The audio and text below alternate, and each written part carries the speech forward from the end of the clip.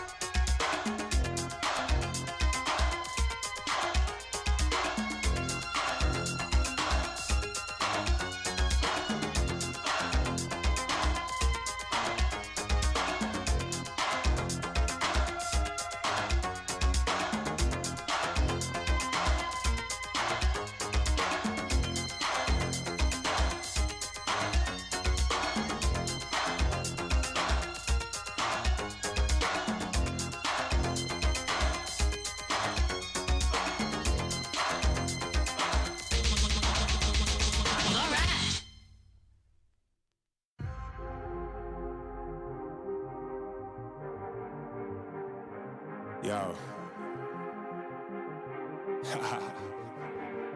I don't think they're ready for it.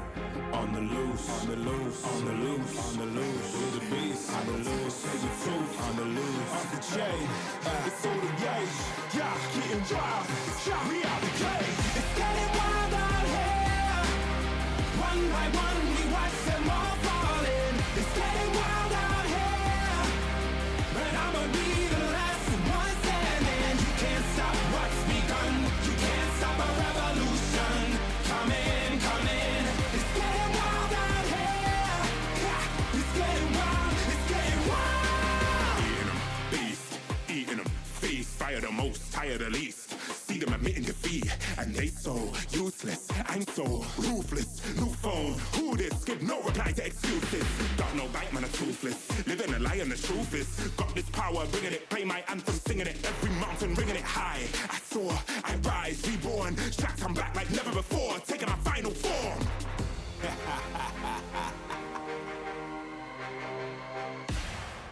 Yo, it's getting wild out here.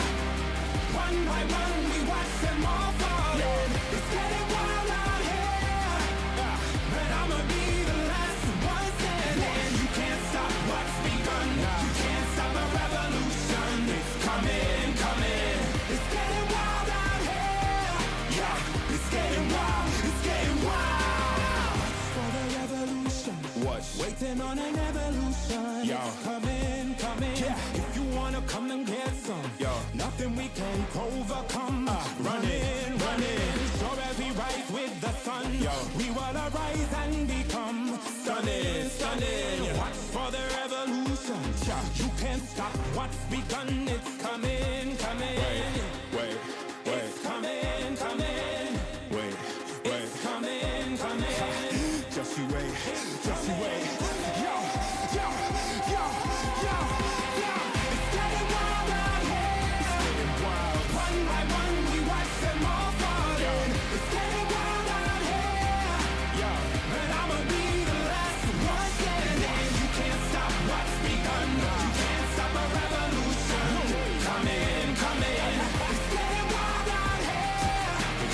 It's getting wild, it's getting wild.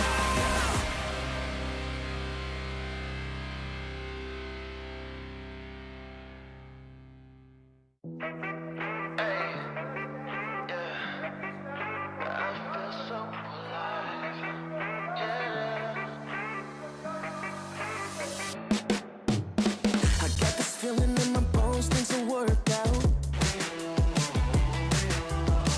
Nothing's gonna keep me back and turn me around. Hey. I just know it'll turn around somehow. These good vibes never run out. 'Cause I'm feeling alive.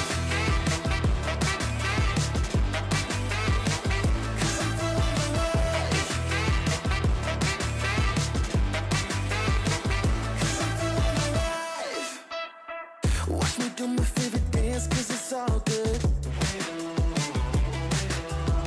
You would do the same thing, I promise you would. Oh, got me feeling so high, never come down. These good vibes never run out. 'Cause I'm feeling alive. 'Cause I'm feeling alive. 'Cause I'm feeling alive. And they can't take my shine. This feeling is one of a kind. It's the best day of my life. 'Cause I'm feeling alive. And there's nothing you can do. I'm feeling brand new. And even when I'm down, I'm still cool.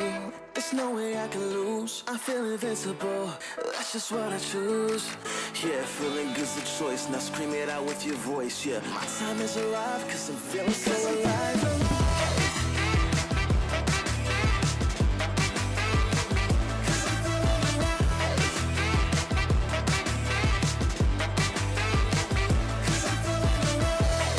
And they can't take my shine. This feeling is one of a kind. It's the best day of my life. 'Cause I'm feeling alive.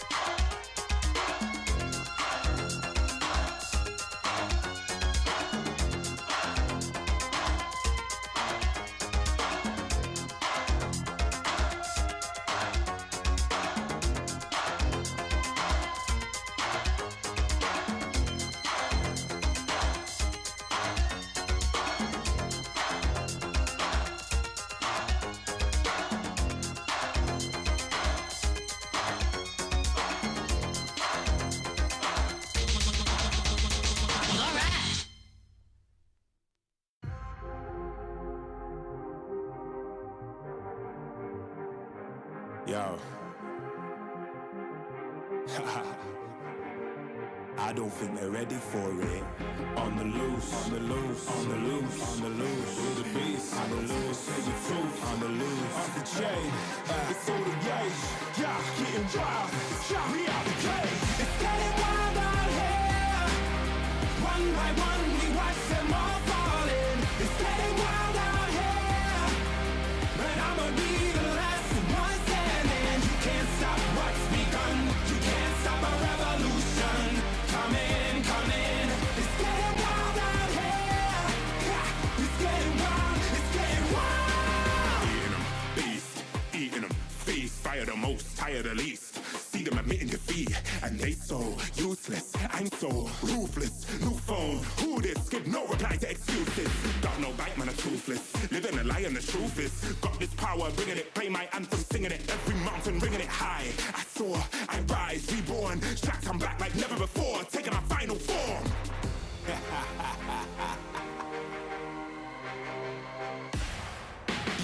It's getting wild out here.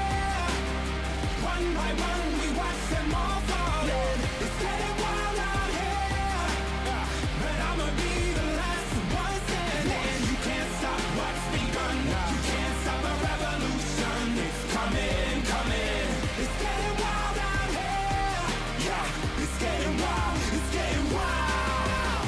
For the revolution. Watch. Waiting on an evolution. Yo. Coming, coming. Yeah. If you wanna come and get some, Yo. nothing we can't overcome. Running, running. Sure as we rise with the sun, Yo. we will arise and become stunning, stunning. Watch for the revolution.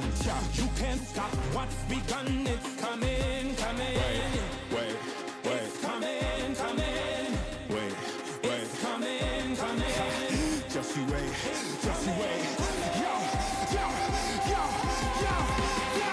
It's getting wild out here. One by one, we watch them all falling. It's getting wild out here. But I'ma be the last one standing. You can't stop what's begun. You can't stop a revolution. Come in, come in. It's getting wild out here. It's getting wild, it's getting wild.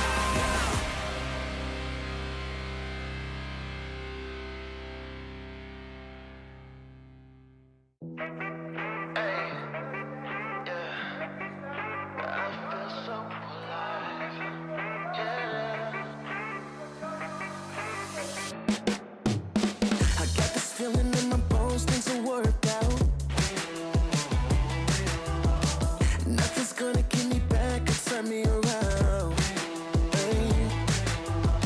I just know it'll turn around somehow. These good vibes never run out. 'Cause I'm feeling alive. 'Cause I'm feeling alive. 'Cause I'm feeling alive. Watch me do my favorite dance, 'cause it's all good. You would do the same thing, I promise you would. Oh, got me feeling so high, never come down. These good vibes never run out. 'Cause I'm feeling alive. 'Cause I'm feeling alive. 'Cause I'm feeling alive. And they can't take my shine. This feeling is one of a kind. It's the best day of my life.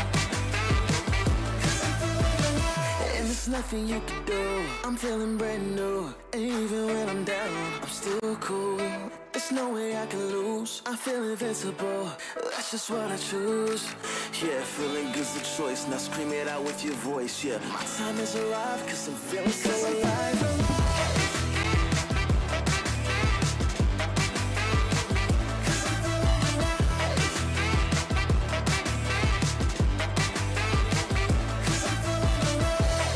And they can't take my shine.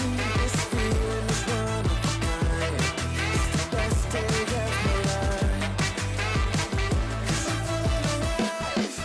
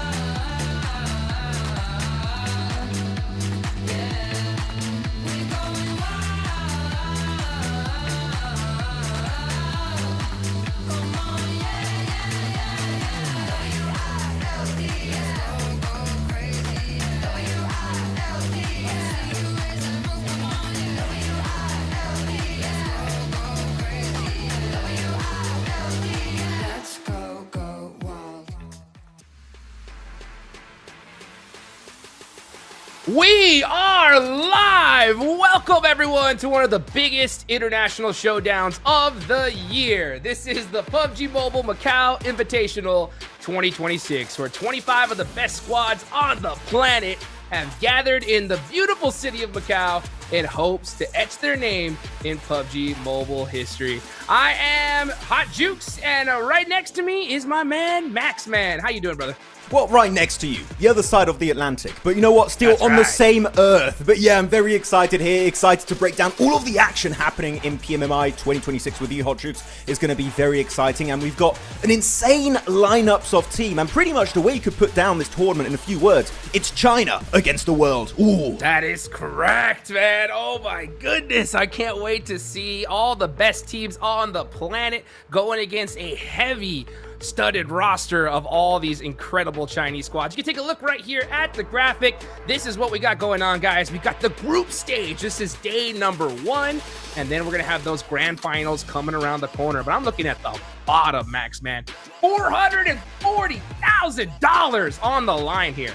Ooh, that's some big money on the line here for the Macau Invitational. Last year, of course, we had PMHI, the Hong Kong Invitational. This time around, it's going to be in Macau, but still so much money on the line for all of these teams participating. Not only today, but really for the entirety of this week. We're going to end the tournament on Sunday, so this is going to be an intense week of PUBG Mobile Esports, Hot Jukes. So yeah, of course, that $440,000 is going to be huge for these teams, and also a good training for what's to come with PMWC.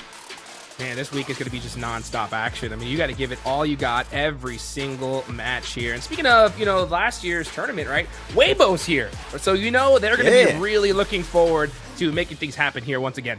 Well, you say Weibo's here. Not fully, right? Because Suk lost his best friend, Order. He left him for another team. He went to RSG. How could he do this? Treason of the highest degree. So, yes, Suk now gonna have to try and make it work out. Can they get the back-to-back trophy here for the Invitational in China? That is going to be the big question. Of course, looking at the overall format for the group stage, it's been tested so many times in the past, Hot Jukes. We know how it works out. We have 3 groups full of 8 great teams here on the global stage. Group Red, Group Green, and Group Yellow. And today in particular is going to be putting up against each other the 8 teams of Group Red versus the 8 teams of Group Green. That I would go to say is the group of death, Hot Jukes. But which group do you think is that group of death? Oh my gosh, I think we're gonna do it here in a little bit, but there's so many different.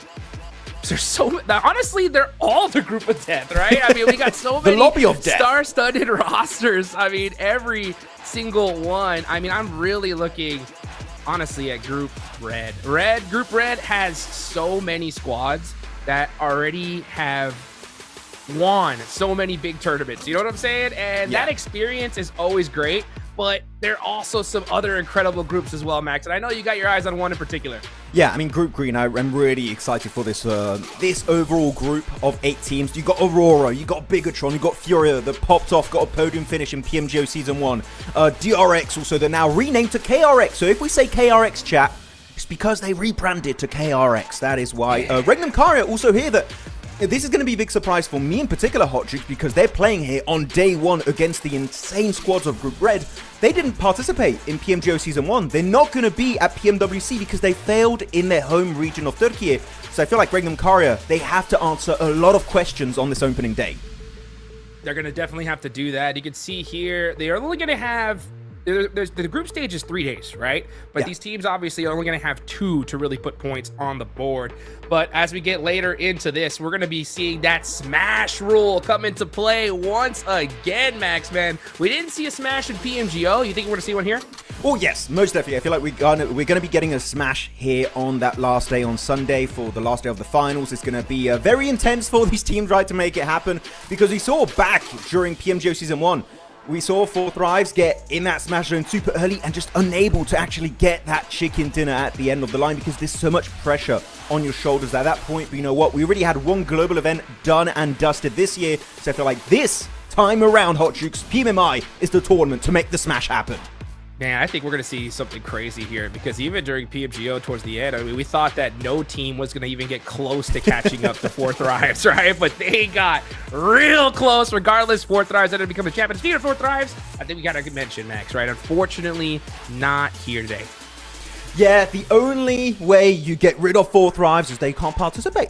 Otherwise, you can't beat them. They're too strong. No, so very unfortunately, 4th Thrives are not here. But we got a great replacement, right, in the side of GOAT Team. It was very impressive going into PMGO Season 1. I feel like this is a lineup coming out from EECA that a lot of people maybe overlooked slightly, right? But this is just a very solid roster. Moxie in particular. I tell you, Hot Jukes, you give Moxie a hovercraft, anything is possible. So I would say GOAT Team, a very deserving replacement as you check out the map rotation. And Rondo is here to kick off PMMI 2026. I cannot wait to see in particular how the Chinese teams are going to perform on that battleground. Yes, I mean, we saw just how incredibly important Rondo was in PMGO. Now, it was especially important in the fact that it was such a shorter format, right? We're going to go into a much longer one here, but still, this is the place where you're going to put some serious points on the board. We could see a team easily drop 30 off the rip here, Max. Very easily, that could be the case, because we've seen the scrim yesterday. You know, of course, it's just a scrim. Is that going to happen in the real actual tournament? Not sure. But there were a lot of teams in Yulin, Danxing, even a few teams, not as many, but a few teams going into Neox Factory. I feel like Neox Factory is like the lesser hot drop now. Everyone is just going to Yulin, it feels like. And it makes sense because you have a lot of the recall towers spread all around Yulin itself, so we'll see how things are going to go down. And one thing in particular, and this is kind of the way I want to kick off the conversation with you, Hot Jukes. Sure. We saw what happened between Boom and the side of Aurora back during PMGO Season 1, right? Where they would get hot dropped on their solo player, it was top, he goes down, the entire game plan falls apart. Aurora, after taking, I would say, a few L's recently, I need to see something from this team, globally speaking, because right now, I've just not been hyped with Aurora when it comes to 2026 so far. Yeah, I think Aurora always just takes so long to get started. I think they're going to have a little bit more of an advantage here, the fact that they got a couple extra days, but still, right? I mean, we need to see them make something happen in Rondo, and losing top off the rip is not something that you can allow to happen. And you know, all these teams did their homework. They saw that in PMGO. So I wonder if Aurora is going to be doing that same strategy or mixing things up. But these are all the participating teams, guys. We got Group Red versus Group Green. Now, I want to talk about some of these squads, Max. I'm going to start off, though. One team I got my eye on, it's Alpha 7. Obviously, I mean, our global champions, right? Absolutely popped off during PMGC. But in PMGO, they didn't even make it to the finals. I talked to these guys immediately after, and I was like, guys, just what happened? You know, and they looked at me just with their heads down. They're like, we just got too confident. Yeah, you know, Alpha 7 during the Global Championship. I'm awake. During PMGO, I sleep.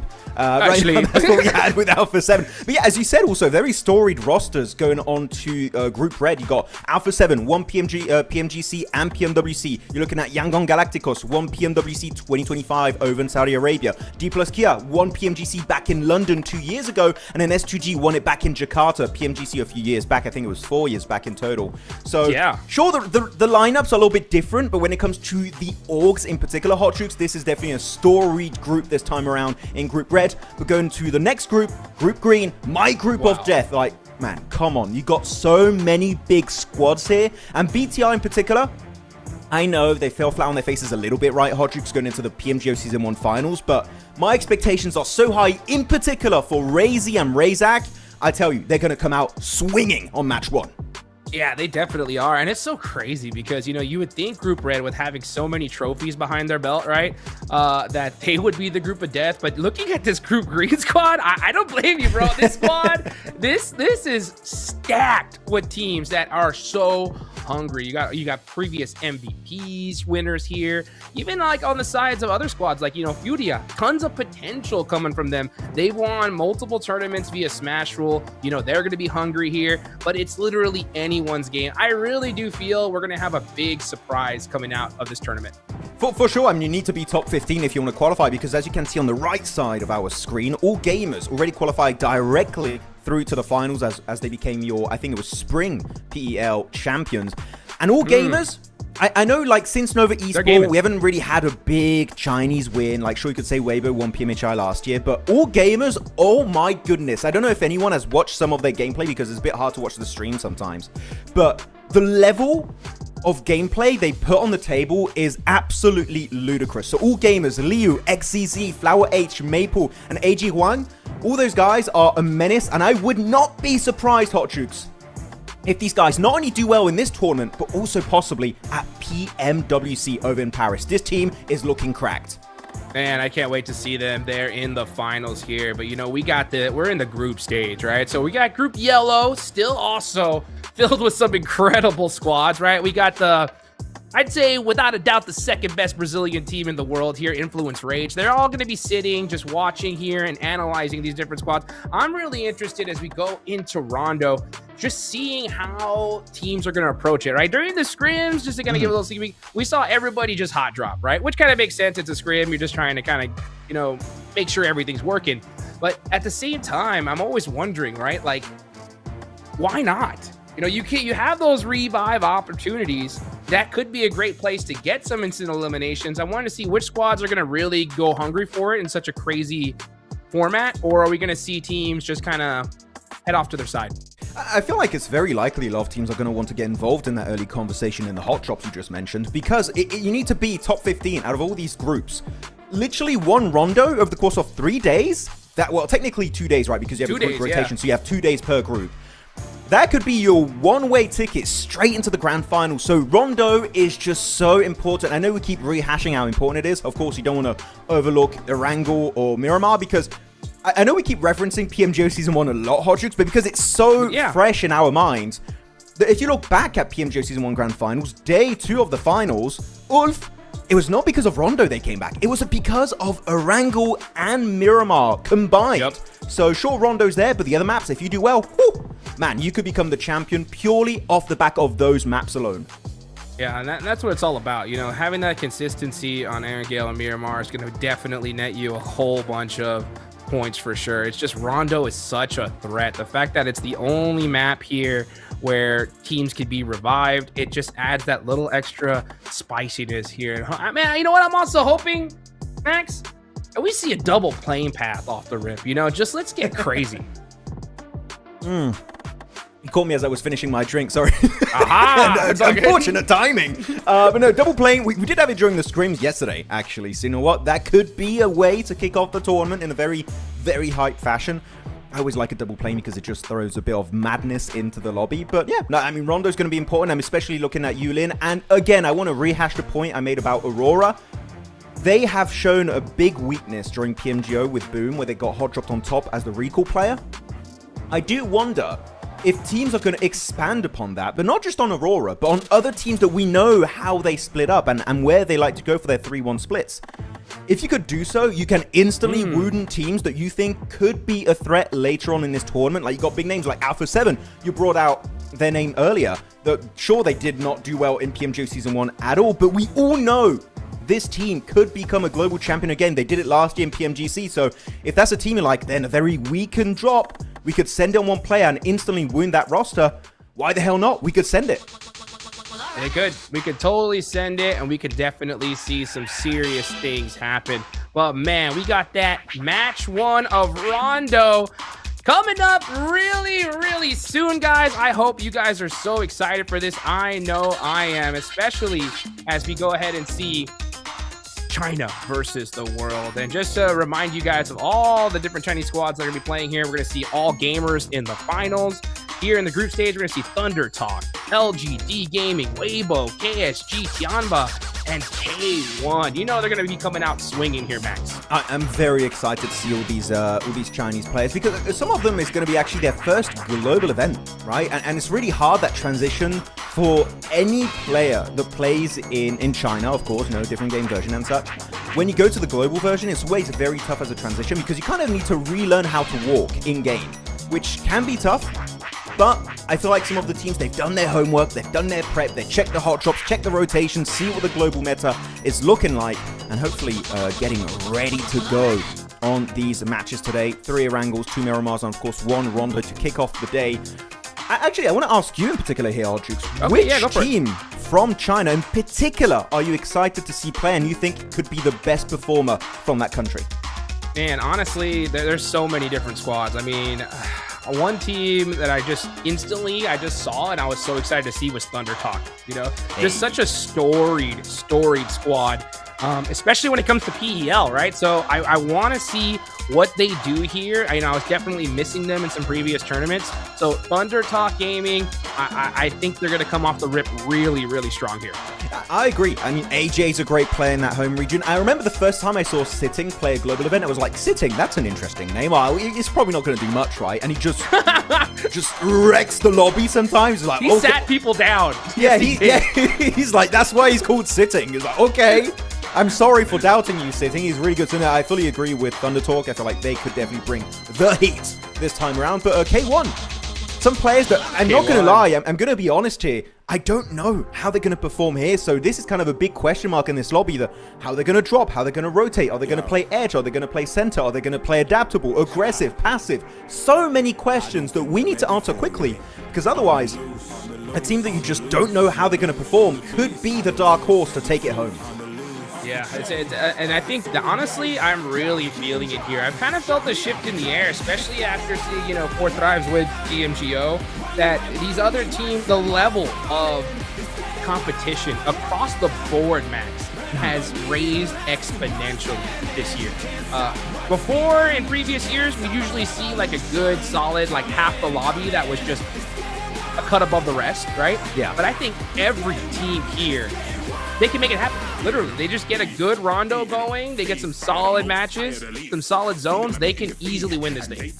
I would say this is one of the most well-balanced lobbies we've had in a hot minute. Like, PMGO Season 1 was hype, but I don't think it was as balanced as PMMI here for this event. And especially the groups are very well-balanced. We were struggling. Which one is the group of death? And I took like a day to think, which one do I really think is the group of death? Because every team has just so many big-name players and teams on the line that it makes it really tough to make that pick happen. And actually, you know what? I'm going to get chat involved a little bit on this. Chat, which group do you all think is the group of death? Group red, group green, or group yellow? I want to see and just have a good lay of the land of what the audience thinks is going to be the big group here to possibly dominate PMMI 2026. We talked about the Chinese teams now.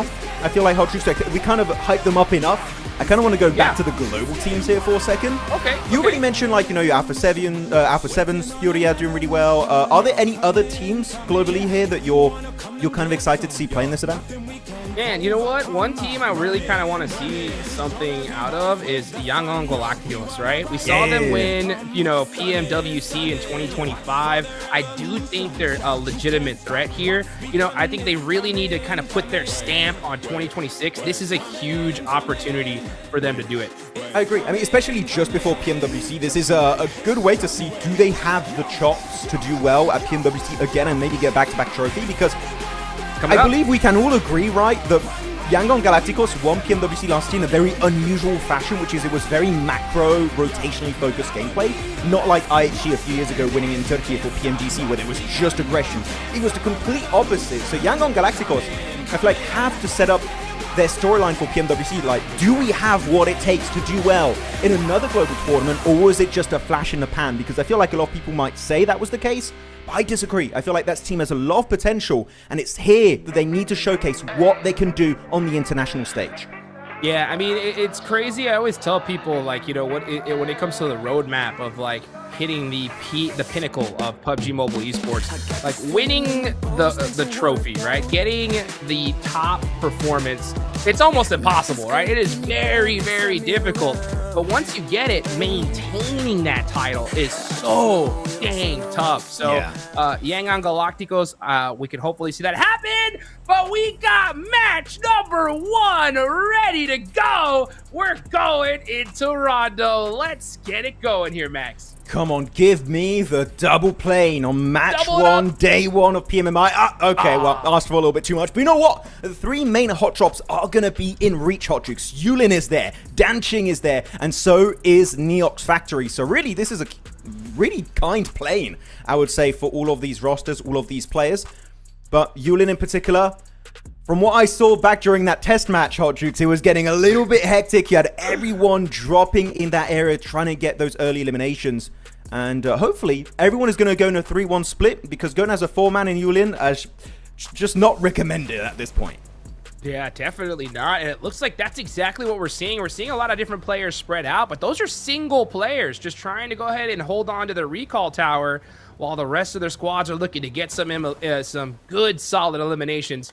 You can see Carrillo dropping, getting looted up and ready to go here. Oh, yeah, these teams are not messing around, Max. They want those points early, and we're going to see KRX get a nice thirst on the Young Galacticos. Okay, this fight could last a while because the circle is slap dag right on the middle of Yulin itself, so no one's going to have to go for that quick early rotation. They can just chill out. Well, chill out is a bit of a weird way to put a hot drop. They definitely have a bit more time to work with. You can see some of the players going to... Oh, I saw one player with a DSR and a Kar 98 loadout for Yala, I believe, for Furia. Yeah, so he's... Okay, he does pick up an M4.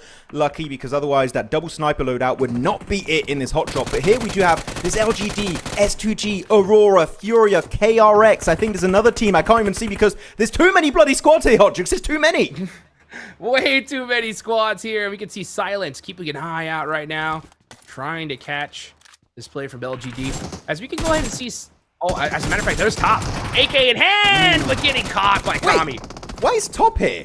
What? Normally he's the recall player. Well, yeah, I guess what not. this Top? Yeah, normally Top would be the one recalling the team, so I guess not. Maybe they just swapped the roles since what happened with Boom back at PMGO Season 1. But here, Ziol going to try and stick that res. S2G, a little bit of a harder path to get on that elevated ground, so that's going to give a lot of time for Ziol to get that full reset, possibly. As Reefus here for backup, the man, the lord, the savior of Aurora is back again, but the shots connect. Top knocked again, but Ziol steps up to the plate. Good elimination, and that's them up to 2 points early on. Man, Aurora making it happen off the rip. Great teamwork there. And I think that maybe they did make an adjustment, right? We saw Top kind of go off on his lonesome, but this time they're like, let's keep him pretty close so that way we can make things happen. But we see eliminations happening like crazy here in Rondo. Yeah, maybe said, Doc, you know what? You're kind of the X factor sometimes. You go a bit crazy. You go to the recall tower, but I really want to fight. Why did it make sense? Go to the recall tower, Doc. Right? You're punished. But hey, so far, interesting change of strats as RRQ, no team that did take a big L back in PMGO Season 1. Trying to redeem themselves in the eye of the audience. Here taking an early knock down to the hands of Yangon Galacticos. They do have a bit of a tough encounter also with KRX that have 3 eliminations. This team looking insane at the very start of this match. As with the Thompson, TR8 trying to get the angle, but just barely missing out on connecting onto La Par. Revo getting against some shots against TIANBA in the feed. Oh, he jumps down. Goes for the shots. Gets a couple little peeks on him. He only got 24 shots left, but gets caught out. And RRQ immediately returning the favor. Actually, no, that's Hoxie, yeah, from KRX. Getting it done there. So 4 eliminations for the side of KRX. And they should be able to get this res as well. You see, like, yeah, TRA, you have to crawl back up the stairs to me if you want to get res. But I like it. The timing of TRA, I feel like some people in the audience might be saying, that was a bit of a weird push, right? The way he did onto the part. Oh, the nade, though, out of nowhere! It's Chips on his Korean brethren's taking down his homies. Oh, that's not a good way to go down. He could have stuck the res too, but was really trying to buy as much time as possible. But yeah, definitely really good timing between the 2 players on KRX. But unfortunately, one nade takes it apart instantly. Wow, what a perfect nade. The bank is open there. The bounce nade, hitting it. That is how you do it. Now we see Thunder Talk. AJ holding some angles here, trying to find a peek on Alpha 7. Hopefully he's hoping one of these players slip up, going out that building. You know they're hungry, but Thunder Talk so far, no eliminations. But you know they're ready to get some, that's for sure. This is on the side of Danching, right there on the edge of the circle. Obscure getting caught. Not the best way to kick off the game here. Of course, they still should have their recalls. Revo to get 1 elimination. All they want to do here, if you're Alpha 7, is avoid the bottom 2. Just still stings, right, after PMGO S1. But they will stick the res onto Obscure. All good to go. Thunder Talk playing it very slow, which I do respect. They do have the circle advantage in the sense that they are in between the circle and the rest of Alpha 7. So natural progression of the game dictates that Alpha 7 has to push or go on a wide wrap around Thunder Talk if they want to avoid the skirmish. But you can see with the setup, it seems like Thunder Talk might just want to exit the vicinity entirely. They're just not fully interested. They just want to let TIANBA fight Alpha 7 and maybe pick up the pieces later on as the nades flying by left, right, and center. QZ just going to survive the encounter for now. He is going to be left stranded with an S12K. That could be a clutch here as Liu going to drop on down and get picked off by Obscure. QZ wondering, should I go ahead and pop on down? Nope, he's gonna hold that stairs. Yeah, Obscure knows he's... Let's try to find another angle here. I don't want to run up there with a shotgun just yet. All right, so the pre-fires.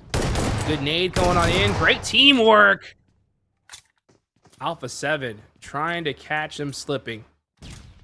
Always so tough, no matter what. Even in your 2v1 situation, you got to watch out for that shotgun.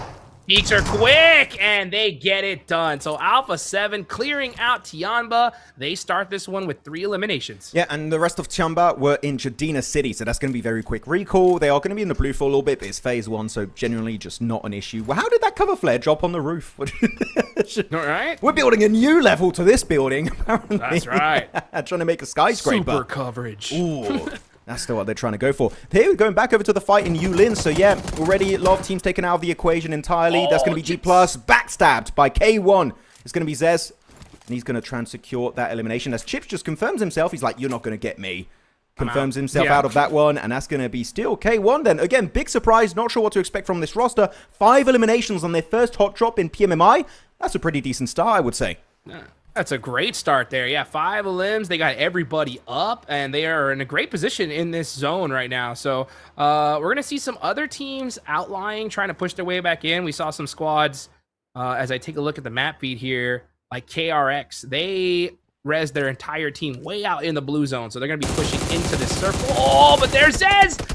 Almost catching silence there. He actually jumps out the building, has to hit that laydown. But yep, let's go back inside. Yeah, not worth it. Don't want to take that trade. Let's go back inside. Let's go back into hiding. Furia is kind of cracked with their loadouts. He's got himself an M4. I believe, yeah, there's an... Is that an EMP? Yeah, I believe there's an EMP here. So the scope's not going to be as functional. Well, really, I say the scope's not appearing on your screen is a bit of an issue. But when you're a pro... You know, don't matter. You can deal without the scopes on your weapons. So I feel like Furia will not care too much about it. As Chief with the AUG will get Sunan. Instant knock. And he's going to go out to the AUG flush. So they're just going to try and converge together. Clean up whoever remains in Yulin. And that's going to be Furia off to an amazing start too, right? That should put them up to 4 eliminations if they play their cards right. Good Molotov here to push him out of position. But also counter Molotov. So actually, that was a good counterplay. Furia really stuck here with that Molotov.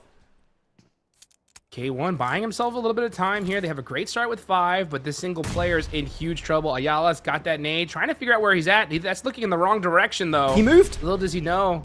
Yeah, he already moved to the backside. Trying to use that util. Now they know where he is. Oh, that molly is good. The whole roof is on fire. Zaz, what can you do though? Oh, he switched guns at the worst time. Ooh, bit of a tough one here.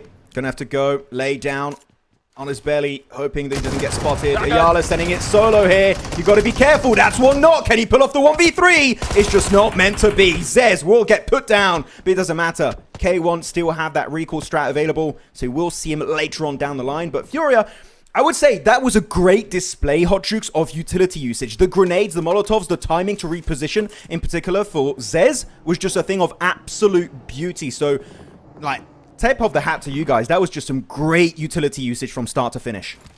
That's what I love to see, right? I mean, I think every team knows just how incredible all these players are and how insane this lobby is. So they're taking 0 chances, right? Even in every 3v1 situation with shotguns, let's use that util. Let's make sure that our teamwork is perfect, because one silly little push could mean one player down, and we can't afford it, right? So let's make sure we get that flush, keep every single player up, and that is how you do it there, folks. I guess I wasn't looking at the minimap. That was in Yulin. Some areas look very similar. I was like, wait a minute. No. That was the southern side. So it was a different fight entirely. So my apologies on that one. I caught myself. But yeah, the buildings do. Those 2 compounds in particular look very similar. I was like, wait a minute. Yeah. This is somewhere completely different, because Yulin still has BTR, as I believe, Alula, Aurora, Furia, and yeah, still we got TT over there in Thunder Talk, so they're going to be looking to take that fight. So yeah, we still got the hot drop happening, because the circle, and phase 2 in particular, we just saw it shift a few seconds ago, is still involving the entirety of Yulin in its area. So that fight is never ending, it seems. Though actually, looking at the map, one rotation that's very interesting to me, Aldrix, is that wide western rotation from Alpha 7. They've got no enemies nearby. Alpha 7, this could be a free ticket into what, like top 10 without taking a single fight. And they did a great job. I mean, they already have 3 eliminations so far, right? So they got some points on the board. They are completely spread out here. The most spread out squad as they're just going to have a great lay of the land. Let's see where this next zone goes, though. If it definitely goes up to the north, we're going to probably have to see Alpha 7 do a big wide wrap. But for now, everything is copacetic for them. Meanwhile, LGD, Ling S going to have to drop some smokes. Got to protect that vehicle. Just going to be pushing back on RRQ, making it known this is our mountaintop. Decent position in the circle too, right up northwest. And you've also a decent angle. They got a 3-1 split, one player right next to S2G. And you know what? He's going to be in the circle. So that's an instant rotation for LGD back on their solo teammate. But Yulin is still in play. So BTR, Alula, all those teams still can remain over there. But I would start thinking about leaving the area because leaving it when the circle does not give you any other options, that's when things can get a little bit dicey. So if you're any of those 4 teams, you know what? It might be time to start thinking about your mid-game rotations. Yes, indeed. We could just see right now LGD trying to figure out what we're going to do here. I think right now it's just set up. They are in the zone. They're sitting pretty. Meanwhile, RRQ losing a player. They're outside of the zone. Yeah, and they're going to leave them. So they're going to go ahead and rotate away from this one and try to find a spot in this next circle. There's still plenty of spots available. They just got to get moving pretty quick here. And that's going to be for the side of Young Galacticos as well, but they want to make sure they get that confirmed. Yep, get that point confirmed, secure it. That's going to be Mernet to get it done with his teammates Say Cloud, Master Smile, and Romeo. And I got to say, this team, not only is their gameplay on point, Hodrix, but so is their TikTok game. I don't know, they keep posting banger after banger on TikTok. I love it! Yeah, they got their social media game down to a T, so I respect it. You know what, I might have to ask them for a few tips on how to play in-game and also on TikTok because they're just too good, man. Their social game is insane. As Mernet going to be a little bit further back from his teammates to have a decent scouting ground up northwest next to the circle. So they're going to have a good scope of the land, see where teams are located, how they're rotating. So I feel like their entry point shouldn't be too hard to execute information-wise. As Binny here going to combo the cover flare and also the explosive bow to create a little bit of a building for himself almost. So my man using every mechanic available on Rondo, Hodjukes, to just survive in this game. Wow, using that explosive bow to terraform a little bit. He's going to hide that buggy. Yeah, and that's a great idea, especially because I was wondering, I was like, why is he doing this so early considering what the zone is? But he's like, you know what? If this zone goes away, I need this buggy protected, and it is prime for the picking from any team looking in this direction. So right now, a great setup here. And I love seeing that use of that explosive bow. In particular, I feel like it's not just trying to hide the car, which of course is a bonus if you can, but with third-person perspective, it's still very easy to see the buggy. I would say the main reason why he's done that is because he wants to hide the wheels. So you don't get the wheels popped by like a Mini 14 from like maybe top from like 200 meters away. So just to make sure that car remains in a functional condition. So I feel like that is a very good play from Binny. And I feel like as time goes on, we're going to see those mechanics used even more by these global teams. As K1 and RRQ going to clash again, it seems the never-ending war just keeps happening, Otrix. And so far, RRQ having a bit of a bad time against the Chinese super team. See what Young Galacticos can do. These players doing everything, not just protecting the buggy, but specifically the lower half of the buggy. That's right. As you take a look where this next zone's going to go. Will it go to the lower half of this circle, or will it go up to the north or center up? Let's take a look here as it's going to go down to the south. So the Wolves are going to be sitting pretty, but it's still going to be a party over there at Yulin. Meanwhile, all the rest of these teams got to get moving now. I was wondering, when is Hotrix going to start hyping up NA? And you know what? It took like 5 seconds after the circle shift. we got circle. There. We'll take it. Yeah. We need that. It's in your contract. You need to hype up the NA team at least once per game. And you know what? Mention. That's it. That's in the contract. As KRX going to go for their mad rotation. Well, not mad. It's a pretty straightforward rotation, but they're going to go and execute it as smoothly as humanly possible, trying to scout, get some intel where teams are located before sending it forward, because Binny will be the one trying to create that anchor point in the play zone. As Jamba, though, can't say their rotation's going too smoothly, as they're going to be getting knocked for Eagle. A-King and QZ going to do God's work, as Silence is going to get dropped instantly. Nice confirm, their first point of the game, actually. And he's instantly scoping down onto Ayala with a 6x scope on the Org, and man, he's got some sick shots already. That is how you open up and give yourself a little bit of breathing room, but that nade. Oh, actually, it was a sticky bomb here. Nice shots again. QZ trying to get that confirmed, but having to hit the reload and gets taken out all the way from Thunder Talk, but some great plays there from QZ. He's like, I'm just going to ruin their entire day. Boom, snipes them from it. Not even a sniper, he's just with the M4, right? So he's just able to snipe it, which really, when you think about it, M4 is just a sniper in this current meta that can spray. So right now, really good usage. Fully automatic, Yeah. R98 pretty much at this point. That's what it is. So really good usage of that and good execution. 1 elimination to the name of Thunder Talk. As KRX, a little gift from the heavens, maybe an MG3. Come on, loot it. You know you want to. Come on, Hoxie. Yeah, he's Yeah. like, I need it. I need it. Or P90? I need it. What is it going to be? Let's see what he gets. Oh. Oh, level 3. All right. He said, I'll take that. You didn't loot it. And we're out of here. Oh, and we're not. In the back. Hey, he's in circle. He's chilling. He's got that rock. Yeah, That's a he's good hiding chilling. spot. Just, you know what? If he could use... Oh, he only has one Oh, nade. tire! Oh, good. Repairs it. Nicely done. Give me that. And he needed it too. Yep. Fixing that back tire. Obscure goes down there to say Cloud. Saw that in the feed. Meanwhile, Regnum Karia, 4 eliminations. They're on the north side, trying to hopefully catch a third party. But yeah, Silas scouting it out, trying to figure out where his squad is going to be going into this next zone. Gotta pick that car though, and it's starting to get beat up. Gotta use the Binny strap, create a dip, and hide your car. It worked out for him. It might work out for you. With Regnum Karia, again, this team has to answer a big question. Do they still have it in the big year of 2026? So far, not too bad of a start. They got himself 4 eliminations. 2 of those headed the way of Loxy, Ezel, also the newest addition of the team. Yet to get a single elimination, but you know what? Slow starts. That's okay for this squad.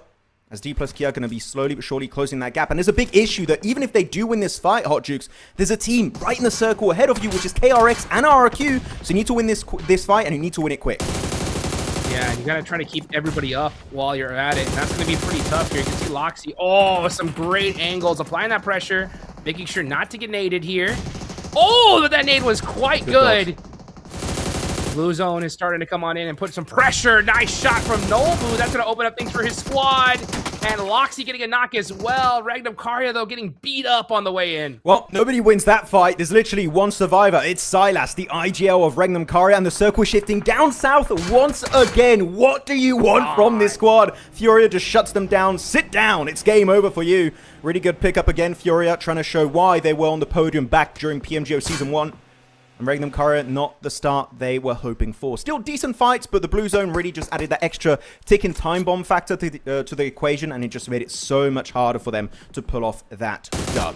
Now, Yeah, circle again, looking good for a team in particular. Wolves, man, NA looking so good. The circle is just so kind to them. Can it be an NA win on match 1? Super blessed, right? Super blessed in this situation here. And what Wolves need to do, though, is they need to take full advantage of it as Master Smile trying to do some crazy plays there by switching that passenger seat. But Guizao shut that down really quick here. One thing you notice here from some of the top squads that went out early, like D+ and Regnum Karia, even though they went out, they got 7 points on the board. And that's what you got to do when you don't get a favorable circle. Still put something up. Wolves, they're blessed, but they can't sit back. They need to take full opportunity of this, and they need to try to hunt down some eliminations. Yeah, I feel like there's going to be one big issue, which is one team is going to crash onto Wolves, and then it's just going to be third-party city, right? Team crashes, another one wants to crash it to try and create an opportunity and an entry point in the circle, and it just keeps on happening. In particular, you've got to pay attention to LGG, Alpha 7, and also Wolves if they are going to commit to that big boy breach eventually. As KRX, no, just going on their day here in this game, having a good time for eliminations. Hoxie Binny still there surviving. Big names when it comes to PUBG Mobile Esports in Korea. But this will be a good time here, Hodrix, to get an extra wheel on that buggy, because right now that could spin out of control very easily with one good spray onto that car. Let's see what Hoxie can do.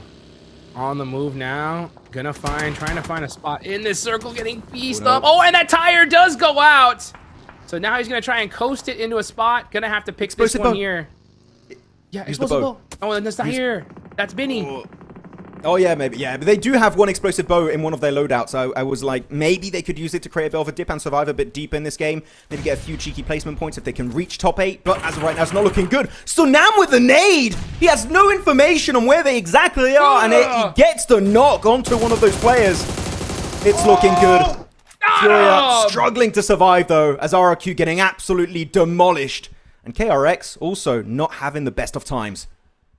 K1 looking great, though. 8 eliminations. They're in the lead so far, and they are putting in work. Beautiful sprays there. Now their real focus needs to be on the side of Furia. Furia, 5 eliminations, starting to put some smokes. They're on the push. The initial knock from Silence. and Thirst from Ayala is going to be a great start for them, and they are punishing K1. That's K1 out of here. FURIA looking strong. Oh, Sunan, you thought that was a good nade? Wait until you see our utility, and then they just completely squad wipe them. So really good re-engage from FURIA, and good timing too. That fight took, what, since they engaged it, 15, 20 seconds? So really, really quick gameplay and execution. Love to see that from our top 3 team of PMGO Season 1. Circle, though, this is going to be a very telling circle as to who could be a true contender for this chicken dinner, as Wolves might have to leave their compound for the first time in this game, and even a portion of it is still in play, Hot Jukes. But Wolves, I feel like they should look at the bigger picture and maybe send it onto Alpha 7. Yeah, look to find the best spot in this circle and take it. You got so much room, especially considering that the whole rest of the lobby is on the other side of the zone. They're busy battling it out. Let's see what they can do. Meanwhile, Alula, quick. Trying to get a good nade onto LGD. That looks good. And it looks like it is going to put in some work. But meanwhile, it's R38 getting the finish. Lula trying to put... Oh, that nade, though. That hurt. Yeah, that's some good damage coming out. Ling S, can he survive? Can he pull out another first aid? Oh, Reefus! Out of nowhere. The man with those grenades is just unstoppable at times. He got the 1v4 back during PMGO EECA finals onto the side of Vicious. And how is Ling S still alive? There's no way he keeps tanking that. He's got tier 10 armor. What's going on? Elementrix getting that confirmed. They'll steal that. They'll take that all day long. So the Wolves just stealing some eliminations there. And they definitely need them, as that is LGD out. Taking a look here at this circle. Man, this side of the zone here on the southeastern side is hectic. You can see right there in the mini-map, Aurora putting some pressure on all these teams, just trying to get into the zone. Yeah, good push up with the cover flares, and that's just a car graveyard. It's just so much extra cover going to be granted to them thanks to that, but they're still not in the play zone. If you are FURIA, you got to come up with a very strong plan right now. You got a minute 40 seconds before your area is going to be fully engulfed in the blue zone. You got to go for the reset onto silence, maybe refresh those smokes to try and survive a bit deeper. But S2G is your main competition. You cannot dodge it. You need to send the fight very soon, as back into Yulin. The hot drop keeps on giving, and it's going to be Bigatron versus the side of Thundertalk, and only AJ remains against the Indonesian super team. But Razy, Federalis getting in the vehicles, and you know what? Just not worth it. They might just want to leave here, Hot Shoots, or just send it, seems, onto AJ. Yup, they said we want those confirmations, and they got them. So now they're going to be pressing on down into the zone, but they're going to be having to look for a spot, and this is where they're going to park it out. But can they even leave it? That's going to be the question, because all eyes are on them. Alula staring on the side of Bigatron, but Razak, with this little dip here, has a little bit of room to make something happen. Yeah, trying to pop the wheels too, just to make sure he can't get shot from under the vehicle. Car can explode though, got to be a little bit cautious. Maybe move back, and it creates an extra dip. That's going to be a good feature to use. But FURIA finally sending it right onto S2G. This ain't Miramar, so they might struggle with FURIA losing everyone except for Higod. And the car explosion gets it. They're out. S2G survive. And that's going to be our top squads, top 4 out of the picture. And Bigatron still looking good and healthy. The mid-pack looking strong here. Huge opportunity for them to make something happen. Solke gonna go ahead and get that vehicle there and get the res on to Kami. Meanwhile, we see Carrillo getting a knock there on the Wolves. It's the Wolves versus Alpha 7. Elementrix got the MG3. He is locked and loaded here, but it is Carrillo. You gotta always be careful with this player. Oh, music to my ears. The MG3 in the hands of Elementrix too. He's up for a good time. Guizao down, Carrillo, sole survivor. Can the IGL make it happen for Brazil? Oh, got the shotgun, spray. he gets one. Yeah, the spray connects. Carrillo will find Baton. Wolves struggling, but you know what? They will come out on top eventually after taking a ton of damage spread out between the 4 players, but they're still not in the play zone. They got to keep on moving, but one team that still has a full squad here, Hot Jukes, is the boys. It's Aurora, and they mean business on match 1. Yes, they do. They're on the south side looking pretty right now. Nobody in their face. They're going to have a great lay of the land here going into the zone. This could be their game. We talked about how Aurora needed to start off strong, not waiting until the end to put up some points, and this could be their opportunity here, Max. I love this. No big ego fight from Aurora. This is the Aurora I wanted to see back in PMGO Season 1.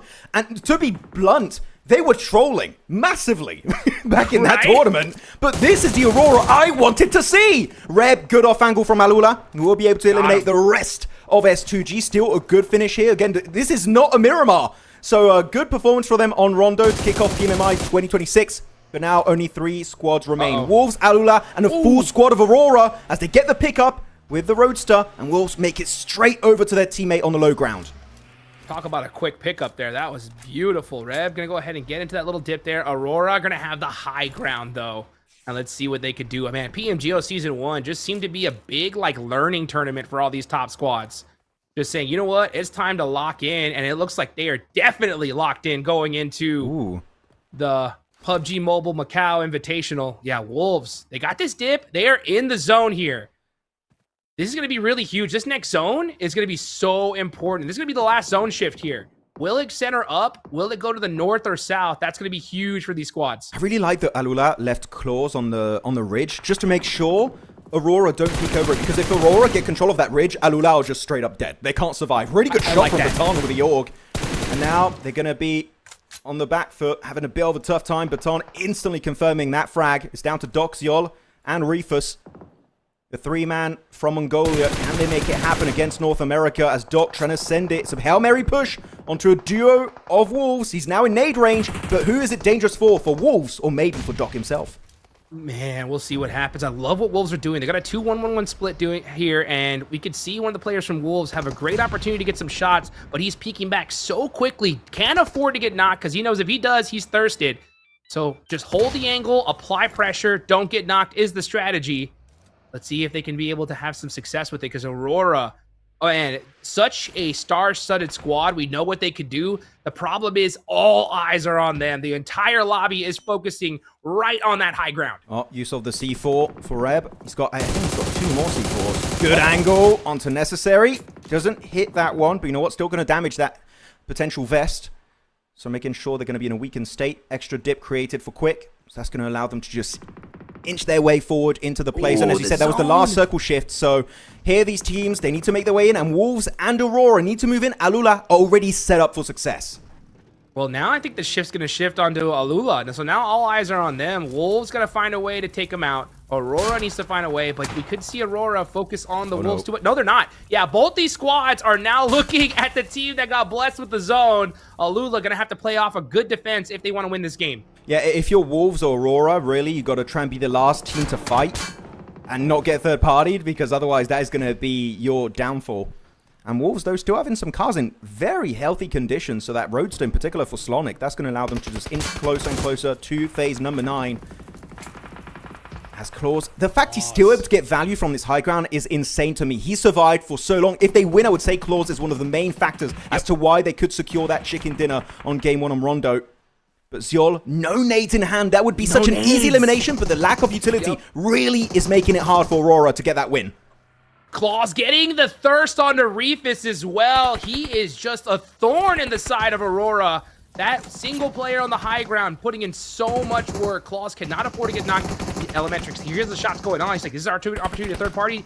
And they do. They take out Doc as well. Aurora getting pieced up. And I believe that is them out of here.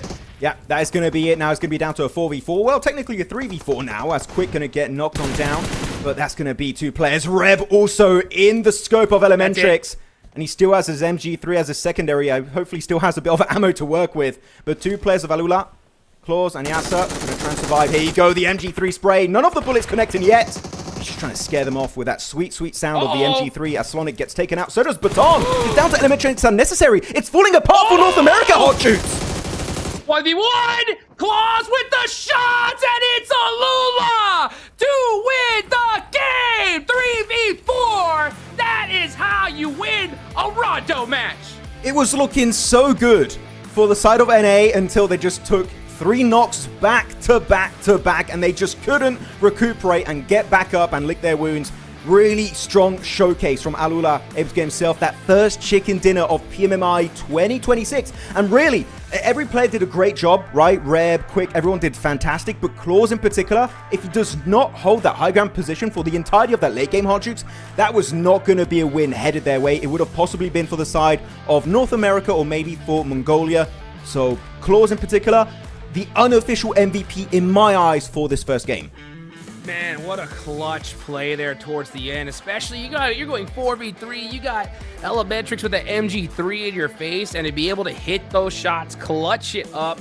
that is how you do it there, folks. We talked about a little bit earlier, right, about how important it is to keep your whole squad together, not make a single mistake, and it is the MVP, Claus! Getting it done there, 5 eliminations and 858 damage. You were so right there, Max. Claus clutching it up from that high ground position. Yeah, I mean, he is the unofficial MVP and also the official MVP. He's just the MVP. That's all you can really say about this guy. Straight MVP. Yeah, straight up MVP. 3 knocks, 5 eliminations, almost 900 damage on the board for him on game number 1. And AURORA, not going to lie, back during PMGO Season 1, wasn't impressed. I was like, this is a team that, sure, they got some interesting names. Quick in particular is looking like a very strong play on that lineup. I was a bit disappointed. But this is good because they had that learning experience just before PMMI 2026. So it seems like they've learned from that bad performance back at PMGO Season 1 in Jakarta, and they come out swinging on Game 1 of PMMI. You love to see that kind of evolution on the global stage. Yes, the squad from the MENA region making it happen here off the rip. As we take a look here at some of the highlights from this one, great usage of utility coverage. I mean, these players, they've got Rondo locked down at this point here, Max. Yep, it seemed like that's exactly what they got, looking at some of the replays of this game. Yeah, that push on BTR, I really thought they were just going to try and avoid that final play of Thunder Talk and prioritize a position in the zone instead. But no, they send it on that final player of Thunder Talk and actually get himself a bunch of extra points. So it was an aggressive play, but I don't hate it. Though what I do hate is not seeing an MG3 chicken dinner. It could have happened. The best weapon in the game could have got the win. But no, it was the full squad of AURORA to make it happen. Man, Claus there holding it down all by his lonesome. What a clutch play there for the squad. And that's what's so great too, is like, especially when you go into a tournament, you feel like you didn't perform as well in the last one. Yeah. To win the first match, especially in a 3v4 situation, that is going to do just wonders for their mental game going into the rest of this tournament. It's like, oh, we're pretty good at this PUBG Mobile stuff. We're gaming. Oh, we're kind of gaming right now. But no, definitely a really good way to kick off your overall adventure in the MACAO Invitational, as AURORA, there you go, going to be number 1 with their 23 points total. But definitely looking at the elimination spread, Wolves 9 eliminations, S2G 7, FURIA 9, BTR 7. It seems like that Rondo effect definitely was in full effect then this game, and a lot of teams were able to capitalize on that hot drop. In particular, Yulin, there was just a bloodbath from circle 1 until it feels like circle number 7. It was the entire game, and it just kept happening non-stop. Literally, for as long as it was in the zone, it was hectic in Yulin. And that's what I love about watching just pro players adapt to different maps, any situation, right? And when it comes to Rondo, when it first was introduced, I mean, we saw some different types of plays, but it just seems that the consensus is now locked in amongst the entire industry at this point. Like, they know we got a hot drop, we got to get some serious eliminations, and we saw every single team at least put up 1 single point. That this is going to be your overall ranking so far. AURORA obviously on top with 23, Wolves getting 15, but even the squads that went out early still put up some great points. It's kind of interesting, actually, when you're looking at these rankings, that for China, K1 is actually the number 1 team from China. I was expecting it to be maybe Thunder Talk, maybe the side of TIANBA too, right? But no, they just popped off in that hot drop and kept taking some huge fights back to back to back. In particular, Zez, right, with that utility, with that Molotov, and also the grenades trying to force the enemy team to put them in a really bad situation and hopefully pick up a 1v3. Sure, it didn't work out versus FURIA at the end, but still a great display of utility usage and overall strategy from this team. So K1, making me raise my eyebrow a little bit, Hodrick's like, okay, let them cook. This team could mean business if they reach the finals. Well, we talk about how like different teams have different regions also kind of have different strategies. Well, I'll just see one strategy coming out from the Chinese squads, and that's aggression, because every single one of them here, all eliminations except for Thunder Talk with 1 placement point, right? So all these squads are like, you know what? We got to get in the fights early. They did. Unfortunately, for the majority of them, they weren't able to put it up some serious points, but you could definitely tell their kind of mindset going into the start of this tournament. Almost definitely, right? Eliminations is kind of the universal language of PUBG Mobile Esports. Doesn't matter your region, you get eliminations, that means you're a bloody good team. Looking at the elimination spread though, Regnum Karia, D+, 7 eliminations apiece despite getting 0 placement points. Very aggressive. You got to try and maybe pull it back a little bit going into your Wrangles and Miramars, because quick recap, if you guys maybe are new to this esports, we don't have the recall tower system on those 2 other battlegrounds. So Correct. got to be a little bit more cautious of how you approach, especially your mid-game portion of the match. As here we go, the overall elimination spread for our top 4 players is going to be Claus, followed by Yasser, Baton, and Sunan. His nades onto Furia, sure, they do get eliminated by Furia eventually, but Sunan's utility was just a thing of absolute beauty. So sure, maybe don't get the win here, but definitely get a lot of respect and street cred after that first game. That's for sure, man. We saw the just insane utility use all day long here. And you know what? I'm telling you, this is going to be a fun one to watch to the absolute end, because even the teams, you know, like Regnum Karya, they put up some great solid points with 7 eliminations. They were on the north side of that circle. Once that southern shift, they were like, okay, we're out. But they still put up points on the board, Max. That's what I think the big difference is when it comes to PMMI is these teams, even if they don't get zone, they're putting up something, right? And if they do get that circle, they're going to fully use that opportunity. And that's why it's so disappointing from the side of Wolves is the fact that they had such a circle blessing and weren't able to get the win. You know what? I'm not going to be too harsh on Wolves. I feel like it was still a decent display of how to use a circle effectively when the circle was being so kind to you, because they were zoning teams away for the entirety of that match. Of course, that compound is just surrounded by very flat open terrain, so it's very hard to breach it because you're spotted from, what, 500 meters away if you have the intent on crashing onto them. But still, a good elimination spread throughout all of the players, so I don't feel like it was too bad of a game from them, and Baton also going to be up there. But Chief, #1 damage dealer, just shy of 1,000 damage, so Furia, I was wondering if it was going to be a one-hit wonder after PMGO podium finish, but no, man, they mean business also here on the Macau Invitational stage. I'm telling you, they put in their homework. That's for sure. These guys are ripping it. It was so funny because I totally agree with you. You know, when it comes to Wolves, I think they played it like 99% perfect that game. It was just that last 1% where they just made a mistake. And oh man, that's what hurts the most is like when you do everything perfect, that one little last play not coming up on top. Hopefully that's not going to be the difference maker for them. And just to start, we'll see how they do over the rest of the match. But yeah, Furia, look at that. 10 total points here, a solid Rondo match. You know, we are going into Erangel, right? That's where we're going to see who really is the championship squads here, as that's going to be the most maps we're going to be playing in both of these groups, right? Yeah. So we'll see how that happens here. But we got Erangel coming up in just a bit, folks. Don't go anywhere. We're going to be right back after this short break.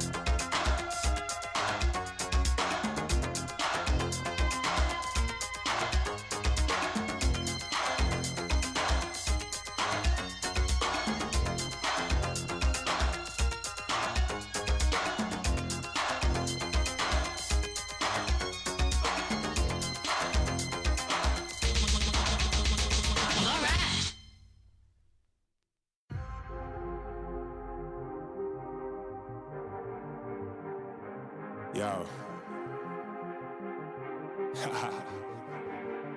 I don't think they're ready for it. On the loose, on the loose, on the loose, on the loose. With the beast, on the loose, say the truth, on the loose. Off the chain, it's all the gauge. Yeah, getting wild, yeah, we out the cage. It's getting wild out here. One by one, we watch them all falling. It's getting wild out here. But I'ma be the last one standing. You can't stop what's begun. You can't stop a revolution. Coming, coming. It's getting wild out here. Yeah, it's getting wild. It's getting wild. Eating them, beast. Eating them, feast. Fire the most, tire the least. See them admitting defeat, and they so useless. I'm so ruthless. New phone, who this? Give no reply to excuses. Got no bite, man, I'm toothless. Living a lie and the truth is, got this power, bringing it. Play my anthem, singing it. Every mountain, ringing it high. I soar, I rise, reborn. Strapped, I'm back like never before. Taking my final form.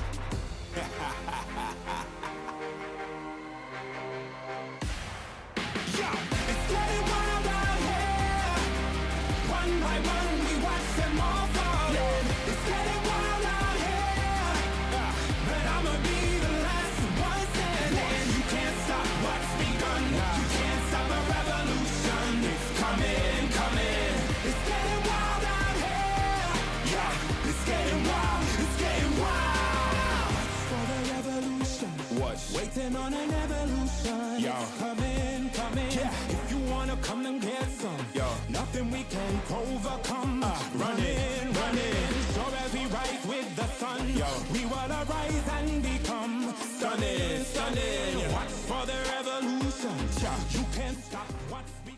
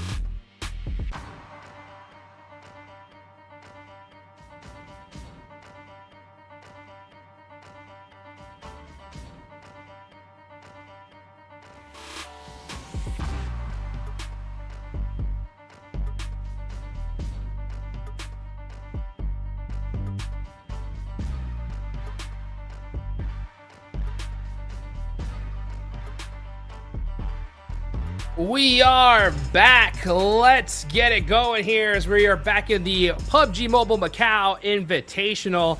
We are getting ready for some Aaron Gale action, and we are on the plane. Let's get match number 2 started. Let's get right into the grassy pastures. This plane, not too good. It's going to be quite east and right. Going to be stretching from Nova Ripnoye all over to Stob on the northeastern side of Erangel. So some of the teams like to drop west might have a bit of a tougher time to make it to their main drop location. Especially looking at some of the squads that might struggle a bit. You're looking at like your Furias, your DRX, or KR. I need to get used to saying KRX, Bigatron right, also, which will be interesting. Actually, we did during PMGO Season 1 have a lot of fights between the side of RQ and BTR, especially near Zaki. Zaki's not in stretch this time, but if we do get a Zaki-focused claim path at one point, I do wonder if we're going to see RQ versus BTR happen once again on the Macau stage. As plane is going to be having some teams like KRX going for a big southern drop, right? I feel like their intent is to just loot up this entire area on the coast, get one of the boats, and just send it to their western drop location near Gatka. That seems exactly right. Immediately on the boat. Yup, and it is definitely a great one. Yeah, they found it, and they are on the move there. So, great idea there from KRX. They should be able to get to that side of the map sooner than later. With this circle, though, they're going to have to get moving just, I think, a little faster than they would like. Yeah, this is a bit of a tough one, too, because that rotation by boat is going to take you like a minute to 2 minutes tops. And by that time, the blue zone should be already encroaching on your terrain. So that looting stage of KRX is going to get cut short very heavily. So they need to be very proficient on their looting stage. And you know what? The western side, you got ruins in play, some areas on the eastern side of Gatka still in circle. So if they want, they can loot and quickly pivot to those compounds to get some extra loot just to top off whatever they're missing out on, like meds, vests, or even just ammo in general. So it's not an impossible looting and early rotation stage. It's just you need to be a little bit more efficient if you want to pull it off and not fall behind compared to all of your other teams in this lobby. Though, talking about this lobby, one team that loves this lobby for a particular reason, Hot Jukes, is Aurora. Because there's no fourth rives, meaning the Western Bridge is not going to get camped. So Aurora are loving it. Oh, yeah. Yeah, they're going to be set up here for this one. I got a question for you, though, Max. Yes. What do you think the comms are like right now for KRX on this boatate? They're maybe like singing a sea shanty right now.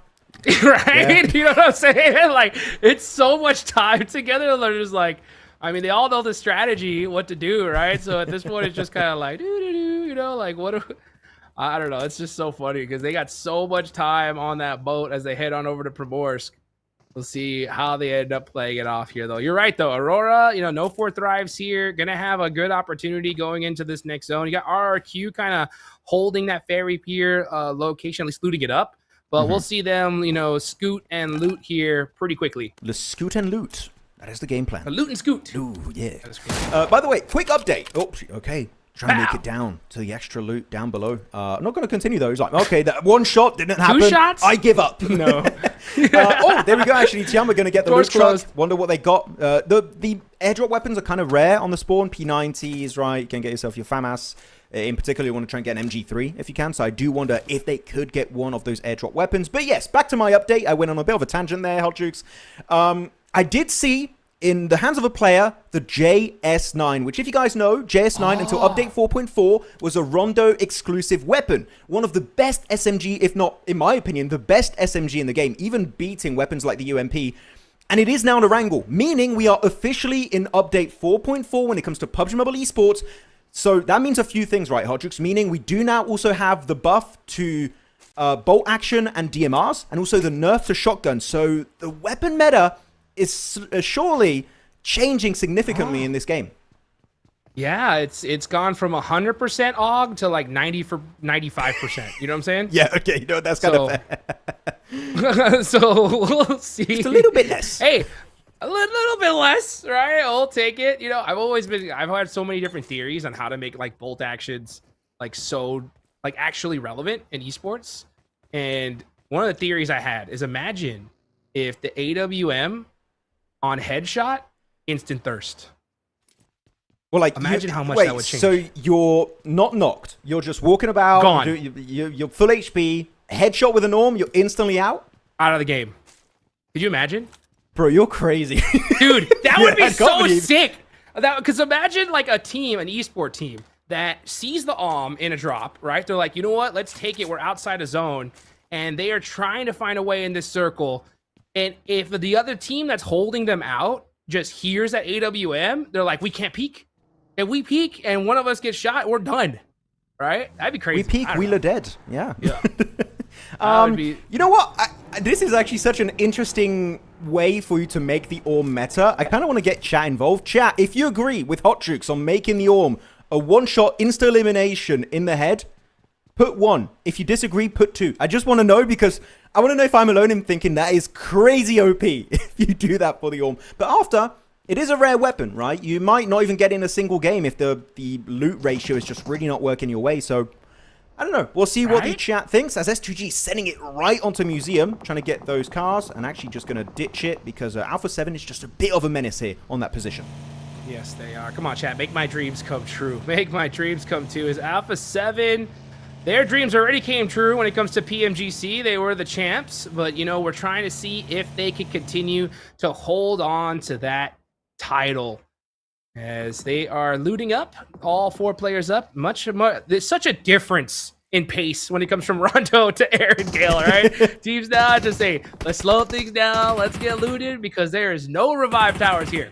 Yeah, you just get eliminated and there's just nothingness. Well, the lobby, I guess, is not nothingness, but you just go back to the lobby and just spectate your teammates. Yeah, this would be good. Alpha 7, get rid of that hovercraft. Deny their mobility. Yes. This is such a good play from Revo. I see so many times in any caliber of tournament, Hot Jukes, where they see a hovercraft, they're like, no, we're going to be nice. you know what, you keep your hovercraft and we can fight later on in the game. No, you see a hovercraft? The number one rule is you destroy that bloody hovercraft. Get rid of it because it's such a menace, especially in these flat, open-ended areas. So really good play from Alpha 7 just to try and deny that early to mid-game mobility from S2G. Love to see it. B2, I mean, especially considering Even the level there. Yeah, Furia. I mean, just pop in vehicles. You have to protect that vehicle 100% or these players are going to punish you. And you can see the difference, right, from Silence versus Revel. Silence having to use those single shots because he has no extra loot, but Revel, he has all the shelter to loot, so he had no problem just dumping all kinds of mags into that hovercraft and getting it out of there. Oh, HamCG trying to go for the godly dip here, west of their compound. Wouldn't recommend going there. It's kind of tough when you have some teams up north of you. That's kind of like the weak point from that spot. So HamCG got to be careful, though. Potato Hill. Ooh, okay. Gonna get a little bit active here. TIANBA looking to reposition. Really good response. Aurora pushes up on your 2-2 split on Potato. You just give up the western side. Let Aurora take it up for free. And now you can coexist on Potato Hill. You can share it for the time being because it's dead center on this circle. Love the respectful approach from both teams of Aurora. Not chasing it down and TIANBA just giving it up because it's just not worth it on Circle 1 to take that fight. Yeah, I mean, so many teams are just like, you know what, we get into an engagement here, we're getting third-partied for sure. So, I mean, even though there's not too, I mean, there's quite a few squads actually pretty near Potato Hill. Aurora showing their respect, just putting out some little pop shots. Hey, you know what, we're here. You guys stay over there. Let's see where the next zone goes. Yeah, especially if you hear Mini 14 and hands off top, you run. You don't peek. It feels like he's got the one-shot orm in his hands. You know, that's how good he is with a Mini 14. So you've got to be a bit cautious. As the circle did shift, Pachinki Field still in play, Potato Hill dead center, so much more value added to Potato Hill because of that phase 2 shift. Aurora, TIANBA looking good. But you said right, Hodgix, there's a few teams already spread out all around the side of Potato Hill. Is anyone going to be willing to go for phase 2 crash? I wouldn't recommend it. There's a lot of still really valid options to commit to. But yeah, I don't know. Some teams might be like, you know what, YOLO, let's send it. We just need to be top 15. We can afford to take a bit of a risk on day 1.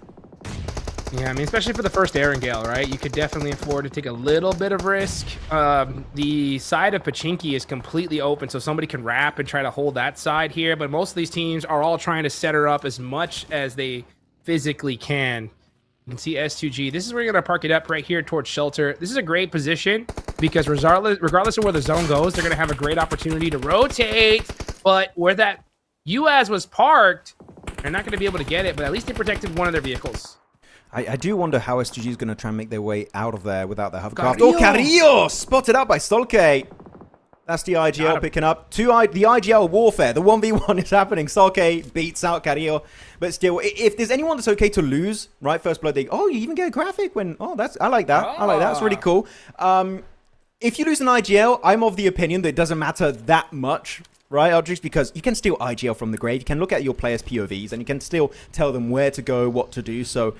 Carrillo Shaw is out, but in spirit, he's still very much present in this game. Don't worry. Yeah, and if you're Soul K and you want to take out Carrillo in a 1v1, it's better to do it when he's in a vehicle driving away. Yeah. That is when you're going to do it right there. So Carrillo getting busted on rotation. Meanwhile, we see S2G trying to hold the entire side of shelter. But this zone, right, they're going to have to start moving away from it. They're just keeping an eye out, trying to figure out the safe path out of here. As a matter of fact, I wonder why he's... Yeah, okay. They spotted Alpha 7. Now he's going to go ahead and rotate back to his squad. Yeah. I don't know if you saw, by the way, all these player pictures, some of them have this pendant in their hand. And wait, actually, you know what? Pause on that topic as Kamikaze is going to get pushed up, and that's an instant knock from Federalis with the DBS. Flushing it out, not even giving him a chance to get some backup from his team of MCG and Lost. So S2G down to just a single... Well, not a single. Only a duo now in this game. So a bit of a tough one. But yeah, some of the players have this pendant. And I feel like it's like last year where in the finals they would put their bullets in the trophy. I feel like we're going to have something similar with this like crystal pendant thing. That I like that theme. And I'm excited to see what that trophy is going to look like with those pendants. We'll see indeed. I'm looking forward to seeing that come finals time. Well, you have to get there though. That's the first part. Here as this next zone goes on up. It is going to be a school central circle. That's going to be so great for so many of these squads. Aurora looking good. KRX going to be in great central position. The entirety of school is wide open. The thing about school, though, is if you take that spot, there's like practically no leaving it. So if you go there, man, you're set up. But you got to hope that zone locks onto school. Yeah, that's going to be the hope for these guys. LGD going to be sending it. Actually, I'm surprised LGD are committing so early to school when Rozok and Rozok Hill in particular still in play. Right. You could even go for a 3-1 split or even a 2-2 split if you want to. I feel like it's good to have a good scope of the land, of what's happening around school, and then you just kind of send your players to solidify the fortress of school itself. And actually, if you want, there's a cool trick I saw a few days ago. You can actually go on the rooftop of the swimming pool with a bike. If you build up enough momentum, you can go up there, and it's impossible to get eliminated. So I wonder if anyone's going to try and use that strat as Doc instantly getting taken out of the equation. The Thunder Talk, are they going to commit to it, or are they going to try and leave the premises? Ooh, wow. As Doc not flushed out, so that should be Aurora back as a full team. But yeah, Thunder Talk making it known that they do mean business here on Erangel. Yeah, I think this is one of those most dangerous times to try to get into a big engagement because the third party will definitely happen. So hey, if you get the knock, try to go for the thirst. If you can't get it, it makes sense to kind of just hold off for a little bit longer and wait to see where this next zone is going to go. I do agree, though, what you were talking about earlier with LGD. You know, committing to school is, I think, a bit of a gamble for them, right? I mean, if the zone locks on it, great decision. If it goes away down south, it's going to be pretty difficult. But meanwhile, K1, right? They saw Rozhok Hill and that entire area wide open there. They'll say, hey, I'll take that. Yeah, I mean, they're just going to give up that position on the mountaintop. K1 going to be able to use it to its full extent. As Thunder Talk on a very healthy position. I would even go to say a very unhealthy position because guess what? It's a nade range of Aurora. Top, that's an insane nade if it connects. There's no way. Yeah, I was going to say that would be one of the most insane nades to connect. As Top is playing with the M1 Garand. And we all know the Mini 14 is still the best DMR. But the M1 Garand, if you can hit your shots, the DPS of that weapon is through the bloody roof. So Top, with that weapon, especially with an 8-time scope, if he gets those headshots, man, he could get some big damage done this game. Yes, he can. Plus, he's got that little bayonet there at the end. Oh, man, imagine we saw a bayonet finish here. That would be I've never absolutely seen insane. one. I've never seen one either. I don't even know the damage. Is the damage good? I've never seen it in esports, so I have no idea. Because everyone just tends to swap to the pan. Yeah, I've tried using it in classics, but man, I wasn't able to get an elimination with it. It's tough. Yeah, I did it with a bayonet on the M1 Garand, and the guy against me had an S12K. Well, you know, you pretty much know how that went down. Not in my favor. Yeah, I think S12K has a little slight advantage over that. But we'll see who's going to have the advantage in this next zone as Obscure gets knocked from Young Galacticos, and the circle going a little bit south of school. I want to see what LGD does in this situation because, I mean, man, yeah, once you take school, it's really difficult to leave it. I think they're just going to have to commit there. Meanwhile, RRQ are going to have to go ahead and push up from the south. So many teams on that eastern side. Yeah, Alpha 7 getting a knock here or getting a player knocked is going to be so tough because it's just going to slow down their rotation so much. Look at BTR, though. They're kind of looking to take the high ground position to just get rid of Alpha 7. This is a good, aggressive play. Not even in the play zone. They went out of their way to eliminate all of Alpha 7. The drive-by gets the point. It's onto Guizao. Wow. And that's it. The Brazilian team is fully eliminated. Bigatron took, what, 5 seconds to get the squad wipe? BTR were insane on that aggression, and they didn't even need the full team to get the win. What the hell just happened? Beautiful, beautiful decision there for Bigatron. Not messing around. I mean, taking these early fights are so risky, but Bigatron realized, hey, let's go outside a circle. They are wide out in the open. We can clean this up super quick, put some points on the board as this rotation is going to be difficult. So a smart play from Bigatron, and it pays off. Seems like we're going to have a bit of a clash here happening. Onto Mini Pachinki here. It's going to be Alula, KRX, and also the side of K1 that went for Big Send from Rozok over to this area. And one crash is also happening in the meantime, Hot Jukes. In school, it's Regnum Karya crashing onto the compound of Thunder Talk. And so far, Thunder Talk, do you have the man advantage? Going to be turning it, but BTR just so hungry this game for eliminations. They smell blood in the water. They know they have an opportunity to third party and get a huge position in the circle. BTR looking so aggressive, and I'm loving it. And now Regnum Karya getting taken out by LGD. When did they get there? Now you see Wild holding that position. LGD committing to this school spot early. Wild got that shotgun, though. He's all by his lonesome. Does he have the angles? Playing it very, very quietly. LGD not messing around. They're playing very close together here. They do not want to make a mistake. This is good. This is the very typical Chinese gameplay, which is the synergy and timing is beautiful. Every single team just does so well. They're really trying to give as little a gap as possible to the enemy teams to get an advantage and a drop on you. So far, loving what we've seen from them. But I love the third party from BTR. They didn't go straight into school. They went actually for the swimming pool area, the gymnasium. So not looking to take that fight head on, trying to be a bit more strategic about it. Back onto Potato Hill fight, though. Rufus was eliminated down to top Doc and Ziol. As Furia looking their way, peppering the area, but they're also sandwiched between Furia and Wolves. This is not looking good for the side of Aurora. One goes down, followed up by a second. Doc, the sole survivor. Can he redeem this fight? Let's see what Top can do. Or I'm sorry, Doc, as we're going to look on over to Elementrix holding on this top end side of this plateau. Doc on the move, trying to find a spot in this zone. He's going to be leaving his team and trying to put some points on the board all by himself. And it looks like this rock is going to be the safest place for him for now. But it's not that safe, to be honest. I'm surprised they let Wolves just take that position for very little, right? Expanded utility and overall resources. It was so quick. And Aurora just fumbled under that pressure. Wolves pincering them between themselves and Furia, and it seemed like Aurora just could not do anything at that moment in time. Though next circle shift is about to pop up, and it's going straight up north. School still in play. And I just blinked and I missed it, but Bigatron left School, went right next to TIANBA, southeast of the circle.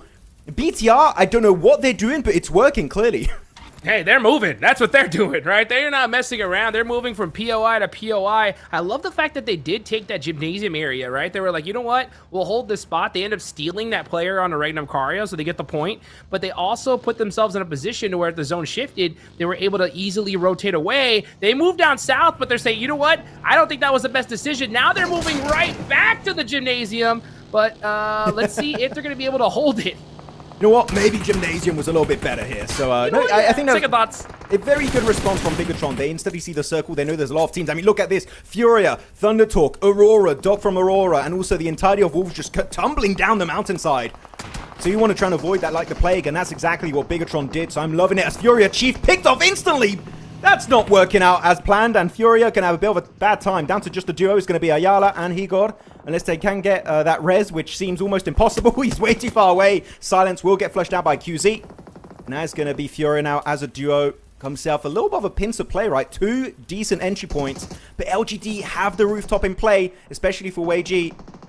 I think Furia might be living their last few moments in this game, Hot Jukes. That survival rate is looking insanely low.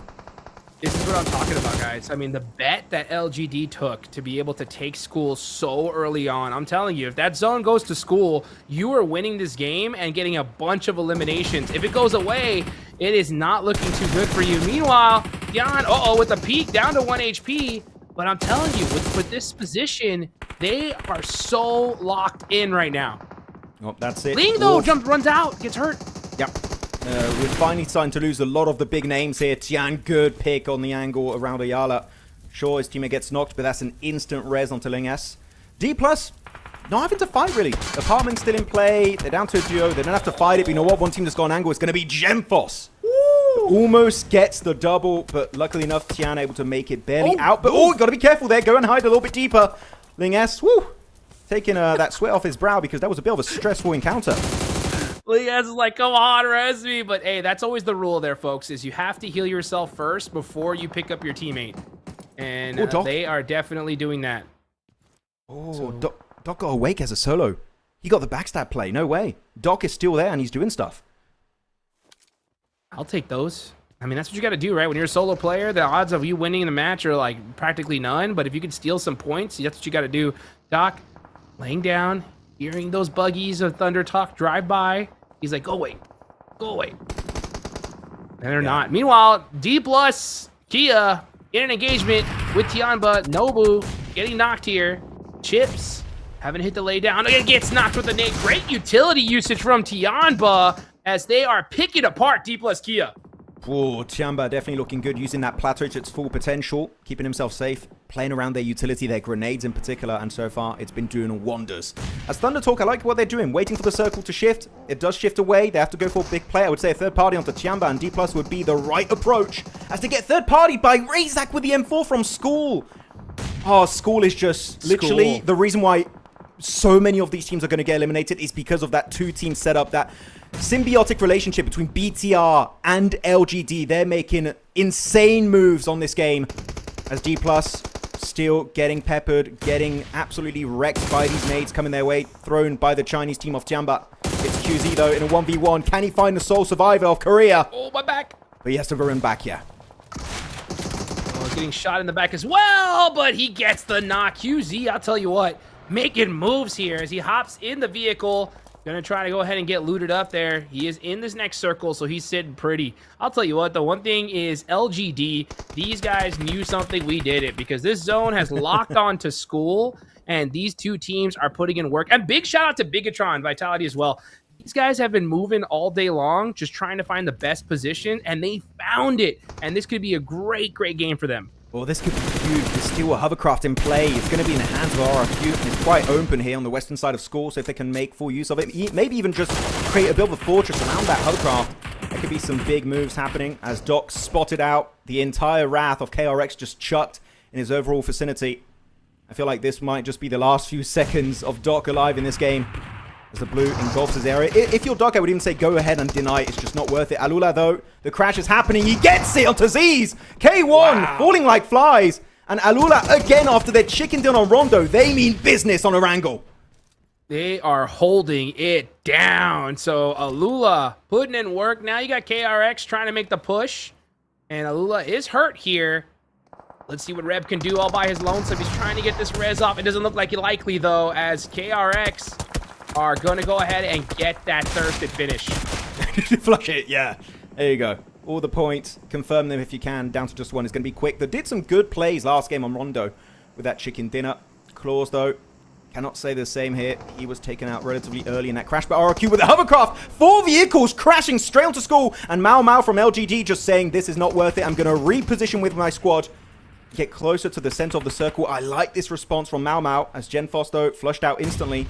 But quick, he gets the nade onto KRX. Korea falling down, crumbling like it's nothing. And that is going to be the win. Alula surviving once again. How does it keep happening?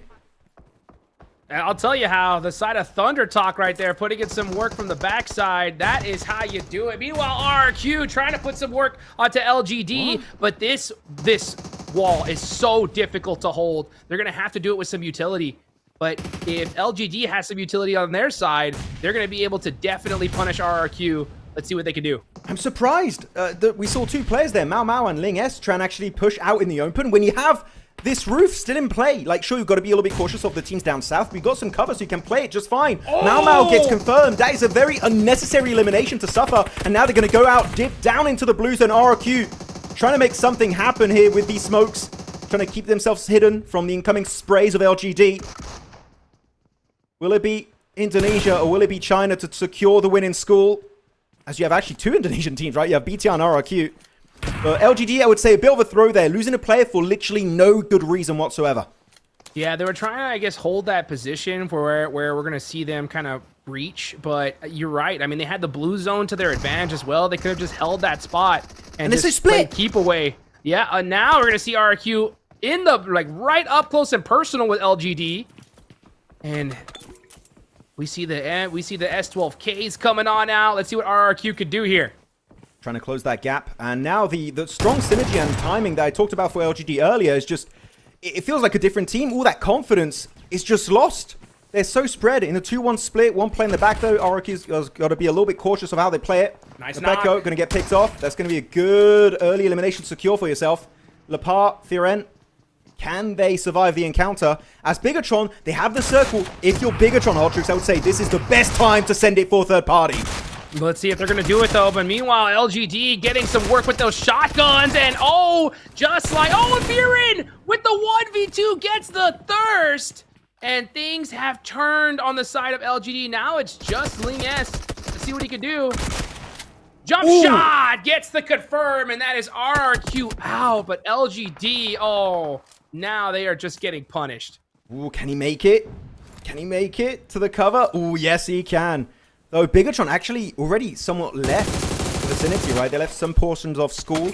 Axel going to be the anchor point in the center of the circle. We still have Alula, Quick, surviving. Thunder Talk. This is a very strong Chinese finish here. In the top 5, 3 of those are from China, Hodjux. You have LGD solo, you have QZ solo of TIANBA, and then you still have the side of Thunder Talk. This is looking like a Chinese chicken dinner on game 2. I'll tell you one thing. QZ, just a monster with those shots. Absolutely lasering these folks. Meanwhile, you got Axel keeping an eye on him, waiting to see where the next zone's going to go. Bigatron, all 4 players up, looking so good, poised to win this game. Let's see if they can close it out. I'm going to backtrack. It's not a Chinese win anymore. just like that. I was like, oh, Thunder Talk, maybe if they can get the shots on BTR, and BTR said, sit down. Federalis, they're going to get knocked by QZ, but still, even then, the nades will just come in left, right, and center. Axel is there to confirm it. That's going to be LGD still making it to top 4, so decent amount of eliminations and also placement points. Good usage of school for the entirety of this game, realistically. But BTR will get themselves the reset onto Federalis. Same for Razak, hopefully, as QZ still has a functioning vehicle, and he's going to go for the big push here, crossing the roadside, trying to take the fight, trying to take Destiny in his own hands as he sends it right into the smoke. The damage is taken, but Quick with a third party gets the angle. That's Razy down. Unbelievable push. Now Quick getting thirsted, but that is it. It's gonna be Bigatron to win the first Erangel here in the PUBG Mobile Macau Invitational, and they did it in just such calculated fashion. Their movement in this Erangel match was second to none. Oh yeah, and you can see even Federalis has got the dog tag. He's got that dog in him right now. He's ready to go. What the dog doing? Getting chicken dinners, apparently, Hodrix. That is what is happening for this squad. And for a team that I feel like had a lot of hype back during PMGO Season 1, fell flat on their faces during the finals of said event. This looked so good. Especially their fight onto Alpha 7, Hodrix. That fight took 5-10 seconds tops from the initiation of the fight on the first knock into the actual full squad wipeout. And then the way they were playing and maneuvering between different locations, between Potato Hill, apartment, and back into school. I'm loving it. This is the Bigatron I wanted to see in PMGO. It took a while to get there, but man, BTR looking so good on Game 2. It's so difficult, guys, to make those kind of moves at a stage like this, right? You have to play perfectly. You have to have the confidence to go outside a circle to just get up a few points rather than prioritizing position. And it worked out as we take a look at our MVP. It's Federalis. And you see he's got that little jewel. Wait. Oh, no, it's a bullet. Oh, yeah, just like last year then. It's a bullet. Yeah, I wasn't sure if it was a crystal or gem or something, but no, it's actually a bullet. And I believe they're going to slot it into the trophy and like, that trophy's mine. And so far, it's looking quite likely with this kind of gameplay we witnessed from good old Bigatron by Vitality. And you know what, actually, one thing that's interesting is because Vitality acquired Bigatron, Bigatron's points at PMWC are going to count towards Vitality from what I saw. So Vitality pulled the pickup of the year if this is the gameplay we get from BTR over at PMWC. Hey, that'd be fun to watch for sure. Making the right decisions, and they definitely did this entire game here. Alula putting in some points on the board as well again. This school finish, though, this priority from LGD, a great decision for them to take school, but then just some little slip-ups at the end ended up punishing them. Yeah, the moment they lose MACAO, all hell breaks loose, right? It's just ROQ gives them a go of confidence. They try and get the fight going their way, and they somewhat do because they put it down to just a solo player on LGD. So good synergy and timing at the start. It kind of fell apart later on in the game, so I feel like this is still a good learning opportunity. It's just game 2, still some good showcase of what this roster of LGD can bring to the international table. As BTR, of course, again, will be your chicken dinner squad. So they get 10 eliminations, 10 placement points, 20 points total. And with the last game we had earlier from Alula that got another good finish, right? Quick secured a second place. I believe Alula should still be number 1, and we should have a second place being the good old squad of Bigatron by Vitality. Yeah, I mean, a beautiful game on this squad, from this squad. I mean, I love to see teams just constantly on the move the entire game, because this was so difficult is when you're at such a big tournament, especially a LAN max, when you're in a comfortable position in circle, it is so difficult to leave it, right? You start second guessing yourself. You're like, man, we're set, right? Why should we move? But Bigatron are like, you know what? I don't care if this is a comfortable spot. It's not the best spot. Let's make a move, right? Let's go outside a circle. Let's pick up these points quick, then get going. And they did it with zero hesitation as a full team. It is so difficult to do, but they showed that, you know what?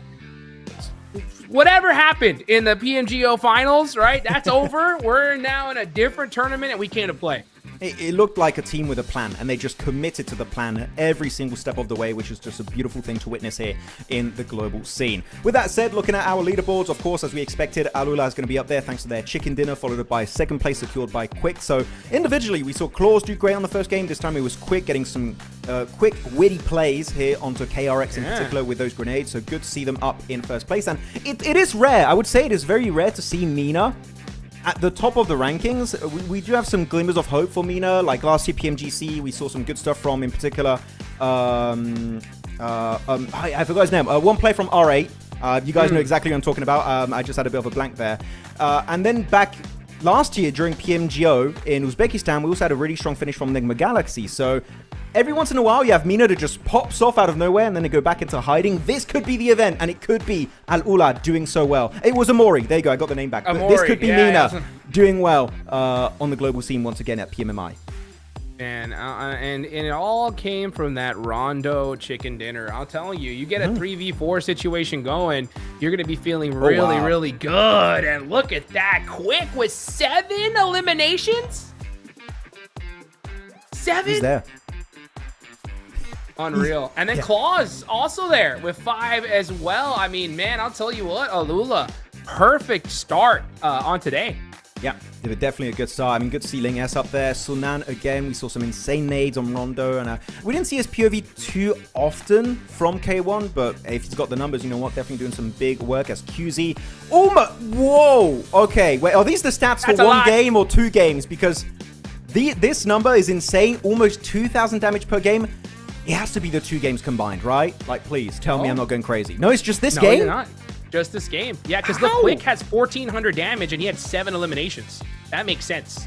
So QZ, 1,800 damage. And I saw him getting up. I mean, those shots from him, I'll tell you what, such tight peaks, but just laser accuracy. QZZ, what is going on? Looking good. You know what? I've been waiting for so long, Hot Jukes, to see a Chinese team dominate globally. Of course, last year we had the side of Weibo. But since Nova, I've been like, can we get an actual global event like PMWC or PMGC win? Right now, the firepower that's been brought by these Chinese squads is second to none, and I hope it continues on the next 4 games of today. Yes, I do as well. But you know what? We definitely have some more matches to go, and we're going to get to them in just a minute, guys. Don't go anywhere. We're going to be right back.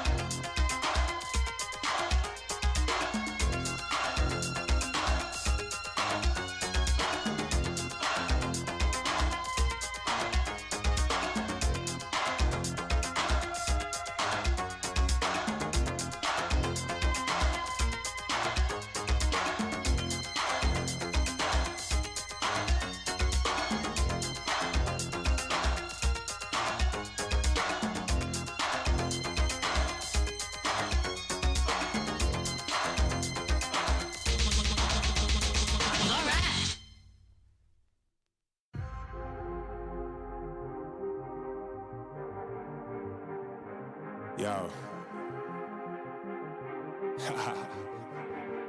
I don't think they're ready for it. On the loose, on the loose, on the loose, on the loose. With the beast, on the loose, say the truth, on the loose. Off the chain, it's all the gauge. Yeah, getting wild, shot me out the cage. It's getting wild out here.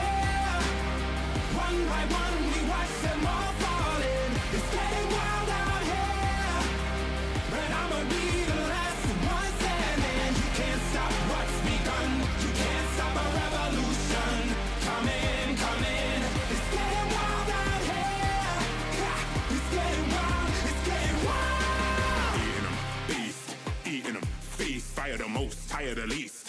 See them admitting defeat, and they so useless. I'm so ruthless. New phone, who this? Give no reply to excuses. Got no bite, man, I'm toothless. Living a lie and the truth is, got this power, bringing it. Play my anthem, singing it. Every mountain, ringing it high. I soar, I rise, reborn. Strapped, I'm back like never before. Taking my final form.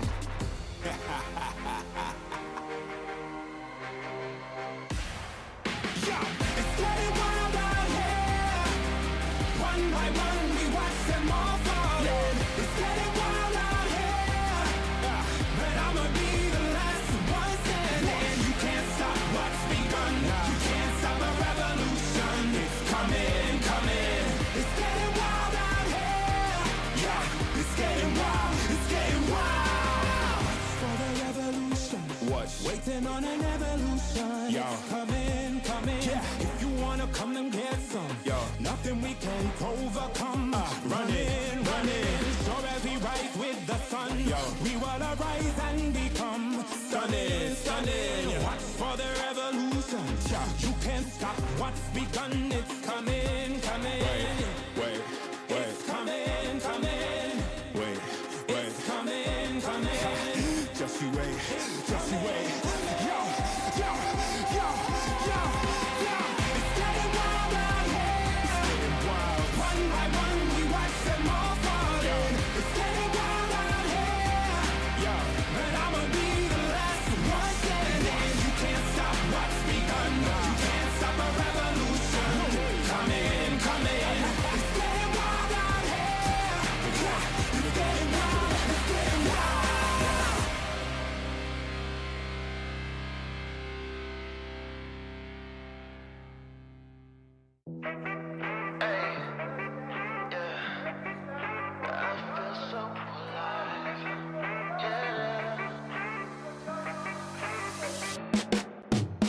I got this feeling in my bones, things will work out. Nothing's gonna keep me back or turn me around. Hey. I just know it'll turn around somehow. These good vibes never run out. 'Cause I'm feeling alive. 'Cause I'm feeling alive. Welcome back, everybody, to the PUBG Mobile Macau Invitational, and we are getting ready for match number 3. First Erangel is done. Lula up on top so far with 35 points. Bigatron closing in on them with 29, though. A great performance from them. Who's going to be the next one to get a chicken dinner, Max? What do you think? The boys on screen. It's Yangon Galacticos o'clock. It's going to happen. Bringing it bang from Myanmar. We'll see what they can do this time around. Why giggling? Why giggling? Bringing it down from last place. I thought that's what you were going to say, because right now Well, no, technically it could when you add the teams of Group Yellow. So Yeah. get below 16th. But no, I feel like Yangon Galacticos, they're going to pick it back up again. I want to see more aggression from this team. That's the one thing that I feel like has been lacking so far from this roster. But rotationally speaking, they are a gem, a diamond in the rough. And they've won PMWC in the past. You know what? Another global event is definitely in the cards for this Myanmar-based lineup. Alula, though, no, a lot of momentum. Looking so confident, especially after PMGO Season 1, that were a little bit disappointing. But here, putting the glasses on, locked in on the game. So excited to see if they can maintain that #1 position, where literally the entire lobby Hotchix is just chasing them down. Dude, absolutely. I mean, it's so crazy as I look at the bottom of the leaderboards, right? I mean, Yangon Galacticos, I would love to see a chicken dinner from them and just really just show how powerful this lobby is. Because you look at the bottom, you got Yangon Galacticos in last, right? But right above them, Magnum Caria, RRQ, KRX, Alpha 7, D plus Kia. Like, I mean, it's just this lobby is absolutely wild here. Anybody could definitely have a huge comeback. And let's see if one of those teams is going to be able to do it as we get ready for match number 3. The plane is flying. Let's get into some more Erangel action. Bit of a kinder plane compared to our first game. There was a very Eastern focused. This time is going to be sending it from Zaki all over to Milta Power on the Eastern coast. So a lot of teams going to be able to make it to their drop location if you have to go for a bit of a stretch. On Erangel, what's quite a good strat is you send it to the west of Hospital on that highway. Just stretch right down to Primorsk.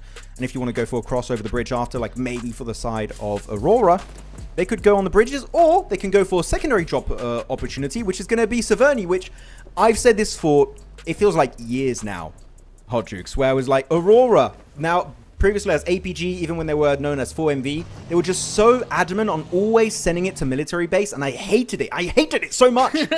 But now they're actually going for a secondary drop location, which is Severny, which is the complete opposite side of the map. I like this from Aurora, so thank you. It took like 3 years to get there, but we got there in the end, so thank you. I appreciate it. Hey, started from the bottom. Now they're there, dude. They're all the way at the top. It's Severny. So, interesting strategy, right? I wonder what that was like when the coach was talking to them. Oh, Ooh. and it plays out. They get a northern circle as well. They're like, where should we go next on the map? Perhaps the complete opposite direction?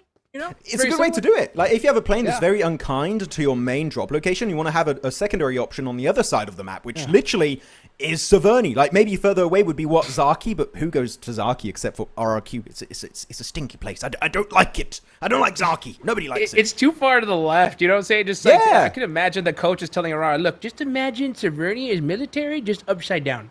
Okay? Just the same rotations, just in the other direction.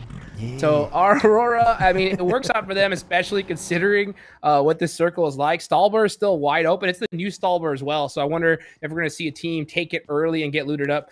I do see Bigatron on the move to the north side early. So that'd be interesting to watch. But yeah, all these teams getting looted up here, getting ready for the match. Actually, you know what?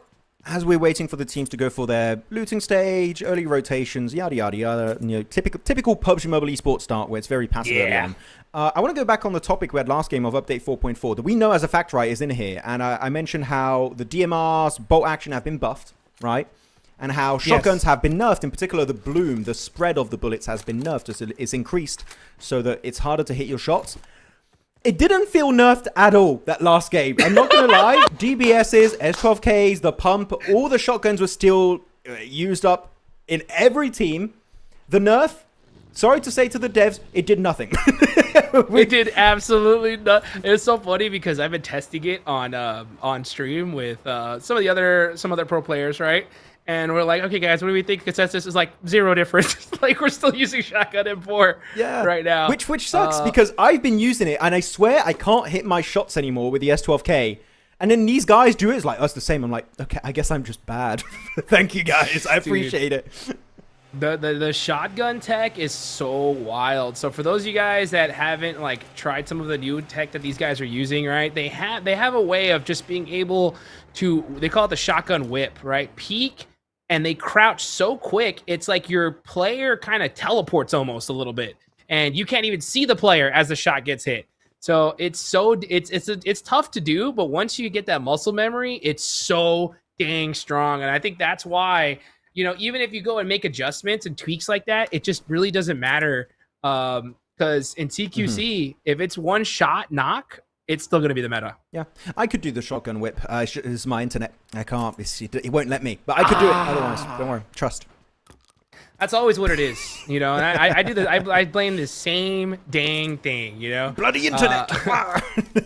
For some reason, all these players have perfect internet, though. I don't know what's going on with it. Well, they all together in a LAN event, so you would hope they would have good internet. As BTR. That's true. Yeah, then the new updated Stolber. Well, it's new. It's what, like half a year, maybe a bit more. Yeah. I do like this area. It's fun. You got the zip line. This is the only area on Erangel, by the way, that has a zip line, which I've seen used in an esports lobby maybe once on a very Stolber-centric finish.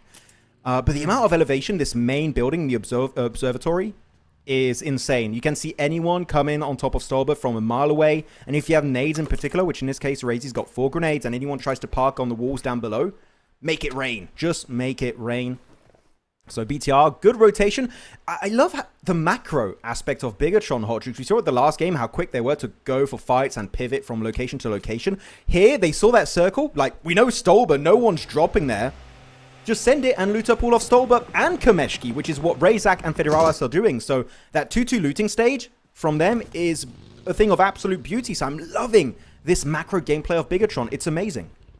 I'm telling you, I do too. I mean, just watching them leave zone to take out Alpha 7, that got me so hyped because, you know, making decisions like that on the fly, because it's make or break if your team hesitates in the slightest, right? Bigatron, their whole macro last game, zero hesitation. All 4 players just moving as though they're like one singular entity, right? And that is how you do it there. And even when it comes to this call to move up to Stalber, split loot Kameshki, they're on the move very, very fast. Their decision making is just showing zero hesitation. And again, it's so difficult to have that level of quickness, especially at such a huge LAN event. Yeah, I would say in global lobbies in particular, the number one issue for teams is not, enemy teams. And so, well, of course they are, because they're the ones that are going to eliminate you. But the number one issue for teams in a global stage is being hesitant, taking too long to make a decision, commit to your decision. That has been my biggest gripe with teams, and especially like 4 Thrives, PMGO Season 1 Finals. Their day 2, the main reason why ULF caught up as much as they did is because 4 Thrives were just so hesitant at times. And luckily enough, they had enough of a gap where it was really tough for ULF to catch up, but just stop being hesitant if possible. I would prefer, this is my genuine hot take, by the way, maybe it's not a hot take, I don't know, we'll see what you think. Sure. I would prefer a team committing as a 4-man squad to a bad play than being hesitant and doing multiple plays, split up, and just not being sure what to do. I feel like your chances of a victory is insanely higher compared to just doing just random stuff compared to just committing to a play altogether.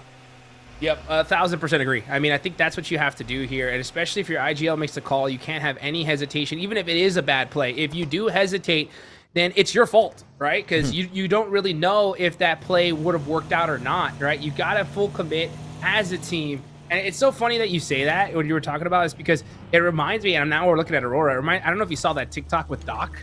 There's been a lot of TikToks with Doc. yeah, there was a TikTok with Doc where it just showed like, hey, so the next player that you have to face is you, and it just shows Doc like in his previous jersey. That was so sick. I do like those edits. Those are quite sick. And that's what it is about, though, right? It's just kind of like facing yourself, facing your own decisions, and making those decisions so rapidly as a full team. And yeah, I mean, I think full committing as a squad, no matter what the decision is going to play out. It's playing out for BTR. I just hope that they continue to do that, not just in this group, but they're in their next group stage event, and as well as hopefully in the finals for them. You know what? Doc really is Naruto. He's got, he's a great player. He's got perfect control of his chakra and everything, and his ninjutsu. But he's got that demon fox inside of him, and sometimes he just peeks out and you're just like, what just happened? Doc just went crazy. What play? What's this rotation? And then he just calms down again, back to Naruto vibes.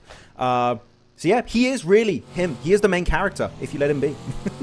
That's a fact. That is a fact for sure. I mean, Aurora, what a roster right now. Currently in 5th place, right? They're sitting pretty right now. They could definitely make things happen here. As we take a look at this next circle, it goes back down south, so very kind of a little bit more eastern from the school finish that we saw.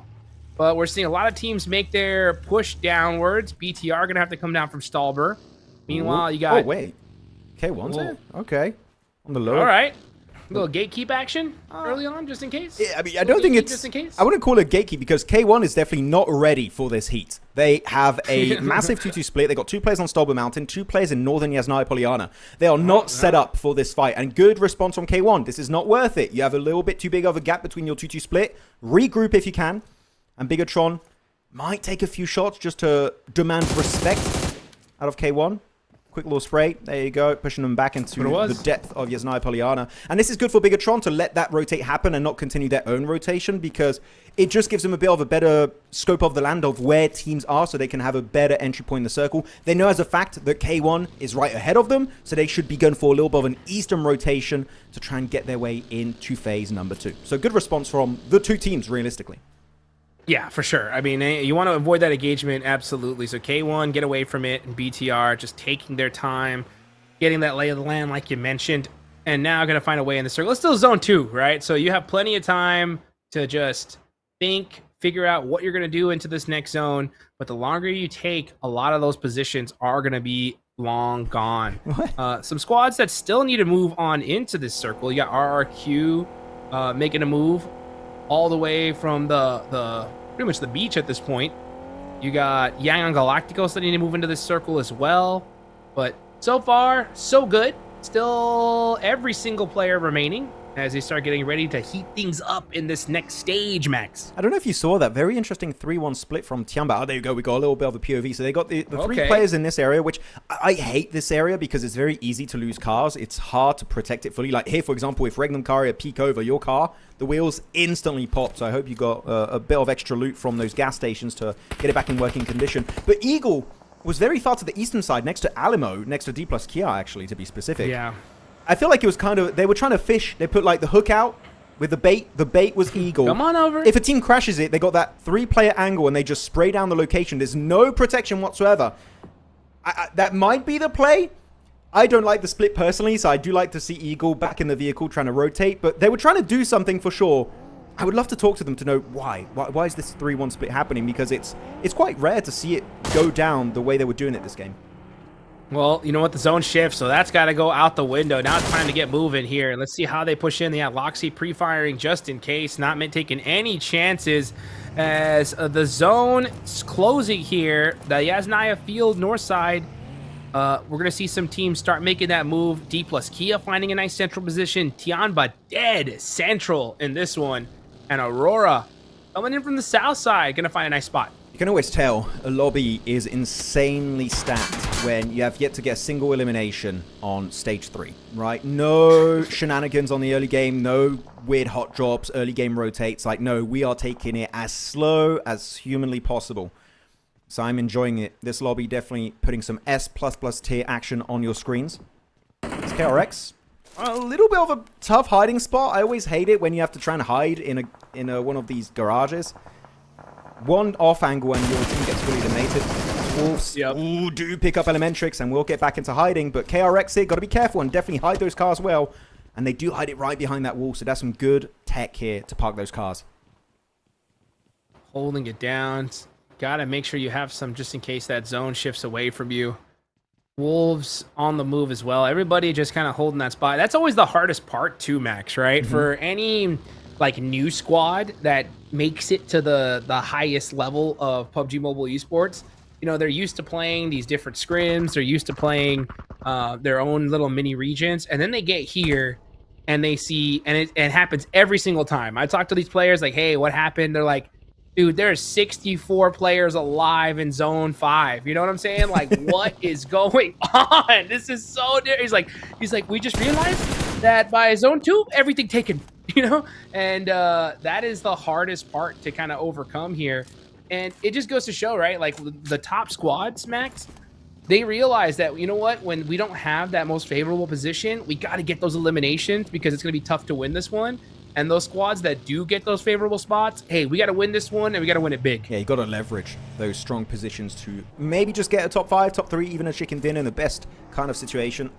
So that's going to be the main goal for all of these guys as Thunder Talk, Sitting, Jing, Awake, AJ, all going for their quick southern rotation away from Potato Hill. Got to be careful though. Aurora is in the shadows, the lingering, waiting for their time to strike. They are currently in a bit of a split. They got actually not a bit of a split. This is a massive 2-2 split. Aurora got 2 players northeast of apartment, and they're getting surrounded by Thunder Talk. Yes, Aurora, thank you. No ego fighting, no useless engages. Top Jol. This is not worth it. Let's get right back onto Dockham Reefers. Where was this Aurora back during PMGO, Hot Jukes? Where were they? Oh, man, so smart. And I got to agree that the zone goes away from them, though. They're already in the vehicles. I wonder if they're going to just kind of hit a little bit of a U-turn. Yep, they're going to go ahead and try to find a spot in this next circle. Alpha 7 has the hill, though. Yeah, once they saw that, they're going to like, you know what? We got to park it out and think this one out just a little bit more. Got to be careful there. Yeah, Alpha 7 trying to snatch away the high ground of Regnum Caria, which they've done so successfully without really spilling too much blood. So Regnum Caria going to have to give that spot up for free. As K1 and KRX, that's going to be China versus Korea, fully unfolding on the battlegrounds. As Alpha 7 also picked up by Wild of Regnum. So now we reached that breaking point where there's just not enough space, Hot Chicks, for 64 players in this battlegrounds. And now the blood is being spilled all over the place. The grass will turn red as D plus Kia got himself Alamo, but BTR lingering just behind them, looking to go for a push. And we know that the moment they decide to commit to a play, Hot Chicks, oh boy, that crash is going to go crazy. Yes, it is. First elimination happening 15 minutes into the game. So here, late, folks. So, I mean, that is what I'm talking about. These teams playing it very calculated. Aurora just kind of teasing Alpha 7 at this point. They Just saying, split. oh, here I am, we're out of here. And Alpha 7 gonna move up? Okay, they're gonna try to find a circle. What is going on here? What's Aurora doing? Reefus is on the back end. Doc is over solo to the west. You got two players kind of, as you said, teasing Alpha 7, just going up and down the mountaintop with their vehicle. What is Aurora doing? What are they cooking? We just don't know. We have no idea. As Wolves RRQ... They are cooking. Yeah, they are cooking. Something. Is it going to be a good meal or is it going to be terrible? I don't know. Hopefully they'll be able to become Sanji from One Piece because you know that it's going to be a 5-star meal. As Wolves pushed up by RRQ, got to be careful though. Fura's got a backside angle onto them. As Lepar, the nade, and the Orc Spray will get rid of Lepar. That's going to be the end of the line for him, it seems. Or the Viper Grenade in particular, yeah. Oh, wait, actually, able to tank it a little bit. Can he get to his teammates and get rezzed? That nade might have a bit of a different plan in mind for him. Goes in the building, does piece up a little bit of RRQ here. Baton waiting for the rest of his team to get up. Elementrix is now rezzed. Push it. Here they go on the push, little by little. Yep, they got to get this first hit very, very quickly here. I believe they're all in the closet. Let's see what Baton can do with this nade. Oh, he's got it. This should be a good one. He knows exactly where they're at, and he gets them. 2 knocks, 1 left. Wolves picking up some serious eliminations here. I still feel like... getting shot from the back, though. Yeah, this took a little bit too long to take, but you know what? It's still happening in the end. Don't push it one by one. That's a mistake. You can't afford to pull out. One's down. Necessary Elementrix looking for the 1v2. Can they get it? They will eventually, but suffering an unnecessary casualty. North America will still come out on top, get the 4 eliminations, but Furia are like, we are getting involved in this discussion. They still have 4 players. If they don't get the res in time, it's going to be a 4v2. That fight took way too long, Hot Troops, and Furia are there to capitalize on it. And even though it was only 1 minute, you're absolutely right. It was way too long. You cannot hesitate. That slight little slowdown punish the Wolves, and that one mistake of kind of going in 1 by 1 into that closet.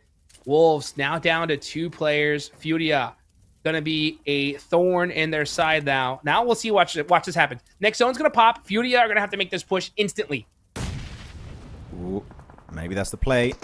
Oh, yeah, they have Hold to. his own. Okay, you have to send it. The god dip of TT, no, I was going to say TT Project. Their team tag confuses me. Thunder Talk is still going to be in play for the Chinese squad, so they're going to be pretty happy about that circle transition. But yeah, as you said, Furia, they need to do something here. They have to push it. The natural progression of the game dictates they have to get involved onto Wolves. Even if they just want to leave the compound, you can't let your backs exposed to the North American team. Ooh. So definitely got to transcend it. But the thing is, look at the setups on the west of this compound. You got D+ looking your way. You got Thunder Talk also wanting to get involved if they can. So you got to be very quick about it, as that nade is massive from Ayala. The ex-Team Kesso player gets it done. Necessary in a 1v4. Not looking too good here for the side of NA. Nope. Necessary does get a knock, though. No way. DBS jump shot. Now, looking to get No one way! more! He gets a Yala, but sits him down. Great play there from Necessary, but sitting. Oh, man, said, you know what? Time to calm down there, fella. I actually really like the Furia pushed it as early as they did, because otherwise they wouldn't have time to go for the full reset, so they have 2 minutes to work with. But oh my goodness, Necessary, that was so necessary, really, at that moment for him to get that clutch. But yeah, a really good angle, and I was expecting it was all going to be Thunder Talk or D+ that was going to get involved from a range on that skirmish. So good engage with third party from that distance. Go over to a POV of a team that's been a little bit silent this game. It's been Alpha 7. They did secure that dip that earlier on in this game was secured by TIANBA. But now they're looking at these teams. S2G crashing onto Razak of Bigatron. They get the angle, they get the shots. They're going to get prone in the distance to avoid that spray from Alpha 7. The constant barrage of bullets is never ending. But Guizao is already there. The anchor point of the team with Revo trying to nade the location of TIANBA. It's a good play, and it gets some work done. QZZ is out for the count, trying to get res. This could be the push opportunity Alpha 7 needs. See if they're gonna pull the trigger here. Nice smokes there from TIANBA, kind of making Alpha 7 second guess this. They're trying to do some drive-by throwing nades here. Let's see if Guizao can get it. Okay, now he's cooking one. He's like, Revo, I got it. 2 seconds left. Oh. Will that be it? Looks good. Oh, the bounce! What is that bounce? How? It can go that high? I've never seen a nade bounce so hard. That was a 90-degree bounce on that utility. Okay, well, good try. And they've just said, okay, we've given up. Let's just regroup and take the fight. El Clasico right now. But yeah, that nade, it could have been a double knock onto TIANBA. But the bounce just said no. The physics all over the place. But the nade connects. It's Carrillo. He gets Eagle. Followed up by the Molotov. Can he get QZ? Yes, he can. The other nade comes through. Aking gets the first aid. It's down to Milo and Aking in the 2v4. But the double car elimination connects Brazil. Out of nowhere, secures the ridgeline. Carrillo, Revo doing God's work on that push. That is how you get it done there. Alpha 7 taking out TIANBA. Guazal throwing that crazy nade earlier. Was like, what is this nade made out of? Flubber? You know, but the rest of those nades, those were working perfectly. That's how you do it. Alpha 7 taking out TIANBA, and now they are set up in the zone. You know, it's interesting because PUBG Mobile is such a realistic game in the way it works and the physics and everything. And then you have those moments, it's like, oh, it is a video game. Just like, okay, we remember it is a video game. That nade bounce should not happen in real life, though. It's going to be sitting. Just making not only his enemies sit down, but the entire lobby at times. What a good play. Molotov also going to be chucked. I wish he held on to that, but he still has 3 nades. I would say, yeah, just cook that nade if you can flush it out. But I think he's waiting to hear Furia move with the car before he starts cooking it. Peeks out. Nice elimination confirmed with the S12K. Give me that. Furia, you need to go for a push, and I would say sending on to Thunder Talk would be your best option. I would even send on the 3 players in a distance on AJ, on Zing, and Awake, and Igor goes on down. Furia, that rotation, the execution is just not there. It's way too slow, and because of that, they are getting punished heavily by Thunder Talk. City throwing that heat-seeking missile, and at a perfect time, they're slowing down Furia's roll there. Meanwhile, we got LGD getting the thirst onto Doc. Aurora pieced up. 3 players still up, though. Of course, it's Doc that goes out early. They are rocking a 2-1 split, though. One of their players, Reefus, is dead center in the zone. Meanwhile, Thunder Talk holding OP dip. Sitting, gonna try to have to hold things down all by himself in that shack. With those smokes, making it very difficult for Furia to pick things out. I really don't like what's happening from Furia. Why are we stopping in nade range? This is such a risky position. You're expanding so many of your resources just to survive in a position that, as you can see on the minimap, they're not even in the playable area. Why are we not just fully sending it? I know that Sitting, if you push onto Awake, Zing, and AJ, he has a background angle onto you. If you're not very cautious, you'll get eliminated. So you need to get rid of Sitting, and then you need to push. The nade coming out, left, right, center. None connecting yet. How is Sitting still alive in this game? This should not be allowed. He's on literally 10 HP now. 1 bullet is needed. Ayala gets it. Now you need to send it. Furia needs to go on the offensive. Yep, and you see them trying to hop in those vehicles here. The problem is D+ now applying more pressure to Thunder Talk. That's advantageous for Furia, but they got to figure out, like, we have no choice. The zone is closing. We got to move. Chief deciding to go to the shack. Why? What? You have 2 teams looking your way. You need to pick your fights and commit to it. I don't care if you push on D+ or Thunder Talk. Just pick a fight and commit to it. Furia lost 2 players for no reason. Now it's a duo, Igor, Ayala, and they're doing it again. No, please don't go to the shed once more. Oh, they're doing it. They're going for the open area. Furia, one of the biggest throws, just not committing to a play and getting decimated by this lobby. Completely sandwiched. They go right into the center of the crossfire. And now D+ trying to finish out Thunder Talk here, but I am not sure what Furia was thinking on that one. Same. Really tough play. By the way, we have Reefus as a solo. He's just chilling on that shed in the middle. Yeah, he just ditched his squad. I don't need a team. I'm Reefus. I can do it on my own. And you know what? He kind of can do it. He did it in PMGO EECA. He got 1v4 with a nade. So it might happen. But Furia... And again, sorry, I know I'm harping on about Furia not doing the right play, but if the issue is they didn't want to push onto Thunder Talk because of the background angle of D+ Kia, just do a smoke as you rotate to block out the vision and then you just commit to the fight. It's secluded in that dip. That would have been such a good option, but unfortunately it is a bit, you know what, it's not a bit. It is a massive fumble, in my opinion. Though, over to the POV of players that we haven't talked about too much this game. S2G, the silent killers of this game, Hotchicks, got 6 eliminations. 2 for Kamikaze and 4 for the side of HamCG. And they got a good entry point up north, sending it right onto that garage that it is in a playable area. So this could be looking like a Turkish chicken dinner on game 3. Meanwhile, okay, now let's look at LGD. Okay, yeah, I take it back. Wow, the curse. All right, now we're going to see LGD push onto S2G here. Nice nades, though, from S2G, slowing them down on this push. And with those knocks, yeah, they should be able to get a little bit more active here. Will S2G risk it and push outside the zone? I don't think so. Yeah, they're going to just hold that position for as long as they possibly can. But Tian, with those beautiful Molotovs, is going to definitely put some pressure on S2G. Well, flashbang going to be used by TIANBA. Oh, it does connect onto HamCG. The nade does also do some decent damage, but the Molotov's got to be a bit cautious. I love these smokes coming out from LGD, just denying vision away from S2G, but lost those cooking. That nade, the bounce is good. It gets Tian. Woo! LGD, the push is just not happening as planned. MACAO, Ling S, and OAG still can redeem it.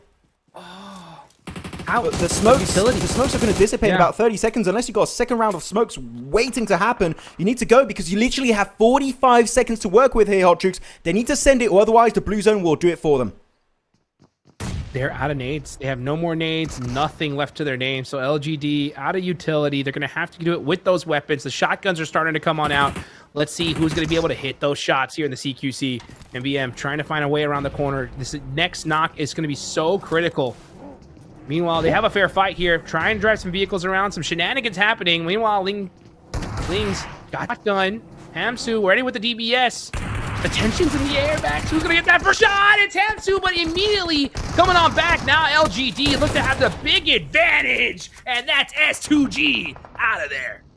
Yep, good engage. It took a while to get there, but you know what? They got the reset on their fallen comrade, and then they just sent it for round number 2. And round number 2 is the win for them up against S2G. So LGD, another strong finish back-to-back on Erangel, it seems. Representing China in the best of their capabilities.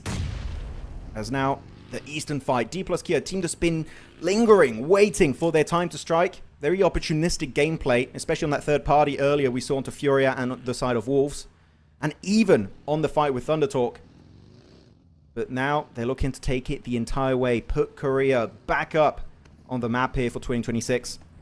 As Chip's a player that last year just dominated. So many strong individual performances from this guy. And Nolbul, one of the best movement tech players in the world.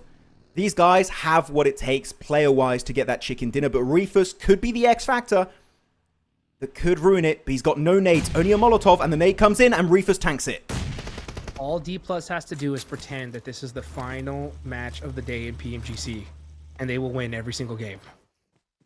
D Plus, undefeated when it comes to PMGC last matches. Is he just flashing it? Yeah, it looks like that's what he's doing. Meanwhile, yeah, you can see Thundertalk. Okay.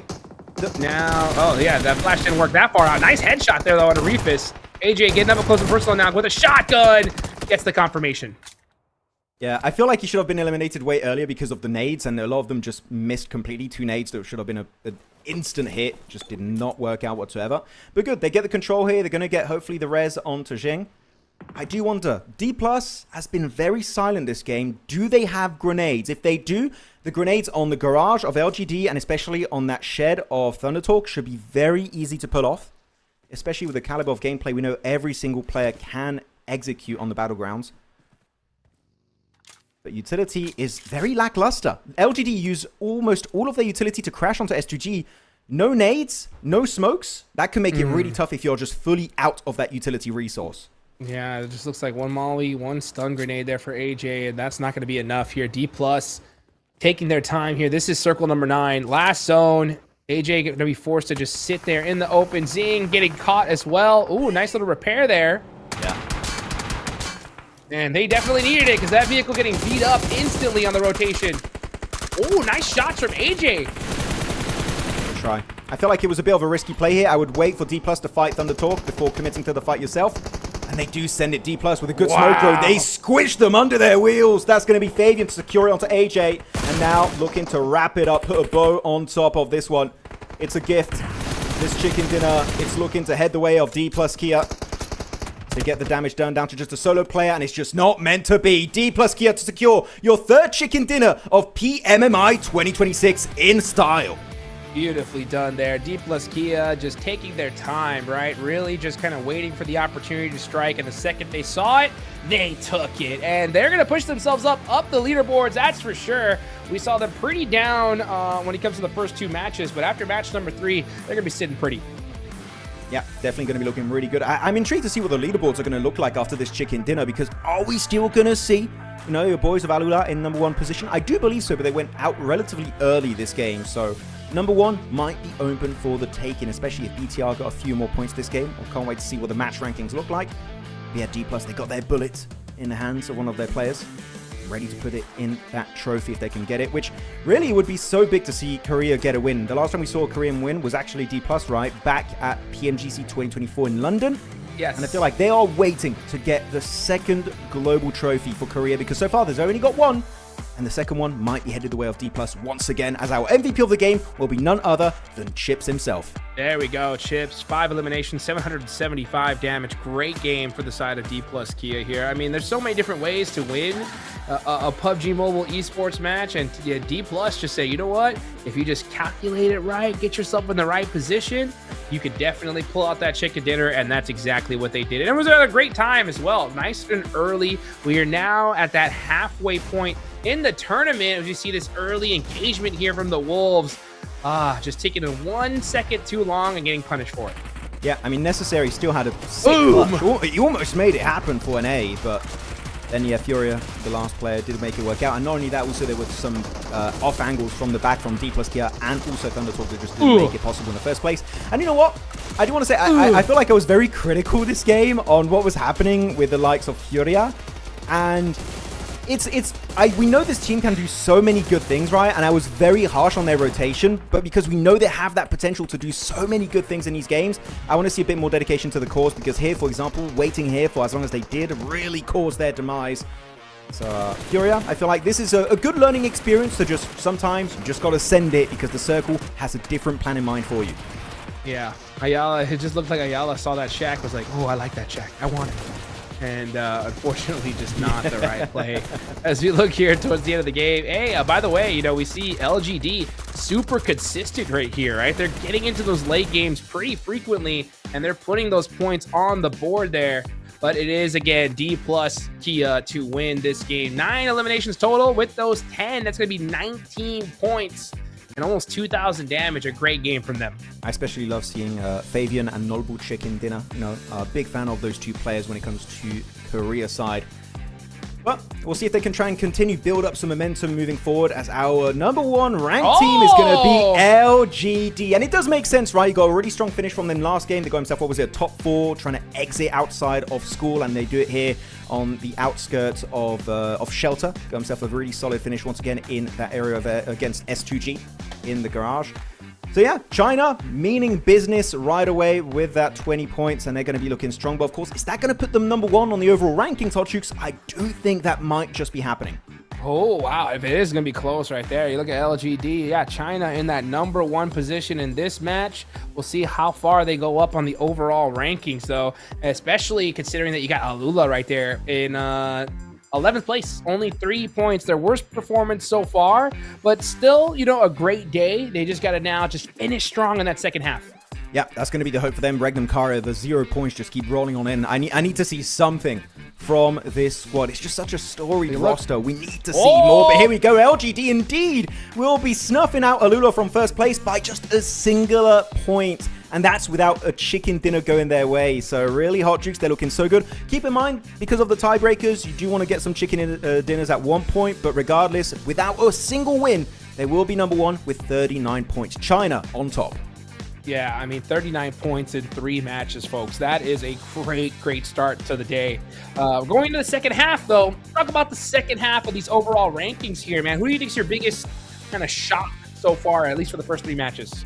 Like, you know, in a negative, or you mean in a positive negative light? way. Negative? I would say Regnum. Yeah, I was expecting. Literally, they got 7 eliminations on their first game on Rondo. That's 2 bubbles back-to-back on Orangle. No points in game 2 or 3 combined. Regnum Karya with this insane lineup, right? And especially got new addition, 1 new player on the lineup.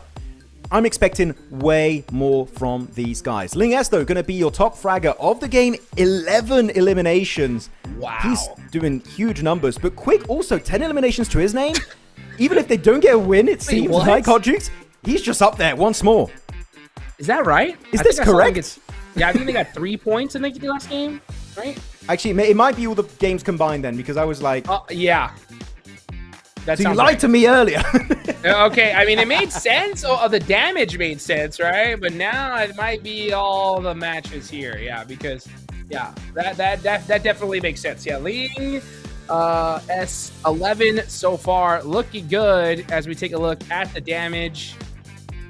Yeah, okay. We know for sure this is the whole day now, right? Yes. Excuse, definitely did not get 2,000 damage in the last one. I was like, he's done almost 2k damage in 2 separate games. Like, there's no way. Okay, this is, yeah, per, like, for the entirety of today. So far, QZZ from TIANBA will be your lobby leader in terms of overall damage. 2,132 damage total. Looking really solid. So are Tian and Ling S. So, man, oh man, it's China and MENA all the way in PMMI 2026. I am just loving it today. It's been great gameplay from so many of these teams, and we still have 3 games left. 1 Erangel, 2 Miramars. I can't wait to see who's going to be our lobby leaders after these next 3 matches. Me as well, guys. That is it for the first half of day number 1 of the PUBG Mobile Macau Invitational. Getting ready for the second half here shortly, guys. Go get your drinks, get your popcorn ready. We'll be back with some more PUBG Mobile action right after this break.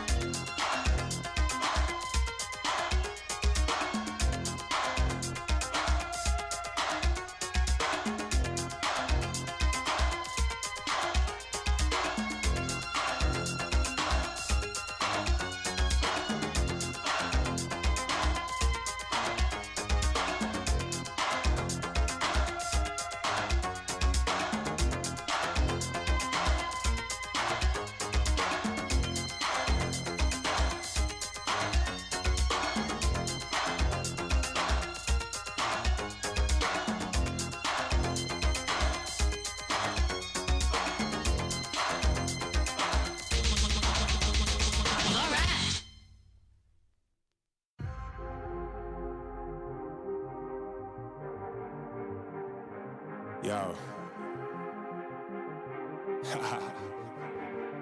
I don't think they're ready for it.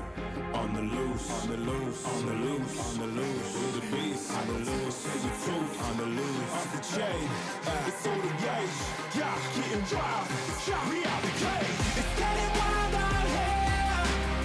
One by one, we watch them all falling. It's getting wild out here. But I'ma be the last one standing. You can't stop what's begun. You can't stop a revolution. Come in, come in. It's getting wild out here. It's getting wild, it's getting wild. Eating them, beast, eating them, feast. Fire the most, tire the least. See them admitting defeat, and they so useless. I'm so ruthless. New phone, who this? Give no reply to excuses. Got no bite, man, a toothless. Living a lie and the truth is. Got this power, bringing it. Play my anthem, singing it. Every mountain, ringing it high. I soar, I rise, reborn. Strapped, I'm back like never before. Taking my final form.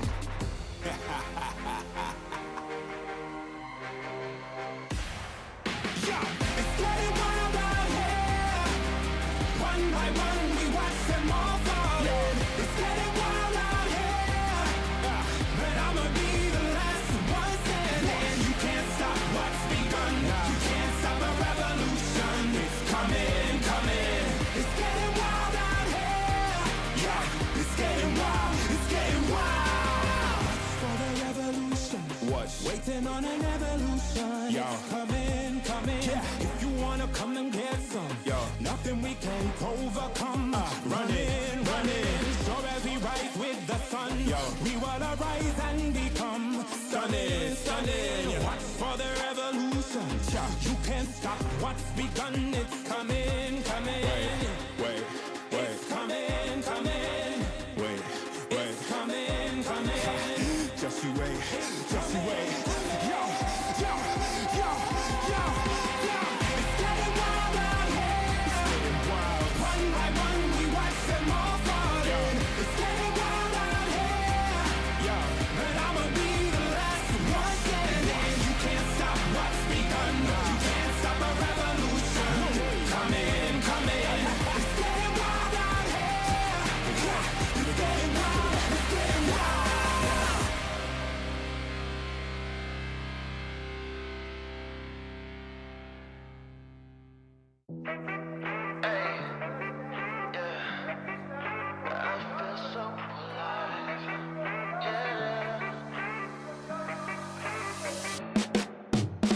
I got this feeling in my bones, things will work out.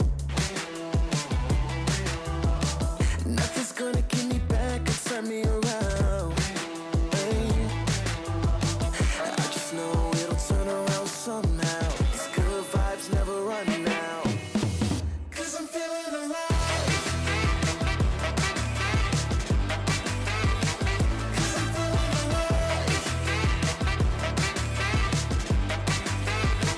'Cause I'm feeling alive. Watch me do my favorite dance, 'cause it's all good.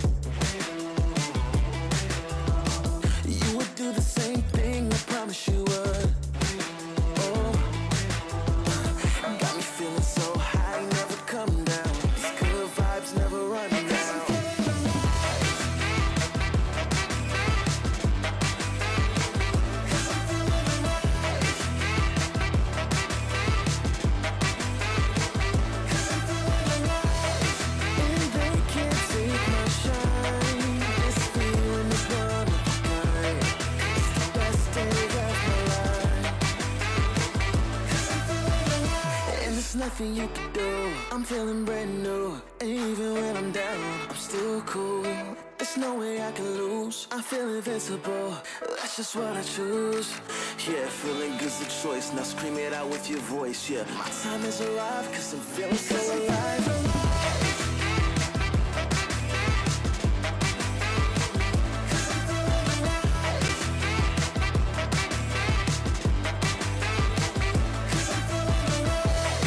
And they can't take my shine. This feeling is one of a kind. It's the best day of my life. 'Cause I'm feeling alive.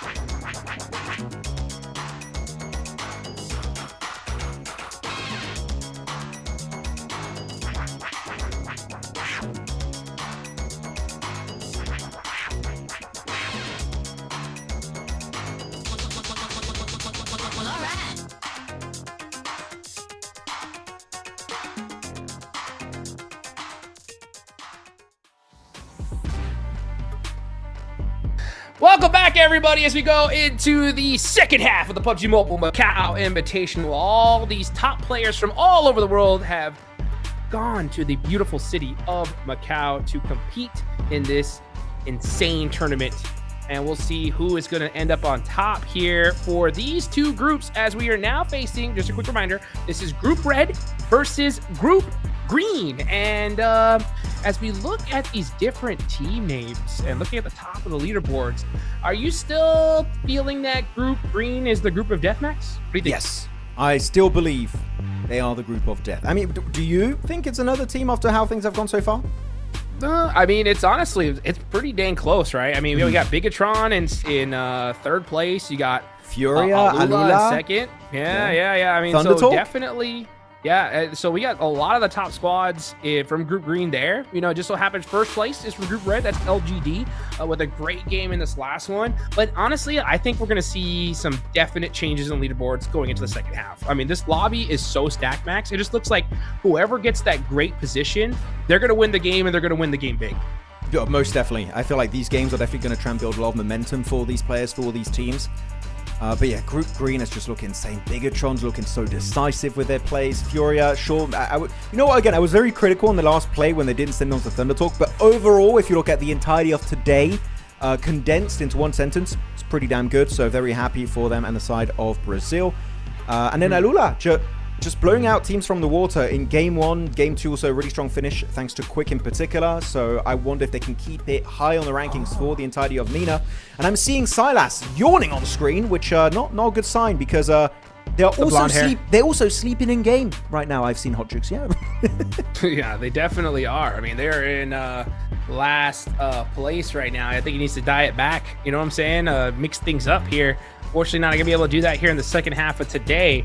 I think they could definitely push themselves up without a doubt. We know that all these squads definitely can. It's just you got to do it here sooner than later. I mean, this is the last Erangel we are going to be competing in today, and then we're going to be going into Miramar, Max. They got to do something. I am waiting for it. Look at that. Putting their glasses on too. Locked in. No blue light for our eyes. No. No. Oh no. Actually, looking at their position now, they're going to be dropping. They're going to go back to normally Rozhok, right? That's their drop location every single day of the week. They love to go Rozhok. It is their drop location for the past few years now. And it's dead center. Actually, this is going to be quite interesting to see in the future if we see maybe Orangutan re-qualify for global event. Yeah. But Regnum Car is playing because they dropped Rozhok too. We saw last year they didn't clash, so I am just curious how that would happen because I'm always excited to see hot drops and how teams maneuver their way around it. So yeah, Orangutan versus the side of Regnum could be a thing. Maybe not, well, not at PMWC because Regnum's not there, so that's going to be easily going the way of Orangutan, but maybe at PMGC if they both qualify, that could be exciting, Hot Chicks. Yeah, I mean, it definitely can for sure. Hopefully we see, Regnum Car, step it up here because we're not going to see them, like you mentioned, in that World Cup. I mean, this is their chance, right, to put some money on the board because we're not going to see them for a hot minute possibly. So let's see what they could do here in the last Erangel of the day. And one thing I just definitely noticed is, like, yeah, these teams, you can see they got their papers there. In the last game, we didn't see a single player go out until 15 minutes in. Let's see if it's going to be the same here as we go into the final Erangel match, match 4. And we're going to see some serious, I already got a feeling as we take a look at this playing path. And it looks like it is going to be almost right down the middle here, Max. Yeah, this is the best plane so far today. Going to be great for the teams. I do wonder if Aurora is going to go back to Saverny. It is closer, but then they might want to go back to military base and go for a bit of a stretch. But definitely a good plane for all of these guys. Rozhok, easy drop for the side of Regnum Karia. And I'm going to say for them in particular, for years now, and tell me if you agree or not, Hot Jukes, but I feel like when you're looking at the Turkish powerhouse in PUBG Mobile Esports, you've got so many big names, big players, big teams. But for the longest time, Regnum Karia has been like the bannermen for all of Turkey, representing them, it feels like, every single global event. And I feel like now the baton has been passed to Ulf, that is in Group Yellow playing tomorrow. They need to step up here because otherwise Ulf, I would have to say, is going to be undeniably the best team currently in Turkey. I think that's a good shout. I really do. I mean, Regnum Karia not making it, right, to the World Cup is a huge blow to them, and the fact that they're in last place here is not a good look either, right? So, and Ulf popped off as we finally see a Southern Circle, the last Eric Gale of the day. Not disappointing, Max. We're going to military. Aurora's like, it should have been me. We should have dropped down in southern side of the map.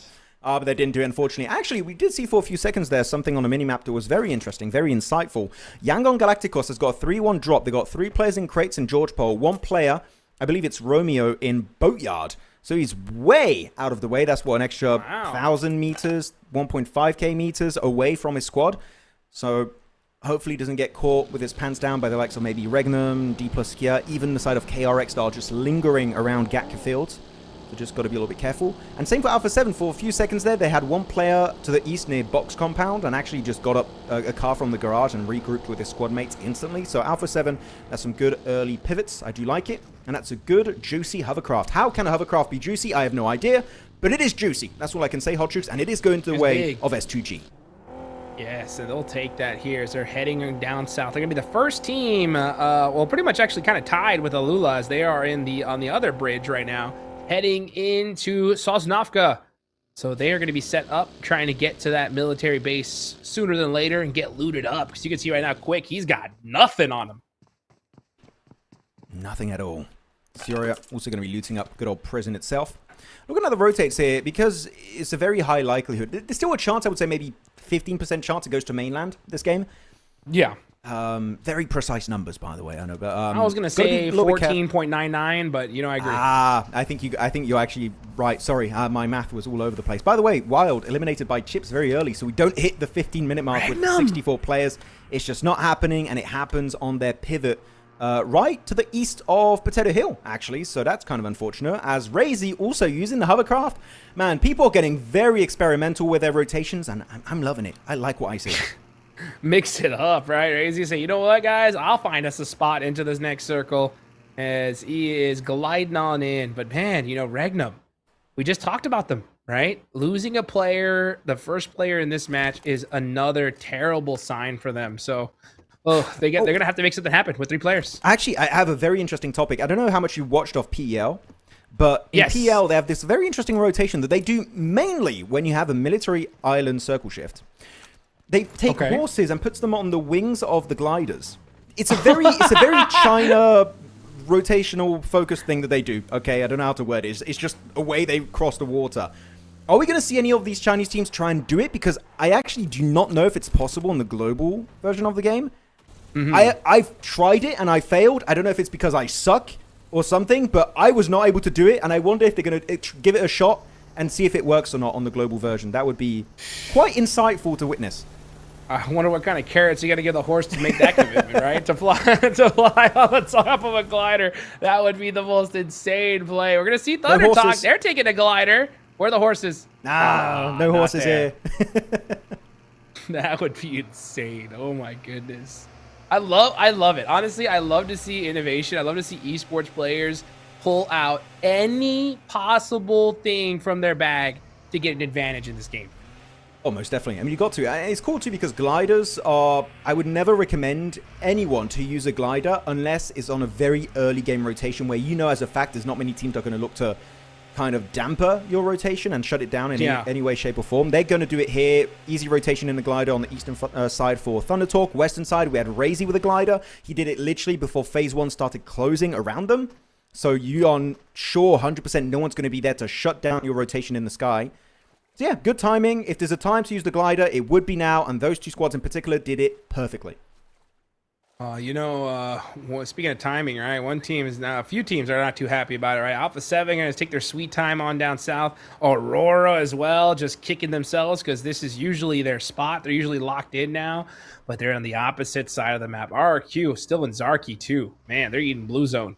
They're going to have a rough time getting into this zone because look at this, Max. This map, I mean, almost all the spots in military are already taken. Just like that. So quick. I mean, you still have a few areas in military itself, right? There's You've got a few. C block available. So if you are proficient with your scouting, you should be able to find it. But you definitely want to scout because you got, what is that? 1, 2, 3, 4, 5, 6, 7, 8. You got 8 teams already on military, and it's going to increase significantly because half the lobby is still on mainland up north. And actually, I'm looking at the map. Some teams are very slow on their rotation for a circle that is almost 100% locked in to go on military. Alpha 7, RRQ, Aurora, K1, Exactly. and D plus Kia have yet to initiate their rotation. They're somewhat in a looting stage at this point, which I would not recommend because those bridges on the west in particular, you got KRX gatekeeping it, are going to be very tough to cross when everyone is set up for that defense.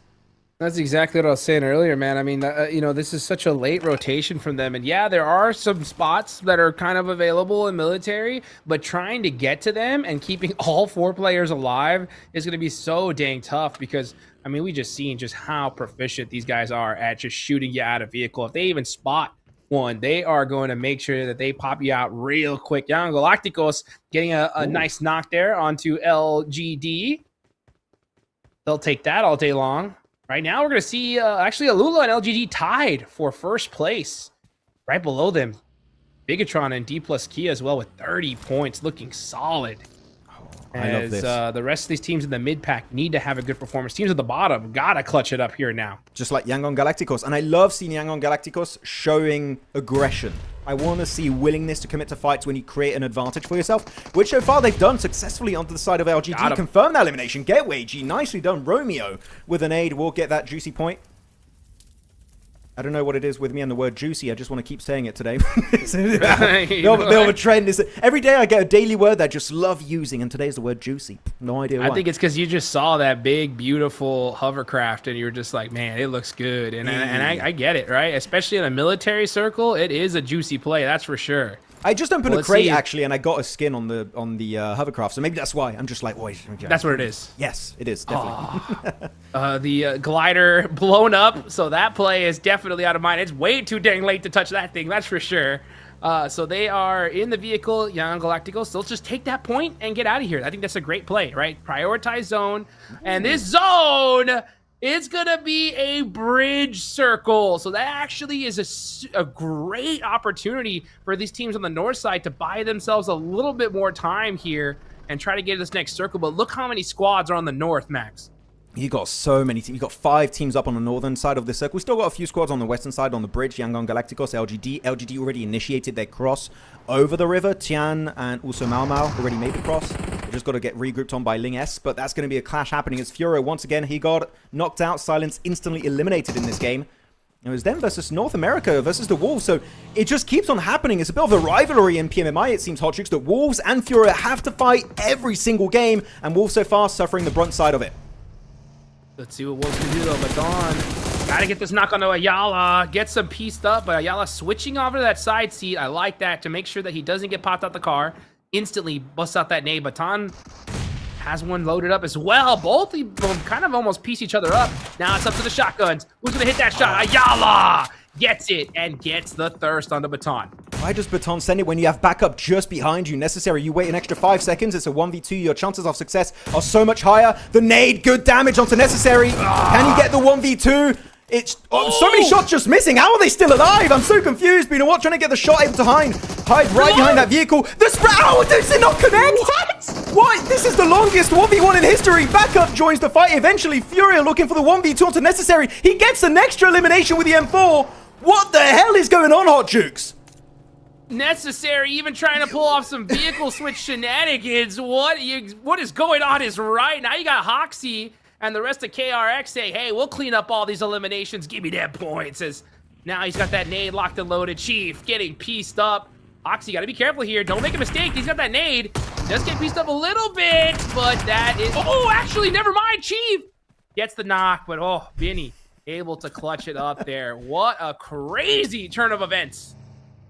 I need that, I forgot the name of the item from Men in Black where you just can wipe your memory. I want to forget the last 2 minutes of my life. Please, can we just... The neuralizer? Yeah, the brain neuralizer. I want to forget what just happened there. That fight was just not it. Yol put down very low HP. The blue zone might just get him. That's going to be the case for Obscure, though. Picked off next to yellows. That's Yol bleeding out, and it's going to be him taken out of the equation. For now, still not impossible res, right? On phase 2, the blue zone tick damage is still very low. So Alpha 7, unless they want to commit to it, I would say just cross the bridge. It's not worth it to linger, take the fight with Aurora in a 4v3. As they will try and get a bit of a save on Zyol with the smoke.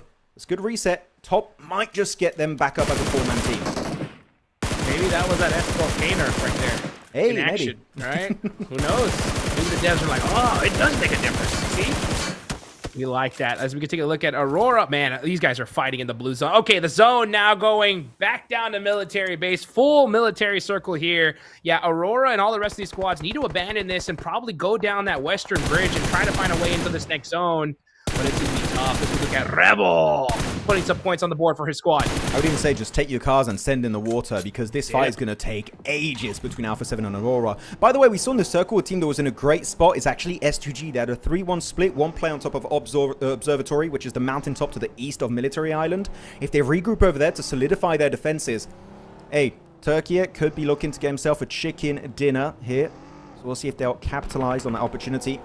As Revo just doing donuts here. Trying to get a bit of insight, moving around here on yellows, looking for that solo player. Reefus does bleed out eventually.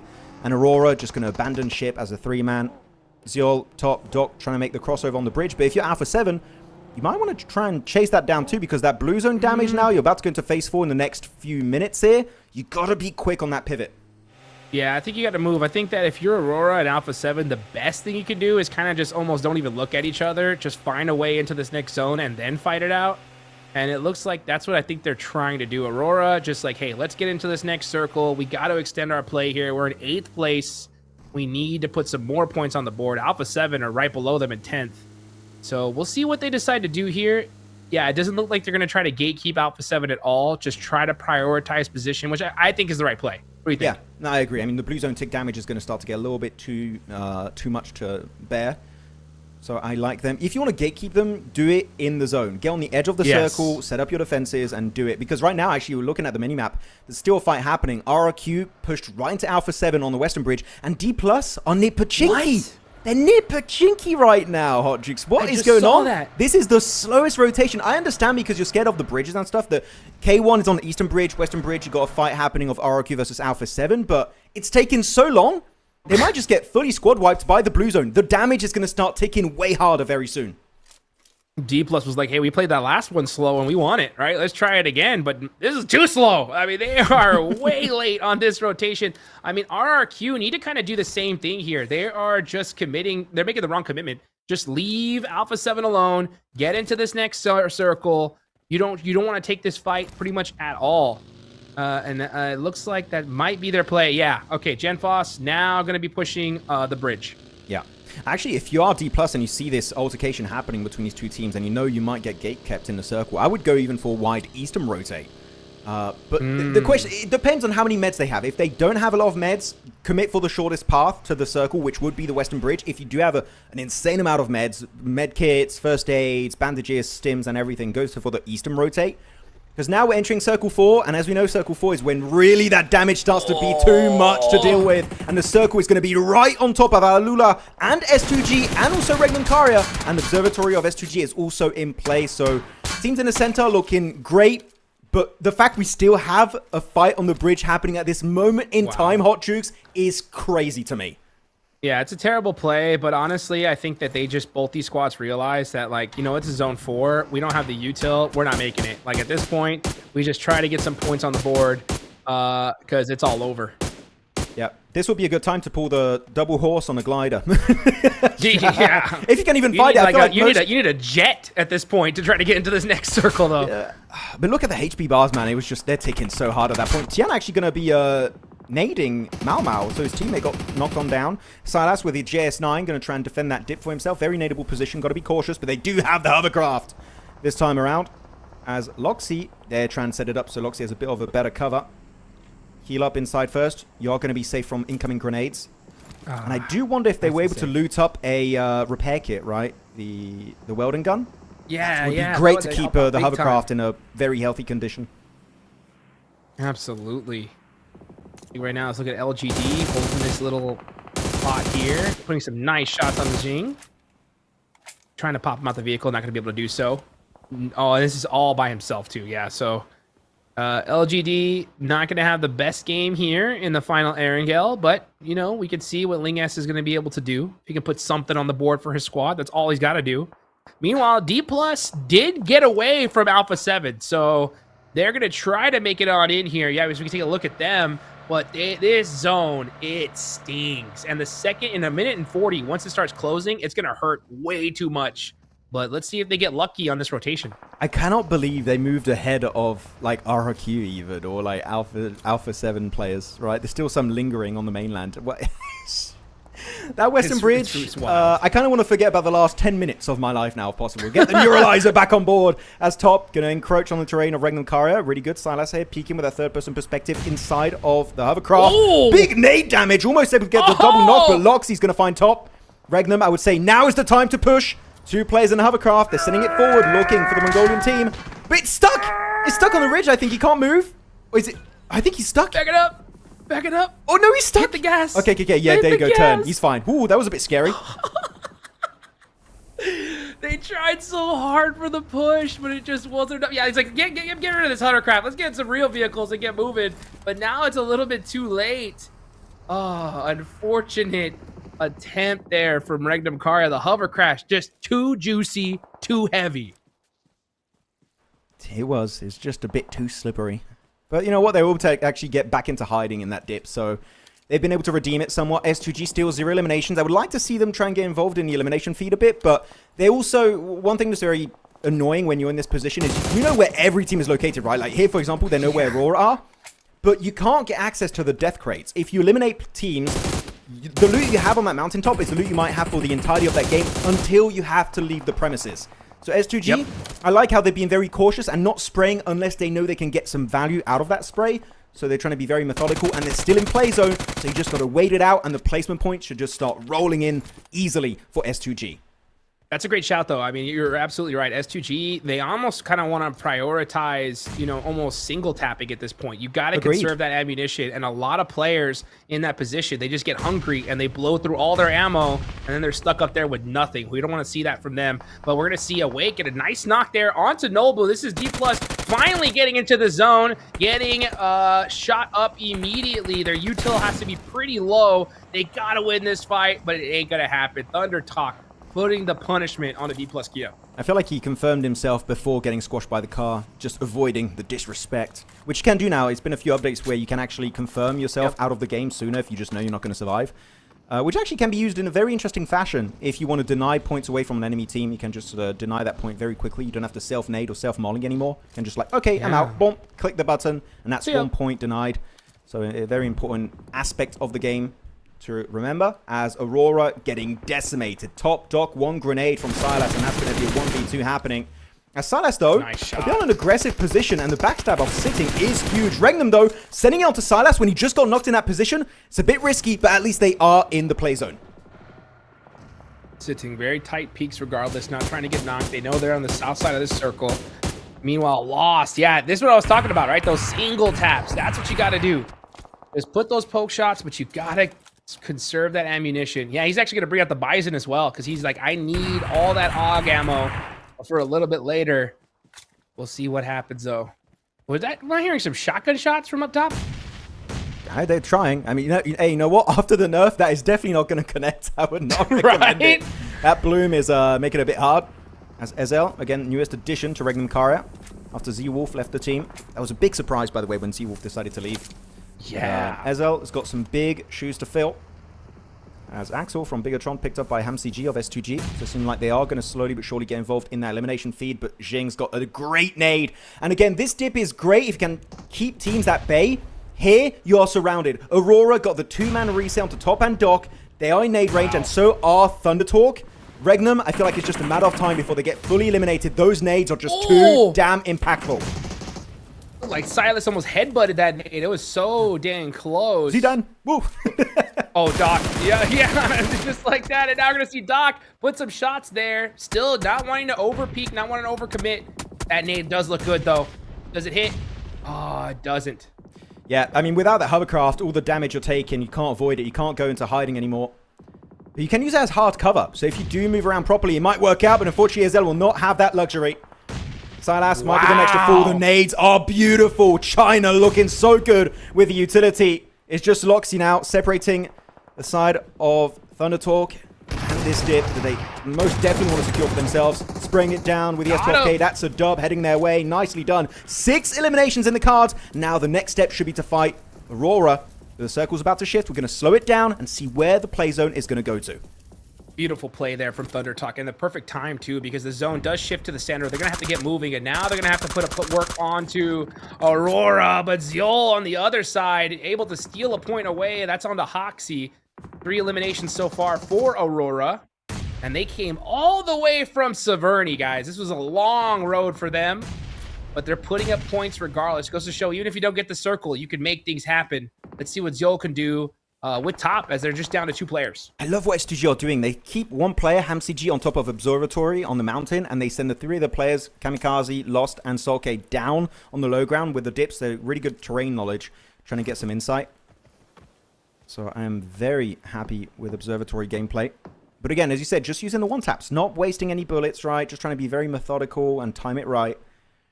The thing is, all these teams that are inside of these particular buildings we have on screen, very safe from the high ground. It's very hard to hit those. So AURORA, TIANBA would say, off the back of this circle, top 5, it's pretty much guaranteed, unless some weird shenanigans happen on this game.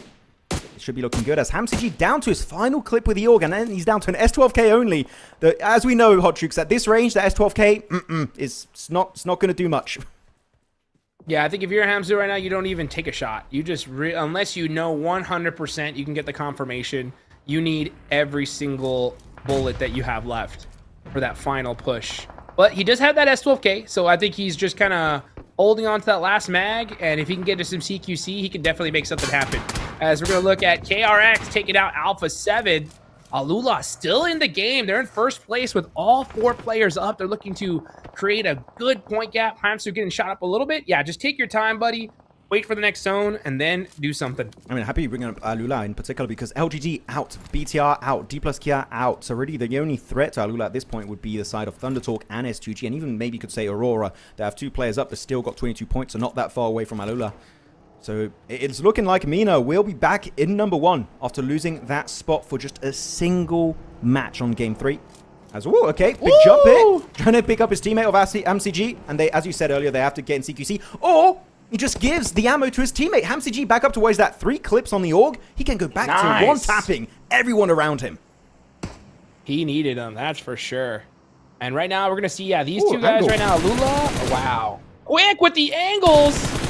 Tight peaks, trying to get the knock, but still, he knows if I get knocked here, I'm out. So let me just hold this position and play it safer than sorry. I would say play around your utility. I think he had 2 grenades in his arsenal right now. Just wait for them to close the gap. And when you know they're hiding, maybe even trying to go for a revive on a knocked teammate, that is when you strike, when they are at their weakest. Got one. So don't waste it. As quick, we'll be able to find himself sitting. Good headshot. I see Reb, actually, from AURORA, also playing with a Kar 98. That will be interesting to see if it's going to be impactful at this kind of range. Maybe having a bit of an issue with ammo. But Thunder Talk doesn't seem like it's going to work out as planned. They are getting peppered by S2G from the high ground. Okay, saying, you know what? Forget this ammo. I got some shots here. Starting to put some sprays, getting some eliminations and some confirmations on the Thunder Talk. They are getting shot from every single angle. They still got the circle. S2G, you come on. S2G, you're being gifted an insane finish. I wouldn't say it's 100% sure they're going to get the chicken dinner, because if they do get on Circle 8 forced off of the mountaintop of Observatory, everyone is going to look your direction. And unless you have the most insane save play, I don't think it's happening. One good rotation would be to go actually on Kami up here. You go on that northern eastern rotate onto Kami. You got a few little ridges to work with. If Circle 8 doesn't favor you, you do need to send it onto Kami. That will be your saving grace. As K1 taking the fight versus Korea, it's going to be KRX. 1-4 is going to be Benny. TRE, sole survivor here in a 1v3 versus K1.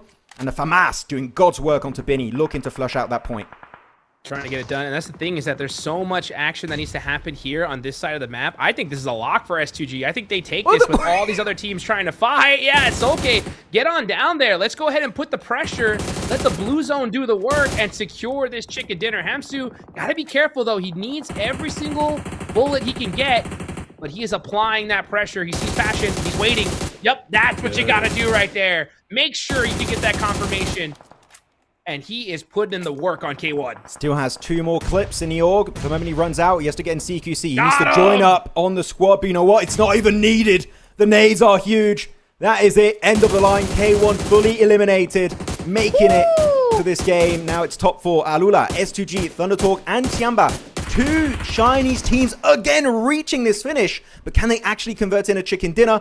It's not sure, because S2G so far are in full control of this game. Yeah, this is an S2G win all day long. They have this just in the bag. They got all the sight lines in the world. The only team that could really, I think, put a thorn in their side at this point is TIANBA, since they have those buildings. But we'll see how that works out between ThunderTalk and them. Yeah, look at this. Lost with the B-Zone. Putting on some shots, but it's the Blaze Zone that's going to get that finish. Is he going to start throwing pans from the mountain? It might be happening. Oh, I think that was a headshot. Yeah, oh, damn. Okay, Quick was definitely quick on that whip. But And the gone. Blue Zone gets it. Yeah, just denied. There's no way you're going to survive that rotation away from the radio tower.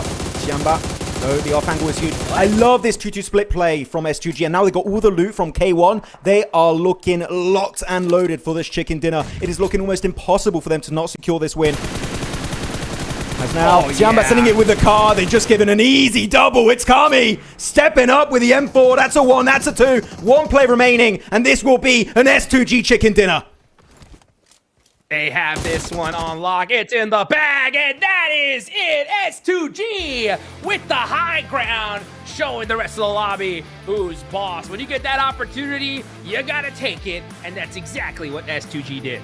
Look at Hamsi G with his bullet pendant. That was literally the last bullet he had available off the spring, as long as he did on top of the mountain. He had 1 bullet to spare, and he's flexing it here on the chicken dinner screen. But well done, S2G. Getting a chicken dinner, by the way. We do have to say it, Hot Jukes, on a map that is not Miramar. No way! It can happen! What? It's possible. It is possible, and perfect timing too, because that's gonna rocket launch them up the leaderboards as they go into Miramar. So 2 Miramars left to go. S2G looking good, and I mean, that's what it's all about. You get gifted a circle, you take that high ground, you get that high position, you got to capitalize, and that's exactly what they did. Beautifully done from S2G. Yeah, most definitely. Really happy with the performance of every single player on this squad, and the way they were juggling their resources too. I love that you were talking about them having to go for the 1 taps to try and kind of maintain their resources as long as they possibly could, stretch it for the entirety of that game, which they did, and then the 2-2 split.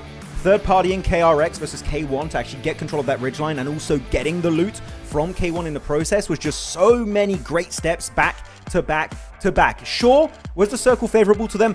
Oh, hell yeah, Hodrix. That was like a gift from the heavens, but they made use of every single aspect of the game to make sure that chicken dinner does not slip in between their fingers. I love this game from S2G, and I'm hoping we're going to see way more of this type of games in the future. Yeah, me too as well. I mean, and I think we're definitely going to see something happen as we're going into Miramar. Take a look at the MVP. No surprise there. It is M2G with 4 eliminations, almost 1,000 damage. He was peppering some folks with those single taps. Yeah, I mean, having a great time here this time around with the 1 taps. I mean, his damage, you know what? I actually expected his damage to be around 1.5k because of how many 1 taps he was going for, but I guess it was just spread out throughout the entire squad, so their average damage must be through the bloody roof.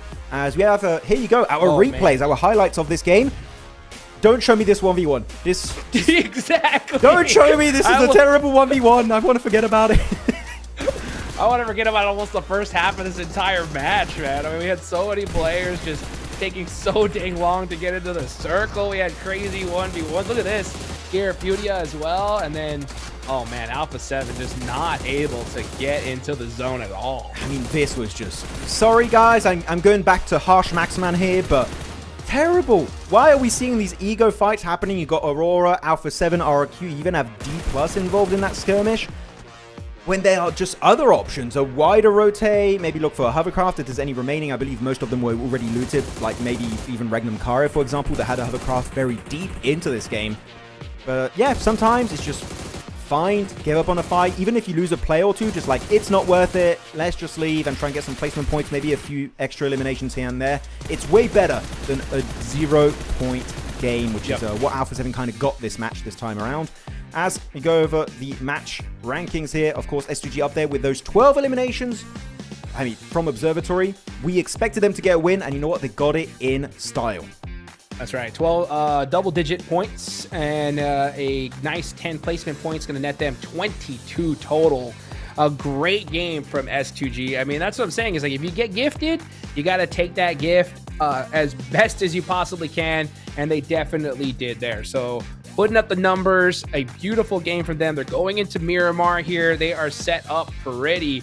As we take a look down, yeah, wow, what a point gap too. So they got 22, second place team on down, 10 points. Alula, though, putting some more points on the board. They got to be pretty stoked about that. Oh yeah, definitely. They're going to be loving it, taking it all the way to the bank after a game like that. And Onarango able to capitalize, getting himself double digits once again. Sure, the circle was very favorable to them. So I'm not going to go like it was an insane performance, but I do like how experimental they were, right? Sending one player on top of the radio tower to try and get a little bit of a sneaky angle, and also getting himself in the perfect position on the radio tower so that S2G can't really get the shots onto you. Just really good overall map knowledge, and also knowing where the teams are located so you can use it to its full potential, especially on the likes of Thunder Talk. So loving to see that happen for that team. A second page. Regnum Kara's not here for once, which, no, that's a positive. I wonder how high they're going to get on the leaderboards, but still not the biggest game that you would be hoping to see from a team like Regnum Kara. Well, you know, we're going to see a big game from S2G. That's going to push them all the way up to second place, and Alula are going to get back in that first place position. They're going to hold that down there. LGD down in third with 39. One thing we haven't talked about, Max. Yes. And I want to talk about it now because we got 2 matches left to go, right? Right now, we got Group Red versus Group Green.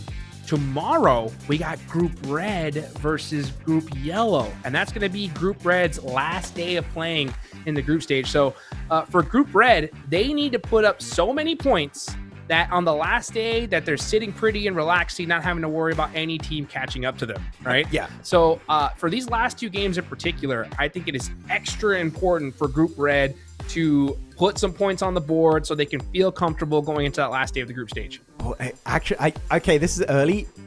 We could not have Alpha 7 in 2 global finals back to back. They got 18 points. They are in group red, which is the group we're talking about. So they need to get something done here if they want to comfortably make it in the top 15. Here are your eliminations. And yes, guys, we know it's all the matches combined, okay? We are now aware. We weren't sure after game 2, but after game 3, we're like, yeah, okay, this is definitely the entirety of today. So 11 eliminations headed the way of Ling S. Quick still up there with the double-digit eliminations to his name. And Hamsi G putting his name on this graphic after that game on Observatory. So big showcase from Turkey. And it's good to see different regions, right? You got China, you got MENA, you got Turkey, and you have South Korea.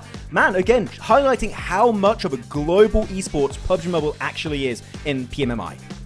I love it. I mean, his PUBG Mobile just breaking records, literally, right? PMGO, we saw them break a Guinness World Record as well. So I love to see just how global this game is and how equally divided the skill is amongst regions, right? Before in the past, we've had some very like stronger regions than others, but now it's just so dang balanced. As we look at Quick with the most damage so far here from Alula, 2,447. Look at this, man. I mean, MENA putting in work here. Yeah, I feel like that means he's got an extra 500-600 damage that last game, which makes sense with the angle he had. So he was just trying to pepper down a few enemies here and there from that radio tower. So really good showcase from him. And the fact he's been able to remain up there despite only getting 1 chicken din on Rondo earlier today is very, very impressive. So Quick, insanely consistent throughout these 4 matches. QZZ though of TIANBA still up there, just shy, right? Just about 200-300 points away from the likes of Quick. So he's trying to play catch up. Ling S and Ham CG. So very similar lineup to our top fraggers overall for today's 4 games.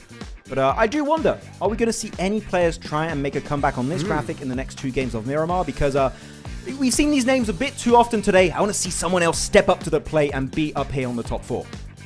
It's kind of cool that we see like usually 1 player out of the 4 have that bullet in their hands. As we look at the most damage, 3 of them have it. Oh, yeah. You know what I'm saying? Who doesn't have it? Ling S, right? Yeah. Yeah, except Ling S. So that just goes to show you, right? Like, hey, they're holding that bullet for a reason. They're throwing them down, and they're making it happen. Man, QZ, I love watching this guy play. I am so excited to see what he does into Miramar. And the rest of these squads, we got 2 matches left to go here, guys. Don't go anywhere. We're going to be right back very shortly.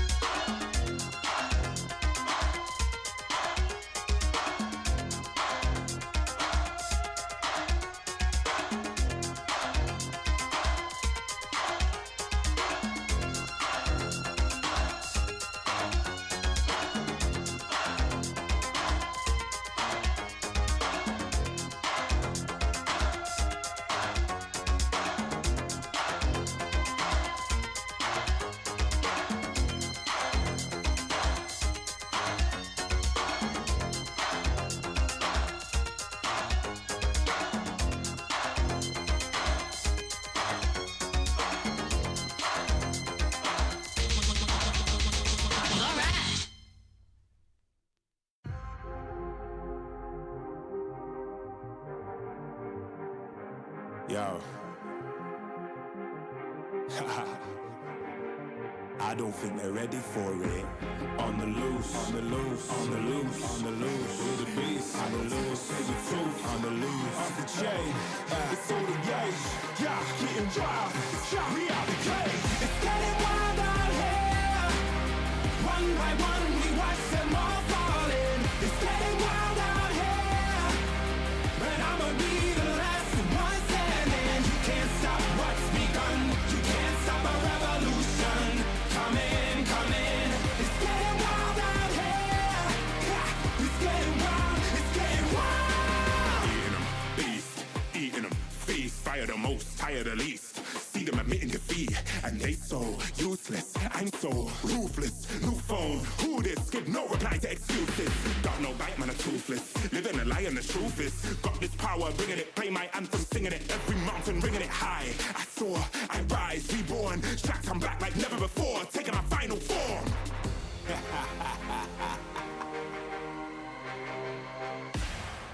Yeah, it's getting wild out here. One by one, we watch them all falling. It's getting wild out here. But I'ma be the last one standing. You can't stop what's begun. You can't stop a revolution. It's coming, coming. It's getting wild out here. Yeah, it's getting wild. It's getting wild. For the revolution. What? Waiting on an evolution. Yo. It's coming, coming. Yeah. If you wanna come and get some, Yo. nothing we can't overcome. Running, running. Sure as we rise with the sun, Yo. we will arise and become stunning, stunning. Watch for the revolution. You can't stop what's begun. It's coming, coming. Wait, It's coming, coming. wait, It's coming, coming. Just you wait, just you wait. Yo, yo, yo, yo, yo. It's getting wild out here. One by one, we watch them all falling. It's getting wild out here. Yo. But I'ma be the last one standing. You can't stop what's begun. You can't stop a revolution. Come in, come in. It's getting wild out here. Yeah, it's getting wild, it's getting wild.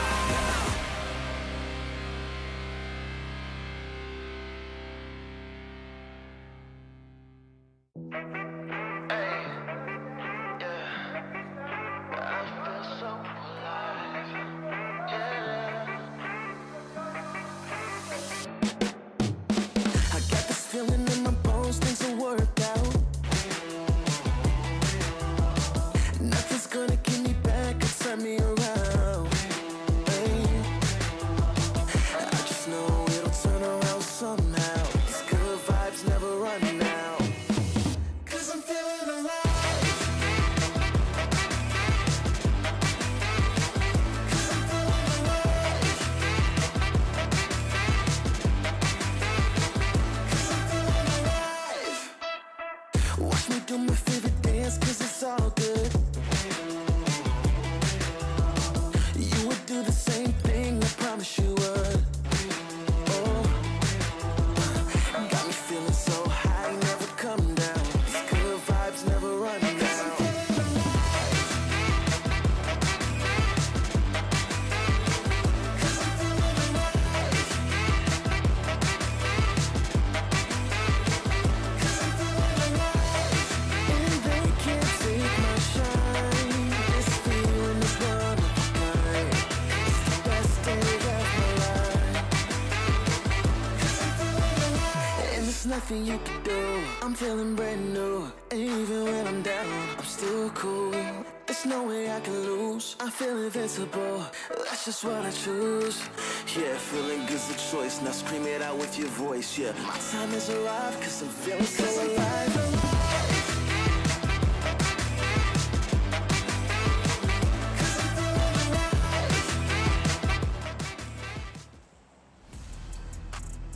Welcome back, everybody, as we get ready for match number 5. We are on the plane. We are ready. Let's get it going here. as we get ready for the last 2 matches of the day. Max, man, we're going into Miramar. What are your big expectations going into this one? Oh, vamos! Yes. No, okay. Vamos. I just wanted to get that one through. No, going into this one, I think a lot of the audience is going to be focusing their attention onto S2G, right? Because especially after how it went down in PMGO Season 1. But actually, I feel like the reason why they won those Miramars is because the circle was very kind to them, just like this last game. So it's good to see that S2G, if they gifted a circle, right, they're going to get some strong results in terms of eliminations, placement points, maybe even a chicken dinner. They did it the last game. They did it in PMGO Season 1. I want to see them get a strong Miramar win, Hot Jukes, when the circle just hates them, just hates their guts, and he just keeps moving away from them on the complete opposite side of the map. That is what I want to see from S2G. If they want to showcase that they have what it takes to be a global champions one day. And that day could be this Sunday if they make it work out. You're right. I mean, it definitely could be this Sunday. And let's see if they're going to be able to do it. Rebel got that SKS, trying to catch him out the vehicle. They want that point early on. Single tapping away, looking for that sneaky headshot. But yeah, not able to get it. They're going to go ahead and focusing on looting. Smart play. Oh, okay. Glider used up by TRE. Over Benny and Hoxie, probably just trying to get himself on the highway towards their main drop location of Ruins Trailer Park. They like to go over there. Usually it's quite away. It's pretty much the Zaki version of Miramar. They're trying to Right. get, so just stretching it, making it towards Trailer Park. They will be good to go. And actually, I do have a question for you right now. With Alpha 7, Okay. I said about how this team, technically, with their kind of results, they could miss out on being top 15 and not making it to the PMMI finals. Do you feel like there's still that potential? Because for me, I have not seen anything of value so far from Alpha 7. They're looking the exact same as they did back in PMGO Season 1, which scares me that we could be missing out on 2 global finals for Alpha 7 back-to-back. That would be terrible after winning PMGC. Dude, I don't think you're even slightly right. I think you're damn right. I mean, right now, Alpha 7 is in trouble. I mean, 18 points on the board. That is not going to be enough. Not going to be enough. No way. Especially considering that they're not playing in that final day of the group stage. It makes it that much more difficult. It really, really does, right? We've seen it happen so many times where teams get so many points and they think that they're safe, and then they end up getting bad beat by 1 or 2 points. There is a slight advantage in being in that last day and knowing exactly what you need to do in order to qualify or not, right? Yeah. And there's no worse feeling than just having to sit, watch, and just hope that you make it. You know what I'm saying? Especially when it's the last game and a team only needs like 4 points and they just barely get it. It's the worst. So, I mean, if you're Alpha 7, this squad, they've been around long enough. They know what time it is. You know what I'm saying? Mm-hmm. And it's time to put in some work. It really, really is. Otherwise, yeah, we might not see them make it in the finals. I do agree. I do know what you're saying, Hot Jukes. It's a bit of a bad time because they are in Group Red, just to rehash your point of earlier. They are not going to be playing the last day, meaning they are going to be... it's not really going to be a moving goalpost at that point because so many teams normally of Group Red might be in the bottom few teams that don't make it to the final. So if they do have a few amount of points the teams can easily overtake, that's going to be a really big target on your back that, okay, if we reach these amount of points, Alpha 7 are out, and our odds of qualifying to the finals instantly are just way higher. And you get rid of a team that could be a threat going into the finals, realistically, because they are your reigning PMGC champions. So they've got to be very cautious because a lot of teams would like to be known as the squad that took down Alpha 7. So just got to be a little bit more cautious and keep that in the back of your head. As Yangon, also a team that I'm hoping to see a bit more of, especially leading at PMWC. Come on, man, Yangon, we need to wake up. They've got some good engages earlier, but the fighting capabilities is just not there as of right now. Yeah, the other teams that are in that same boat as Alpha 7. Yangon Galacticos is one of them. They're even worse. They're in 14th place with 11 points. You got RRQ with 10 and 15th. And TIANBA, right, tied with Alpha 7 in 11th place. So all of these teams, this is a very, very important Miramar match for them, especially the next one as we watch Chief get into a little bit of a, I thought it was a 1v1, but it wasn't. Silent, sneaking on up very silently there from that side and taking out Tian. Yeah, that's quite unfortunate. They had a 4-man split down south, and they just sent one, Tian, up top on the mountain, and he gets spotted, and he can't really escape. I wish he had a vehicle. Did he have a car and I just didn't see it? Because I wish he just got in the vehicle and just got the hell out of Dodge, because he lingered in that area for way too long, and Furia just, well, we got the 2 off angles. That smoke is not going to save you, homie, and that's an easy point for them, so... LGD, bit of a head scratcher. Hopefully can try and resolve that going into their next Miramar. At least they will know FURIA is going to be over there in the vicinity. So you just got to be a bit more cautious. But I have been impressed. I will have to say in general today, I have been impressed with China. I feel like in the past, there's been like maybe one team from China doing well. Weibo last year winning the entirety of PMHI. But no, here we're seeing different names getting some good moments every once in a while. LGD, right? Thunder Talk got some themselves some good moments. Even K1 at the very start today on Rondo had an exceptional start. So I'm happy. I feel like China is definitely trying to get that Nova era back in PUBG Mobile Esports, which you love to see. I love to see it as well. I mean, we definitely seen them step up. LGD doing great. Like you mentioned, Thunder Talk as well. TIANBA, you know, they're down and out right now in 12th place, 18 points. Not the performance we're hoping to see for them, especially considering that they're in Group Red. Regnum Karia, though, losing players early on once again, Max. No way! Wild, though! That was wild. 1v2 gets the confirmation as well. See what they can do. The comeback. Yeah, I mean, with the ASM Abakan too, doing so much heavy lifting on that fight versus BTR. Now Loxy trying to go for the engage with the M249. Not having to reload, a bit of an advantage, but while that nade could be huge, it doesn't confirm Razak. He might be able to stick the res. Get him back on his 2 feet. But the second nade, come on, he's still going for the res. Is he going to get it in time? He does not. Razak dying in the loving arms of Razy. So sad to see. But Razy, you got to leave. It's nadeable. Why are you not moving? Ah, come on. He had 3 opportunities, Hotchix, for him to leave. And he's like, no, I can take it. And he couldn't take it. He couldn't, no. Yeah, I think what he thought was he saw that nade go so far to the left that he was going to nade in that same area. But the green smoke from the box gave it away exactly where he was. He's like, I'm going to throw it right there on that smoke. Yeah. And was able to get the confirmation. So beautifully done. Nice spotting there for Regnum Karia and a good comeback. Actually, Regnum Karia, I think loot-wise, weren't doing too good. And we did see Bigatron loot a loot truck earlier on in this game on phase 1. They had a FAMAS, if I'm not mistaken. I'm pretty sure it was a FAMAS. So Regnum get the points, right? What was that? 4 points on top of BTR. And also secure themselves airdrop weapons in that FAMAS. So they're going to be happy-chappy about that start on Miramar. But yeah, Bigatron. Yes, they are. Yeah, bit of a head scratcher for me. Sorry, Hodrix, to be completely honest. Yep. The fact that you get naded and you're like, I could take 2 more grenades. I don't understand. It's the old dinosaur strat, right? If I can't move, they won't see me. Unfortunately, did not work. It did not. It did not. And now they're out early, and that's tough because I mean they've had. I mean, in Erangel, man, these guys went crazy. They really did.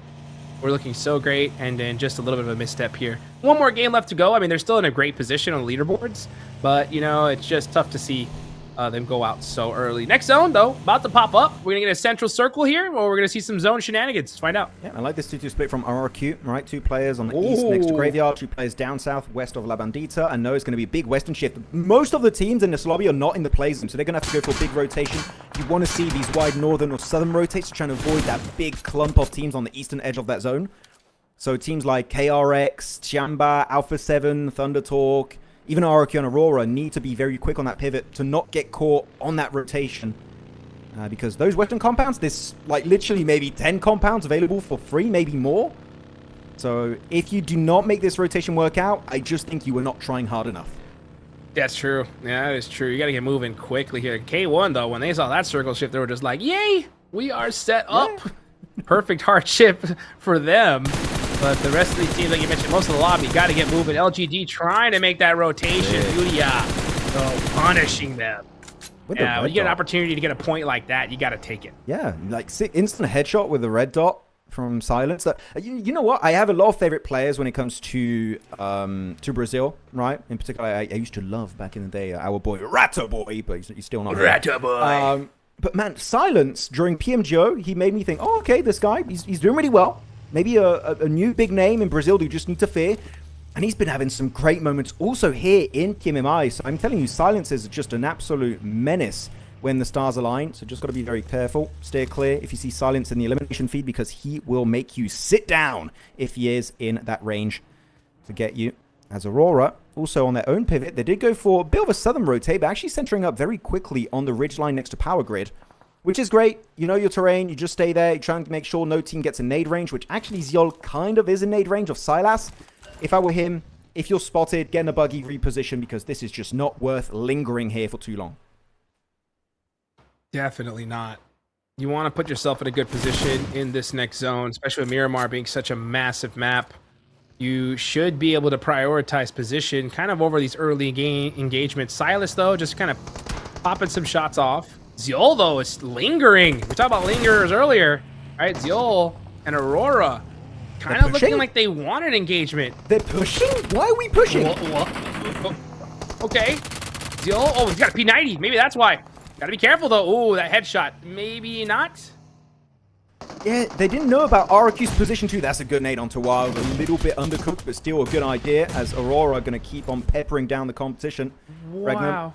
Got to be a bit cautious. Go for the reset, as Reefus also did get knocked, but it's still in a relatively resable area, so it shouldn't be too bad. But look in the back end. Wolf also got a sneaky angle as Top setting it solo on top of the mountainside. Everything seems like it's somewhat falling apart for Regnum Kara, though. I feel like they were just not expecting a fight this early on, and I understand why would a team commit on phase 2 for a fight in this area in particular. It just makes no sense, and Wild will get the angle to punish Top. That's a knock, instantly converted into a flush. Up to 5 eliminations. Wild left as a solo. And I'm going to say, Aurora taking a very unnecessary fight. Losing a player at this stage, the odds of that chicken dinner is going down significantly. But the nade is perfect, and Ziol eliminates all of Regnum Karia. That is 3 points headed the way of the Mongolian super team. And Regnum Karia out. 14th place. Not going to cut it. I mean, this is dead center of the zone, and I think that they just wanted to hold it no matter what and just kind of keep them away. But man, exactly, right? Still, it is such a risky fight. Easily could have been third party. Lucky for them, it didn't happen. But Aurora end up losing one and take out Regnum Karia.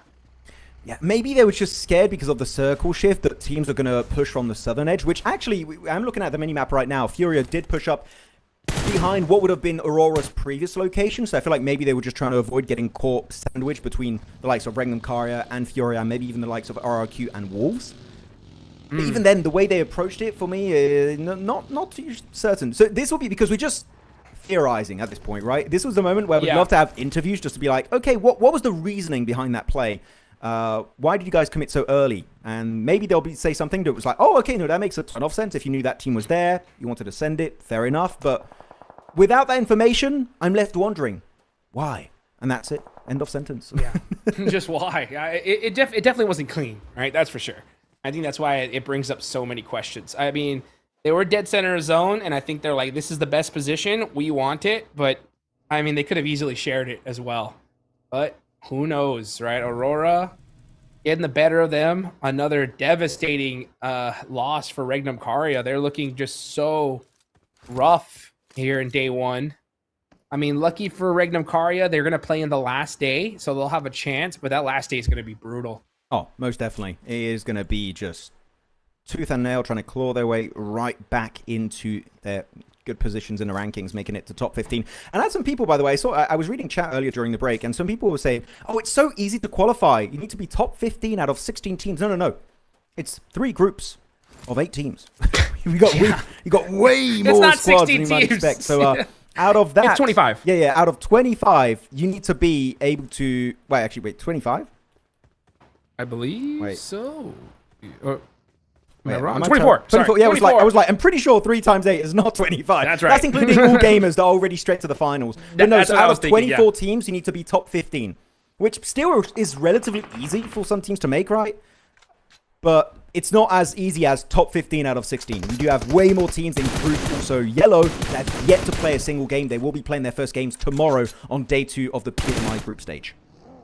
Yeah, not to mention them. We still got some other monster squads reaching into the game here next time. We're going to see Weibo Wolf as well, looking to dominate and take that top spot in Turkey. As Regnum Karia fall out early here. Aurora holding that central position. They're down 2 now. So it's just Reefus and Ziol. They're going to have to back off, I think, a little bit here. Just kind of bide some time. Yeah, just trying to survive. Young Galacticos, this is their game, honestly. They need it so bad. They are in 15th place. They got a central position. Everybody up. They need this win. I just need more aggression from Yangon. They've showed sometimes just sparks of aggression. Like, oh yeah, commit to it. And then they just kind of think of another option, and they just go for that option instead of just trying to commit to a fight instead. So I feel like that is still something that, even when they won PMWC, I was like, I wish I saw more aggression from this roster.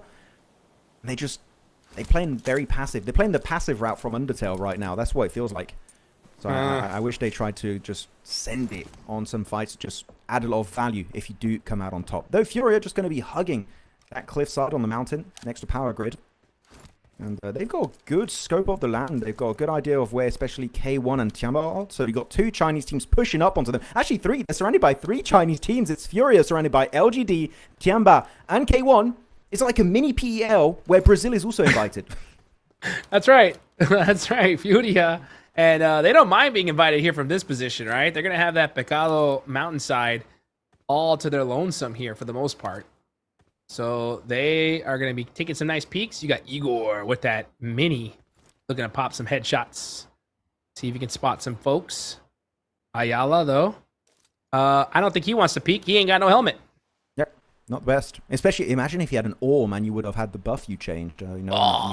Instant elimination. I wish I would have seen the chat's response. I think everybody had to agree. It's a great idea. I saw a lot of ones. Awesome to watch. Way more ones than twos. What was one agreeing or disagreeing? I don't remember. One was agreeing. One was agreeing. Okay, so people agree with your orb buff in, like, at least most people did. So, okay, you might be cooking. I might be in the minority here, and that's fine. We do need to make the orb meta in some way.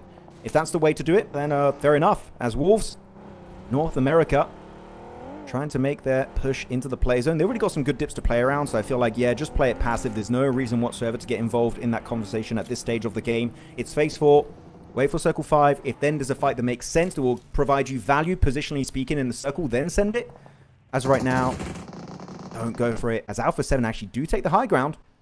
Elementrix, in nade range, I would recommend repositioning with your teammates. That is not a good spot to remain in. Oh, here comes Carrillo down on the buggy. This is the time to get him.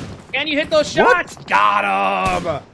Beautifully done. Gets the confirmation as well. They're going to definitely thirst that. Let's see what they do as far as to be able to handle Alpha 7. Nice nades from them. That's another good one. Oh, just a little bit off the mark. Elementrix trying to throw some util of his own to buy some time for the rest of his squad to get into this fight. But it looks like we are going to definitely see this battle ring out between Alpha 7 and Wolves. I mean, after Alpha 7 do such a big mistake like that, yeah, of course, even if you're Wolves, just go ahead and punish it. You're in a 4v3 scenario, then a very nadeable position, denying their vision with that smoke. Might as well do it, though. You've got to be careful, Elementrix. Don't go too far alone. Wait for your squad to back up that play. Elementrix does get dropped eventually by Revo. It's not the way to work it out. That is, now they're doing a throw of their own, it seems. Definitely not the way to execute it. Nade, good damage maybe on some of the members of Wolves. Nope, does not connect, and it will be Slonic to get it done with a Grenada right now onto Guizao. Second nade, trying to get onto Revo. That's the flush confirmed. Nicely done, but the backup nade is there too. This fight, I would say it had no reason whatsoever to begin in the first place, but the execution, especially from Carrillo, who's just beelining it for that solo player, a bit of an oddity to me. I'm not sure why Carrillo decided to try and go for such a Hail Mary push when it was just not worth it, and the execution was just not there. I agree. I understand why the fight's ringing out now. I mean, they're on the edge side. Now and it makes sense, the chance of getting, third party is so low, but that early drive up was wild. I don't know if you didn't know they were there and tried to scout, but they should have known, that's for sure. So take a look at S2G Lost, taking out KRX here. Hoxie putting up a little bit of a fight, and I think get some eliminations as well. That's going to leave S2G down to 2 players, Lost with 3 eliminated so far. And yeah, Wolves just not able to finish out this fight properly, and it's just necessary up left.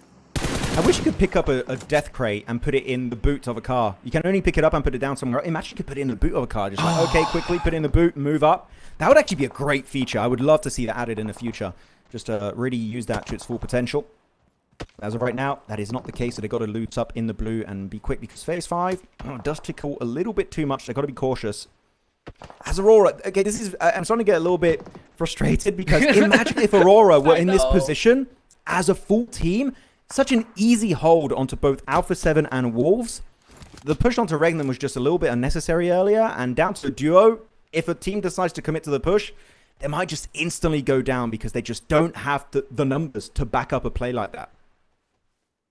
So tough to see, especially for the side of Aurora. I mean, they're dead pretty much in the center of this lobby. They're 7th place right now, 27 points. Wolves right below them with 25.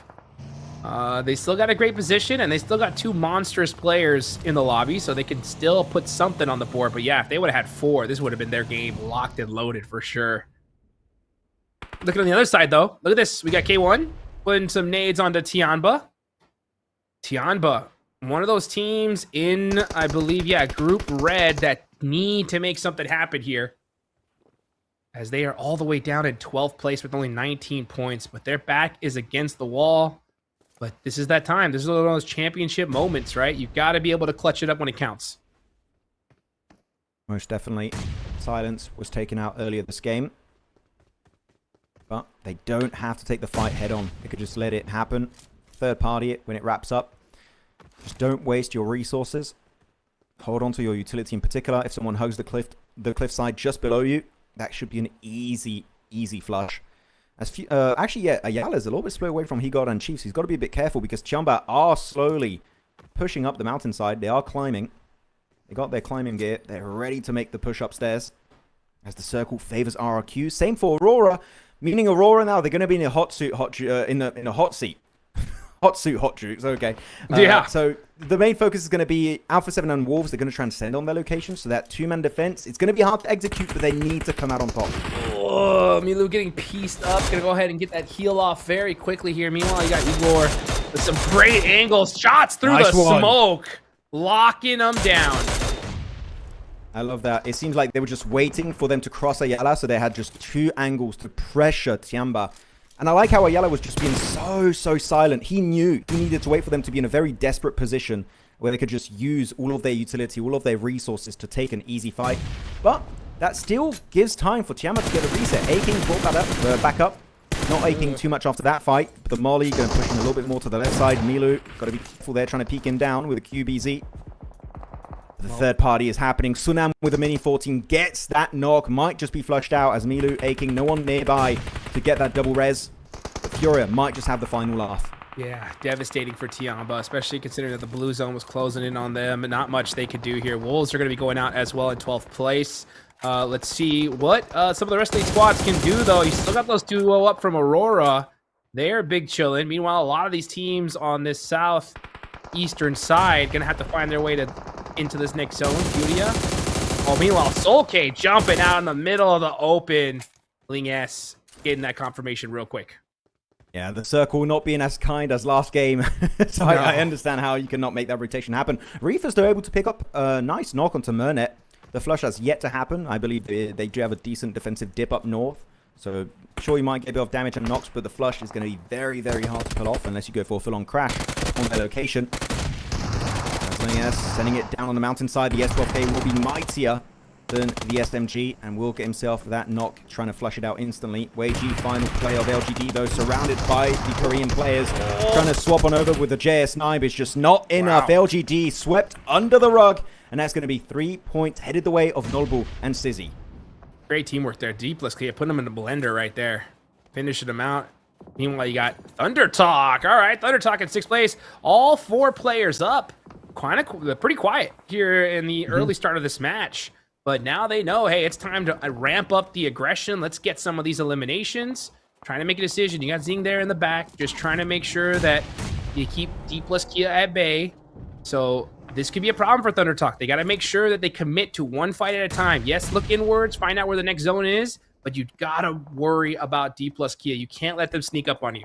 I mean, this is a great circle for D plus Kia and FURIA because the circle is kind of cutting through that mountain southeast, and it means your odds of getting backstabbed are almost 0, right? No one's going to try and go for a wide rotation on the east, especially when the terrain is that rough, where the vehicle is going to take you ages, and the tick damage of phase 6 going to phase 7 is insane. So this circle, it's a good time for D plus and FURIA to start sweeping from the edge inwards.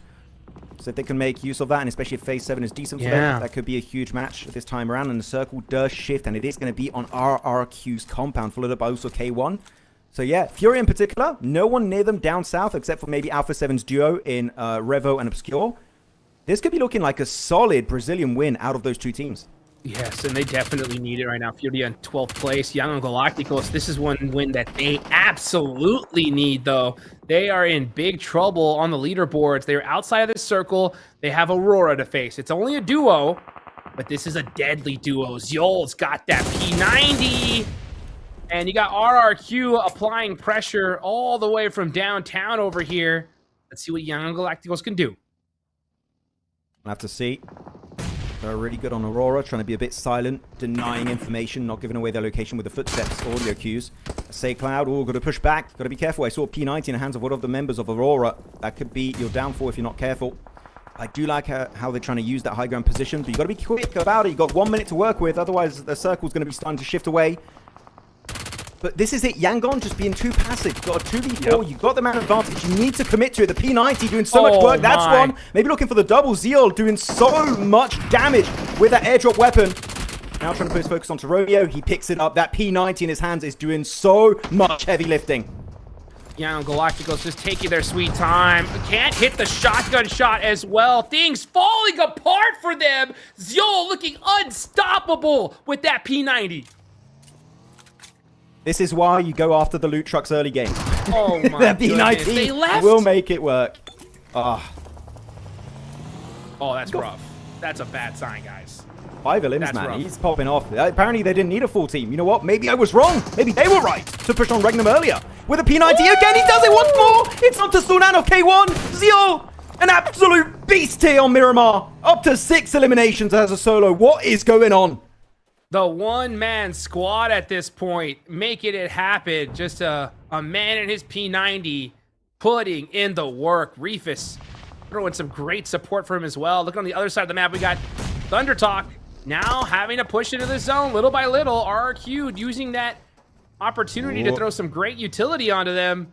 Can they get the finish? Oh, look at this angle. Janfoss. Oh, beat it up. He doesn't have a nade. If he had a nade, man, that would be so bad. Oh, his teammate's got a nade, apparently. That's a wake down for the count. Following up. Oh, he's got no nades. No Pecco, too. Yep. He's got himself the JS9, though. And the Scar loadout. And Thunder Talk, just like, yeah, we're going to try and leapfrog that position. Try and get the hell away from Gemfoss because that angle is just too damn oppressive. And you know what? They make inside the buildings, meaning Gemfoss can't get involved as much as he would really like to in that position. Shot. Thunder Talk falling down like flies. Is down to AJ and Sitting. Sitting, going to go for the first aid. Hoping to survive as Lepar showing his back. He gets one shot. No, he misses it. You need to get the elimination. Sitting. What was that about? What are you? It looked like he shot him straight in the back and somehow maybe the pan survives. Meanwhile, yeah, Thunder Talk completely gone. RRQ super fortunate there and at the perfect time. These guys are in 15th place. They need all the luck they can get. Looking back, I think maybe the pan tanked it a little bit there. Oh, the pan. Yeah, it maybe tanked a few, but I didn't see if he had a pan, but it's the only thing that makes sense because that looked square onto him. Square on. Oh, Jetboss. Really good trying to use out of the sky. Yeah, good trying to use a bit more elevation here. I do like the attempt from RRQ, but that's it.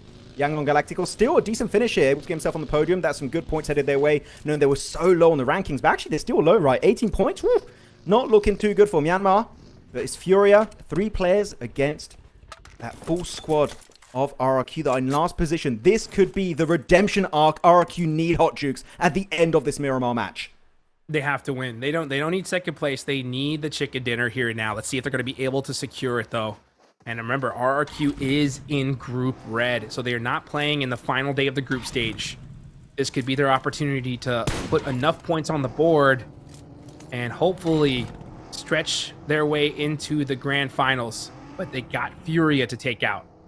4v3 situation. Furia has the cover. RRQ are sending it with vehicles. They are getting into their fight. Furia goes down to the play zone.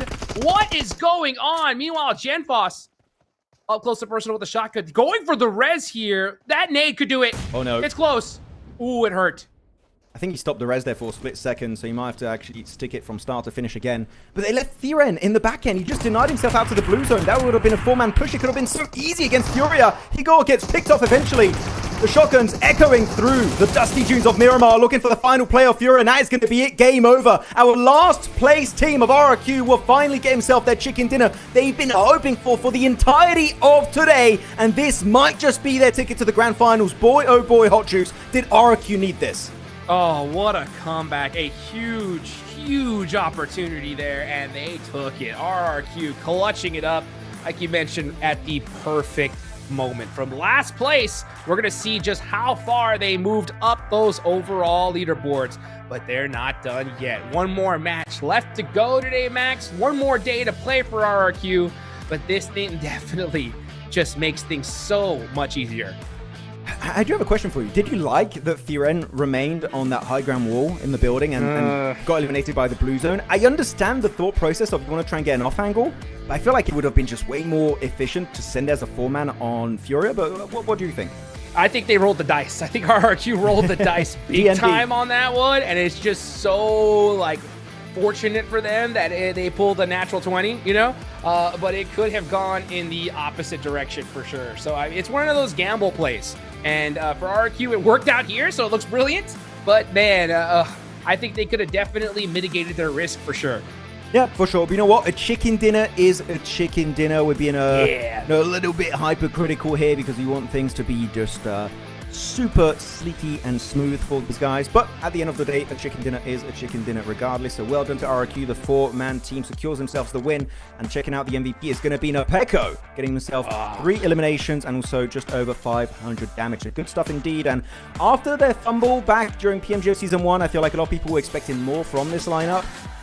Here, this chicken dinner, I hope it's just going to give them more confidence for their next, 7 games now they have left to play, for them to maybe be in the top 15 at the end of the group stage. Man, I like that picture there from Narpeko. Look at that. He looks like he's about to throw down, or he actually did. He threw down a domain expansion MVP right there. You know, he'll take that all day long. So 3 eliminations, 515 damage. I like that team contribution metric as well. So beautifully done for them. And again, right at the perfect time. Look at them. They were at 10 points. 10 in the first 4 matches. This definitely kind of puts them in the running here. As this Miramar match early on, man, we saw a lot of players getting eliminated on rotation. Yeah, this fight though. Yeah, it's not Satoru Gojo anymore. It's PECO Gojo. Okay, that's what it is. But yeah, this fight, bit of a head scratcher for me, not going to lie. Especially, I do not understand why Carrillo, when pushing onto walls, he just tried to eliminate a player with the buggy. But as you saw, Hodrix, he just went in a straight line. That was the easiest shot. Even I would have hit that. You know, right. If I would have hit it, you're probably doing something wrong. So Carrillo, I feel like just got a little bit overzealous, a little bit overconfident, and should have really thought better of it. So that was a bit cautious. As, yeah, this fight in particular, man, the P90 in the hands of Ziol, an absolute menace. That is a player that you do not want to give an air shot weapon. The pen. It was the pen. It was 100% the pen. Oh my gosh. This is why you loot the pan, guys. You might be saying it's useless. No. It can tank bullets if you use it right and show your back to an enemy. It is so good. Oh my gosh, you got a back massage right there. That was square. Oh, that felt nice. On the low back. That is crazy. Wow. I mean, what a way to finish things out. I mean, it just worked out for RRQ. They take those all day long. At 7 eliminations, 10 placement points, going to net them 17 points. A great game for them. And again, they had 10 going into the second to last one. With one more match to go, it's time to put some good points on the board, and you should be feeling a little bit comfortable going into tomorrow. Yeah, 170% of their points before this game they've done in that final match of Miramar. So good execution, RRQ. How close are they going to be to top 15? I feel like they might just be on like, you know, the cusp of what could be the point threshold in top 15. So we'll see if that chicken dinner is going to be the one to push them to the later stages of PMMI 2026.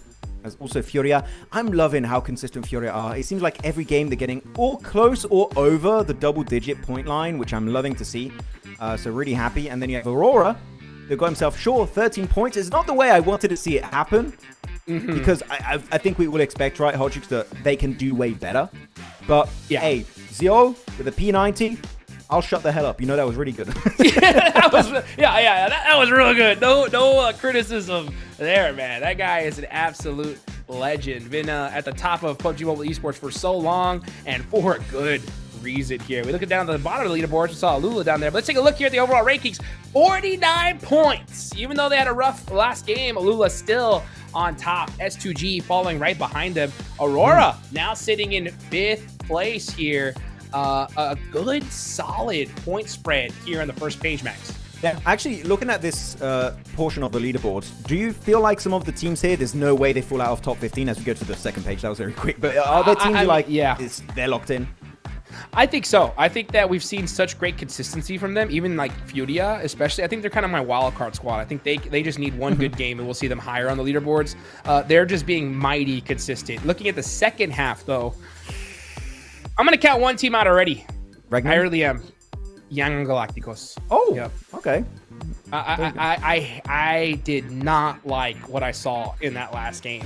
That 4v2, they're just showing way too much hesitation for me, Max. You know, like you mentioned, you know, we see them err on the side of passiveness, and now I agree 100%, but just way too much. I mean, losing that 4v2 against Yol when they needed this game, it's just so rough. It's gonna be hard to come back from that. I'm super surprised that when they were encountering a fight with the duo of AURORA and you hear the P90 in the hands of Zyol, that they were not willing to or just commit and try and overwhelm that P90 player fully, or fully retreat because you hear the P90. But instead, they just stay in that dip, not looking to move or do anything of value. And they just give 3 points. Generally, it felt like 3 points headed the way of Zyol, and because of that, he does become our top four best fragger of the tournament so far with those 10 elims. But yeah, indecision, lack of aggression. I need to see way more from this Myanmar-based team if they want to try and get up in the top 15. And there you go, top damage dealers also after our 5 games. It's gone by so quickly today, feels like Hodges. But QZZ from TIANBA will be the lobby leader, and Quick is right behind him, maybe looking to reclaim that #1 position after match number 6 on Miramar. Man, QZZ, just a straight monster. Just watching his gameplay, you can tell this guy is just no joke. I mean, such tight peaks, hitting every single shot. Makes sense why he's on the top of the damage board. And you know, I'm going to be clear again, right? There's plenty of time for Young Galacticos to come back, and I hope they change things. But just after that match, it's showing a trend for me.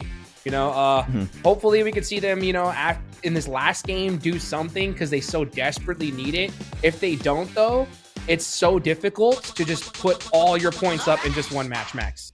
Oh yeah, one day. most definitely. Yeah. Well, that's it, guys, here for match number 5. One more left to go. We're going to be taking a quick break, and then we'll be back for the final match here of day 1 of the PUBG Mobile Macau Invitational.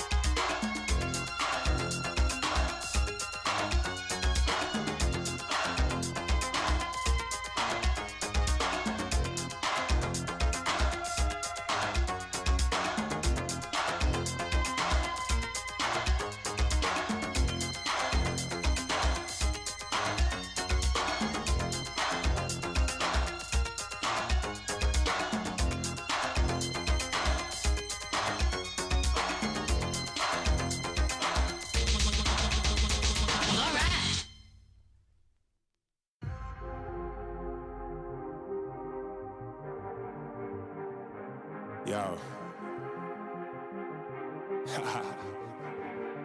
I don't think they're ready for it.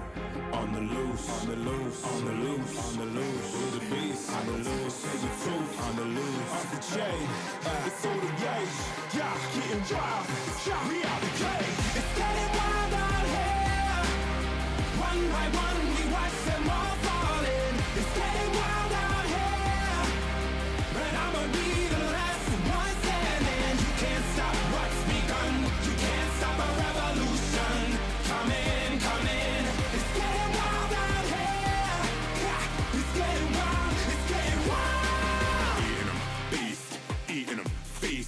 most, tired the least. See them admitting defeat, and they so useless. I'm so ruthless. New phone, who this? Give no reply to excuses. Got no bite, man, I'm toothless. Living a lie and the truth is, got this power, bringing it. Play my anthem, singing it. Every mountain, ringing it high. I soar, I rise, reborn. Strapped, I'm back like never before. Taking my final form.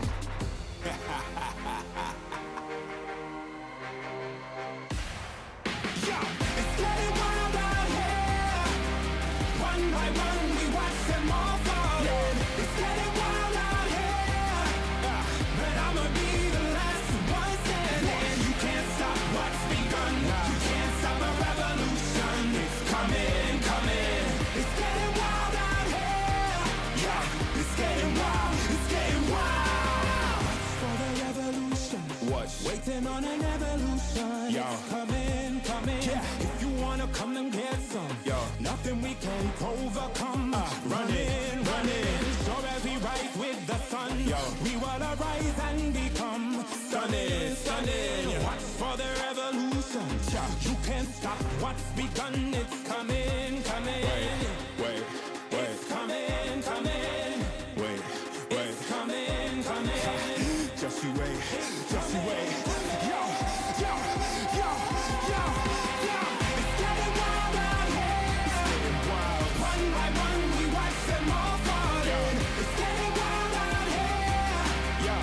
But I'ma be the last one standing. You can't stop what's begun. You can't stop a revolution. Coming, coming. It's getting wild out here. Yeah. It's getting wild. It's getting wild.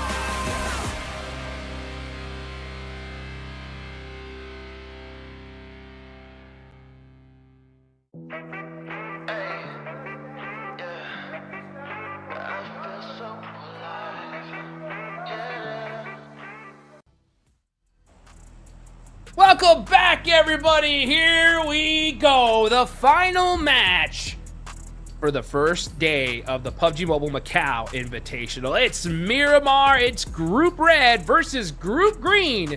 Will these teams on the bottom clutch it up and rocket launch themselves on the leaderboards, or will those teams on the top continue to dominate? Let's find out. You can't see because we're not on camera, but I got my hands together praying that Regnum Karia will do something this game. So I need it. I need Keep Regnum all to... 4 players up. Stop losing a player early. Like, come on. I'm sorry to say, but in my opinion, Silas is one of the best IGLs in the world, right? Been so consistent over the years, has won global titles, right? The man has done everything, right? And the fact that in PMMI, they haven't got a single placement point, not even talking about the fragging power that's just been so lackluster today, but with one of the best IGLs, we have yet to see a single placement point from this roster is just mind-boggling. So Regnum Karia, I don't know what is going on.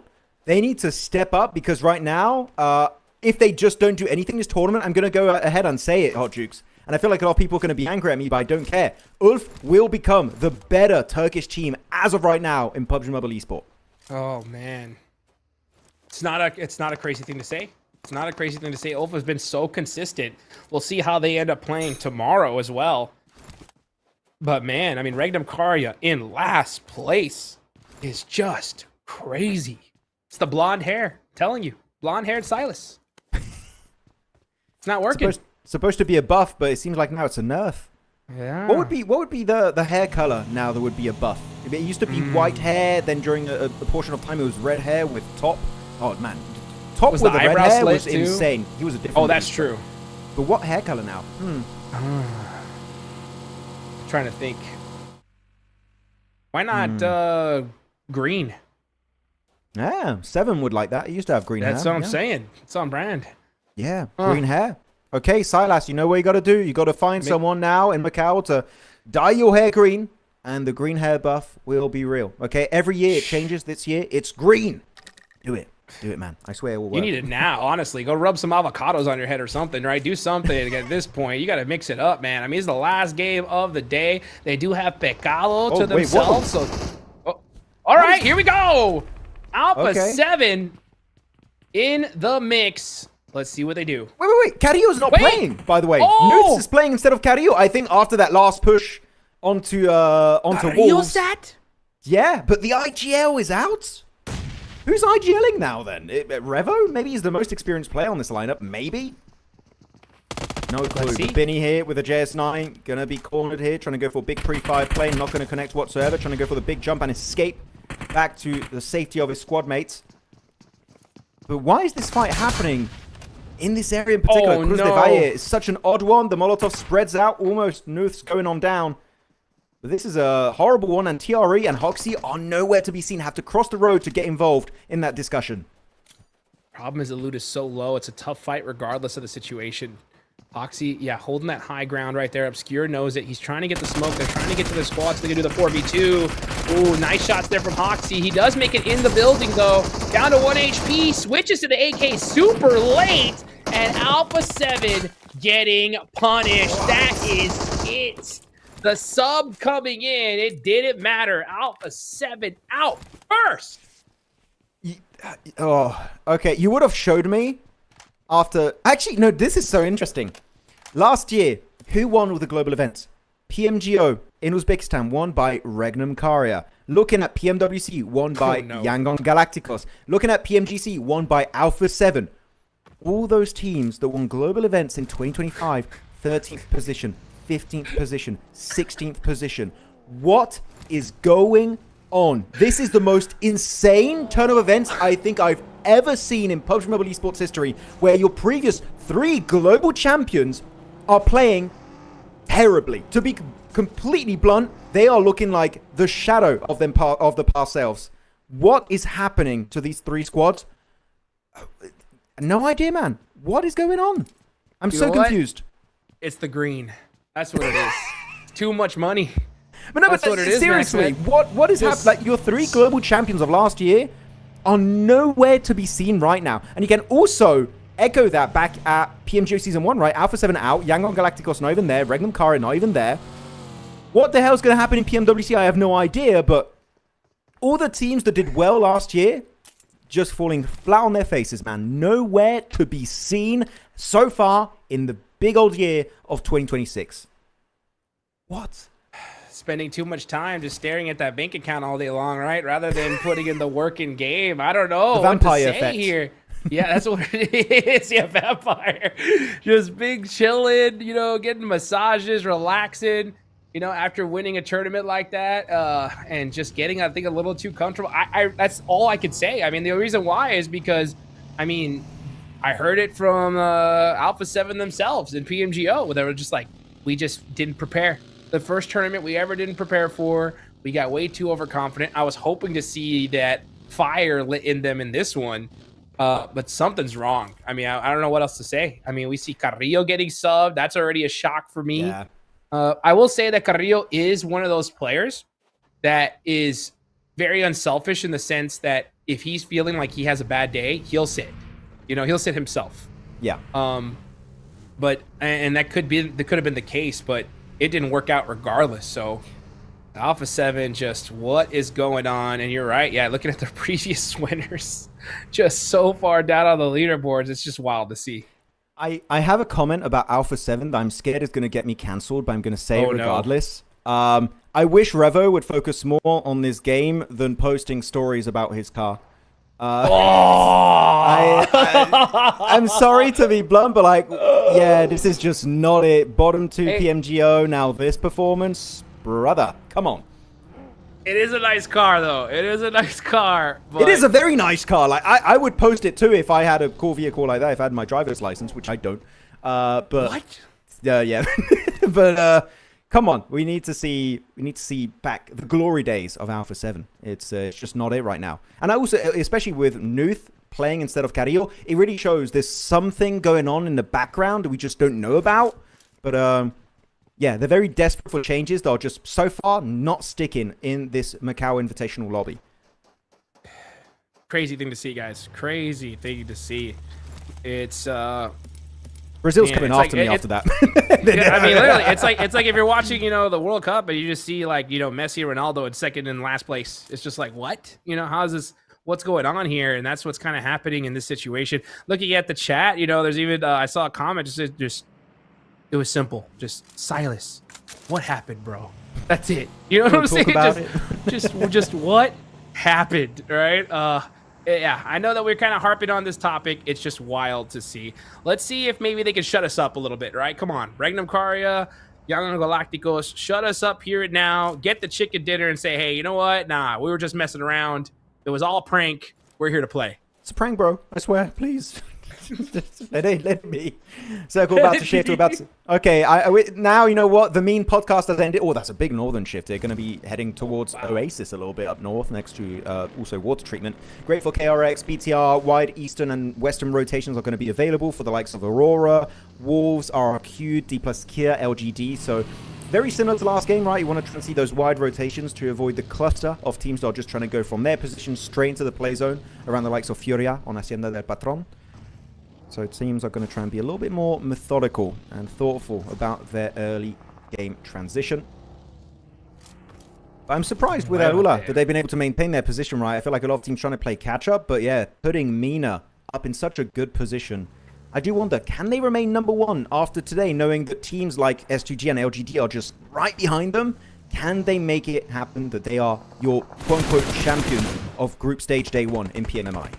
I hope so. I think that if you're AURORA, you want to finish the day really strong because you never know what's going to happen in your next day of performance going up against a totally separate group. So if you could just dominate, put up so many points that you're locked in on just day one. I mean, I'm pretty sure they already are.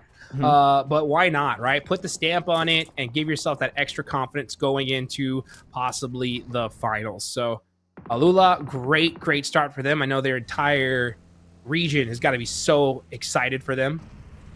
And it's good to see some of these other teams that we were kind of wondering, had a little question marks about, put some performances up. S2G, look at that. Second place, 48 points, looking good. Yeah, I mean, telling us clearly, hey, Miramar, sure, it's our best map back in PMGO Season 1, but we can also do it on Erangel, and they did it earlier with that chicken dinner. And I think that especially the way they played that game was just beautiful. I'm even thinking of making a video on that because it was just so well executed when you have a position like that. They did every single right step to convert that position into an actual decently high elimination-focused chicken dinner. So S2G definitely showing up massively. Also outdoing the boys of Regnum Caria, which, what is going on there? No clue, still no idea. All right. But there's still time. There is still time to make it happen. Jumping up from 16th place up to 15th place when you also have the group's yellow joining the equation. It's not impossible, but with this kind of performance, it's, I would say, unlikely for sure. It's not looking good. That's for sure, right? And it's so crazy because, you know, when you see a team like that, you know, we're always going to err on the side of like, if any team could do it, it's them, right? It's just, why put yourself in such a tough position? And with how they've been playing so far, it definitely raises up some serious questions. The same thing with Young Galacticos, right? I mean, after seeing that last game, just making some, just losing that 4v2 was made me just think like, all right, something is severely wrong. It's just wild to see. Next zone is popping. The Alpha 7 fight just went live, and it looks like people are agreeing with my too much money theory. But you know what? It's fine because they're trying to make some more money as the zone goes on up, and look who is dead center. You know what? This has been a bit of a depressing early game. You know what? Let's try and be a bit more joyful. Yeah. It's just been negative point after negative point. We're going to turn it up to 11, guys. Sorry about that. We just very surprising day that's happening right now on our screens. But talking about positives, right? FURIA doing so many good games here today. 31 points total. Going to try and maybe convert himself an actual chicken dinner. They were just shy, missed out on that previous one, lost it to the hands of RRQ. We'll see if they can redeem it on the second game of Miramar. As a not bad position on the east, good high ground spot, good compound, keeps them hidden. They could just peek with that third person perspective, and especially silence. We saw what that guy can do at the mid to long range with his M4. He's got the 6x scope ready to go at a moment's notice. So definitely want to respect it, not peek it, which TIANBA will be avoiding as much as possible. Oh, RQ. Oh, and Top going to be having a bit of a clash, and Top will get knocked. Top getting knocked, but he should be able to get rezzed here. I think he is in a safe location, from what I can tell. Yeah, okay, so he's going to get rezzed. Regnum Caria throwing out a lot of util here for a very tough spot in this circle. It is semi-central, but not a lot of cover. They're going to lose all their vehicles here. This is one of those spots that you're just hard committing to. Like, you're like, I'm going to stay here, and we hope the zone just locks on this position. It's no good hiding spots for your vehicles. Chances are, one bad off angle, and you lose all your vehicles. You pop 1, 2 wheel per car, boom, done. You're just, as you said, you're stuck in that location. So only smokes can make it work out. Yeah, don't even peek. Just stay there. Just cross your fingers and say, please circle, come our way. Otherwise, we just lose this game. That's what Regnum is hoping for. And again, for an IGL like Silas, I'm kind of surprised they're going for such a risky early send when you literally need the circle to favor you if you want to get anything of value done that game. So I'm still, scratching my head at that. I'm scratching my head so much today. I think I have a bald spot on the top of my head. The hair's gone. It's disappeared. I don't blame you, man. I mean, you wild even then in that shack. Like, I understand. Like, you could take some shots if you know, like, you have a chance of getting the knock and thirst. But otherwise, you shouldn't even be looking at all. You don't want to lose a single amount of that armor because you're not getting any more for the rest of the game, for the most likely. So just play it extra careful. Hope the zone comes to you, and then you can make something happen. So that's going to be the strategy for Regnum Karya. Bigatron, though, are dead central. They're looking really good. Anything else stand to you as far as positionally wise, looking at the map? I like that we have a few teams around Oasis up north, right? You have S2G, they got a 2-2 split, which it seems like actually, it's not 2-2 split. It's Yangon. Sorry, they're same color. So I got very, like, 2 purple teams, players, same team. No. Yangon are purple, and so are S2G. But they're going around the northern edge in Oasis next to D plus Kia. I feel like that's an interesting rotation. You don't see teams usually go around Oasis that much, so it's a very interesting terrain you just don't see in esports that often. I think the last time I saw one was in a regional tournament last year, but it's very, very rare, as they will maybe have to push up onto D+, right? The circle is kind of forcing them down south in that overall direction. So S2G's just got to be a little bit more thoughtful about what the next step is going to be. Ooh. And this is a tough fight here. Yeah, and talking about SG, I do wonder if they have their owner, Baris G, doing a watch party. He's always doing the watch parties for his team. It's so hype when he's doing his watch parties. So I'm sure he's very happy with the current performance of S2G compared to PMGO Season 1. Definitely. You got to be so excited here. Rifa's going to get a knock on the K1. Oh, and BTR going to get a second knock on the K1. So K1 getting punished, most likely on rotation. AJ, though, getting caught in the open, hitting that left and right, hits the laydown and survives for just a second longer, but goes down anyway. QZZ, and he does not let those slide, that's for sure. Yeah, there's so many players that have like QZ, QXZ. I never know how many Z's I have to pronounce in there. QZZZZ, then you have QXZZ. I do not. It's too many Z's. I'm getting confused. And if you ask John and Blank, they'll say Z. I don't know. Yeah. Maybe we need Silas Z. Maybe that's the difference. Ah, you know? The more Z's you have in your name, the more powerful you are. Okay, Silas Z would be insane. Or Silas spelled with all Z's instead of S's. Silas. Silas? Silas. Yeah. I feel like I have a list when I'm saying that. Okay, Wolves going to be looking for the Camille to Al-Ula, our current lobby leaders, down to 2 players. Down to now, actually just one is going to be Yasa, and I would say, yeah, abandon ship. It's not worth it. The Titanic is sinking. Just leave the vicinity. It's not worth encountering. Wolves out in the blue zone. Just try and survive. Get a few placement points. Maybe a few limbs here and there as a solo. It would be worth it. Could maintain you up in the rankings in number 1. Has lost of SPG with MCG and Kamikaze looking for the entry point. They do find D+. Sizzy is out for the count. Fabian Noble a little bit too far away for true backup on that location. But Chips does get Kami. And that's going to really lock down S2G in that building. They just can't escape. They are surrounded by the Korean players. Yeah, they're not leaving that building anytime soon. They're going to have to fight their way to victory. Necessary. Been a great player so far for the Wolves. We've seen some very phenomenal plays from him. But now he's going to have to make something happen with himself and Elementrix as they look to possibly get in a vehicle and try to find a spot in this next zone. Single player from Alula going to try to do the same. Uh-oh, he sees a crate. He said, I'll take that. I need it. What does he get? Why not? What does he get? Oh, never mind. Psych. Out of there. He knew there was a team behind him. That's why he was like, yeah, not worth it. I'm just going to try and reposition. He finds himself a little shed, and he gets prone in time. Nicely done. But again, a team is going to be behind. It's going to be Wolves. So, smoke. These windows are so big, I don't think that smoke is going to do much for you, but he does try. It might keep him alive just a few minutes longer. Yeah, now we're going to see Wolves take that crate. Elementrix, what does he get? Level 3. Is he going to find a weapon? He's thinking about it. He's thinking about it. Ooh, oh, FAMAS. Okay. Oh.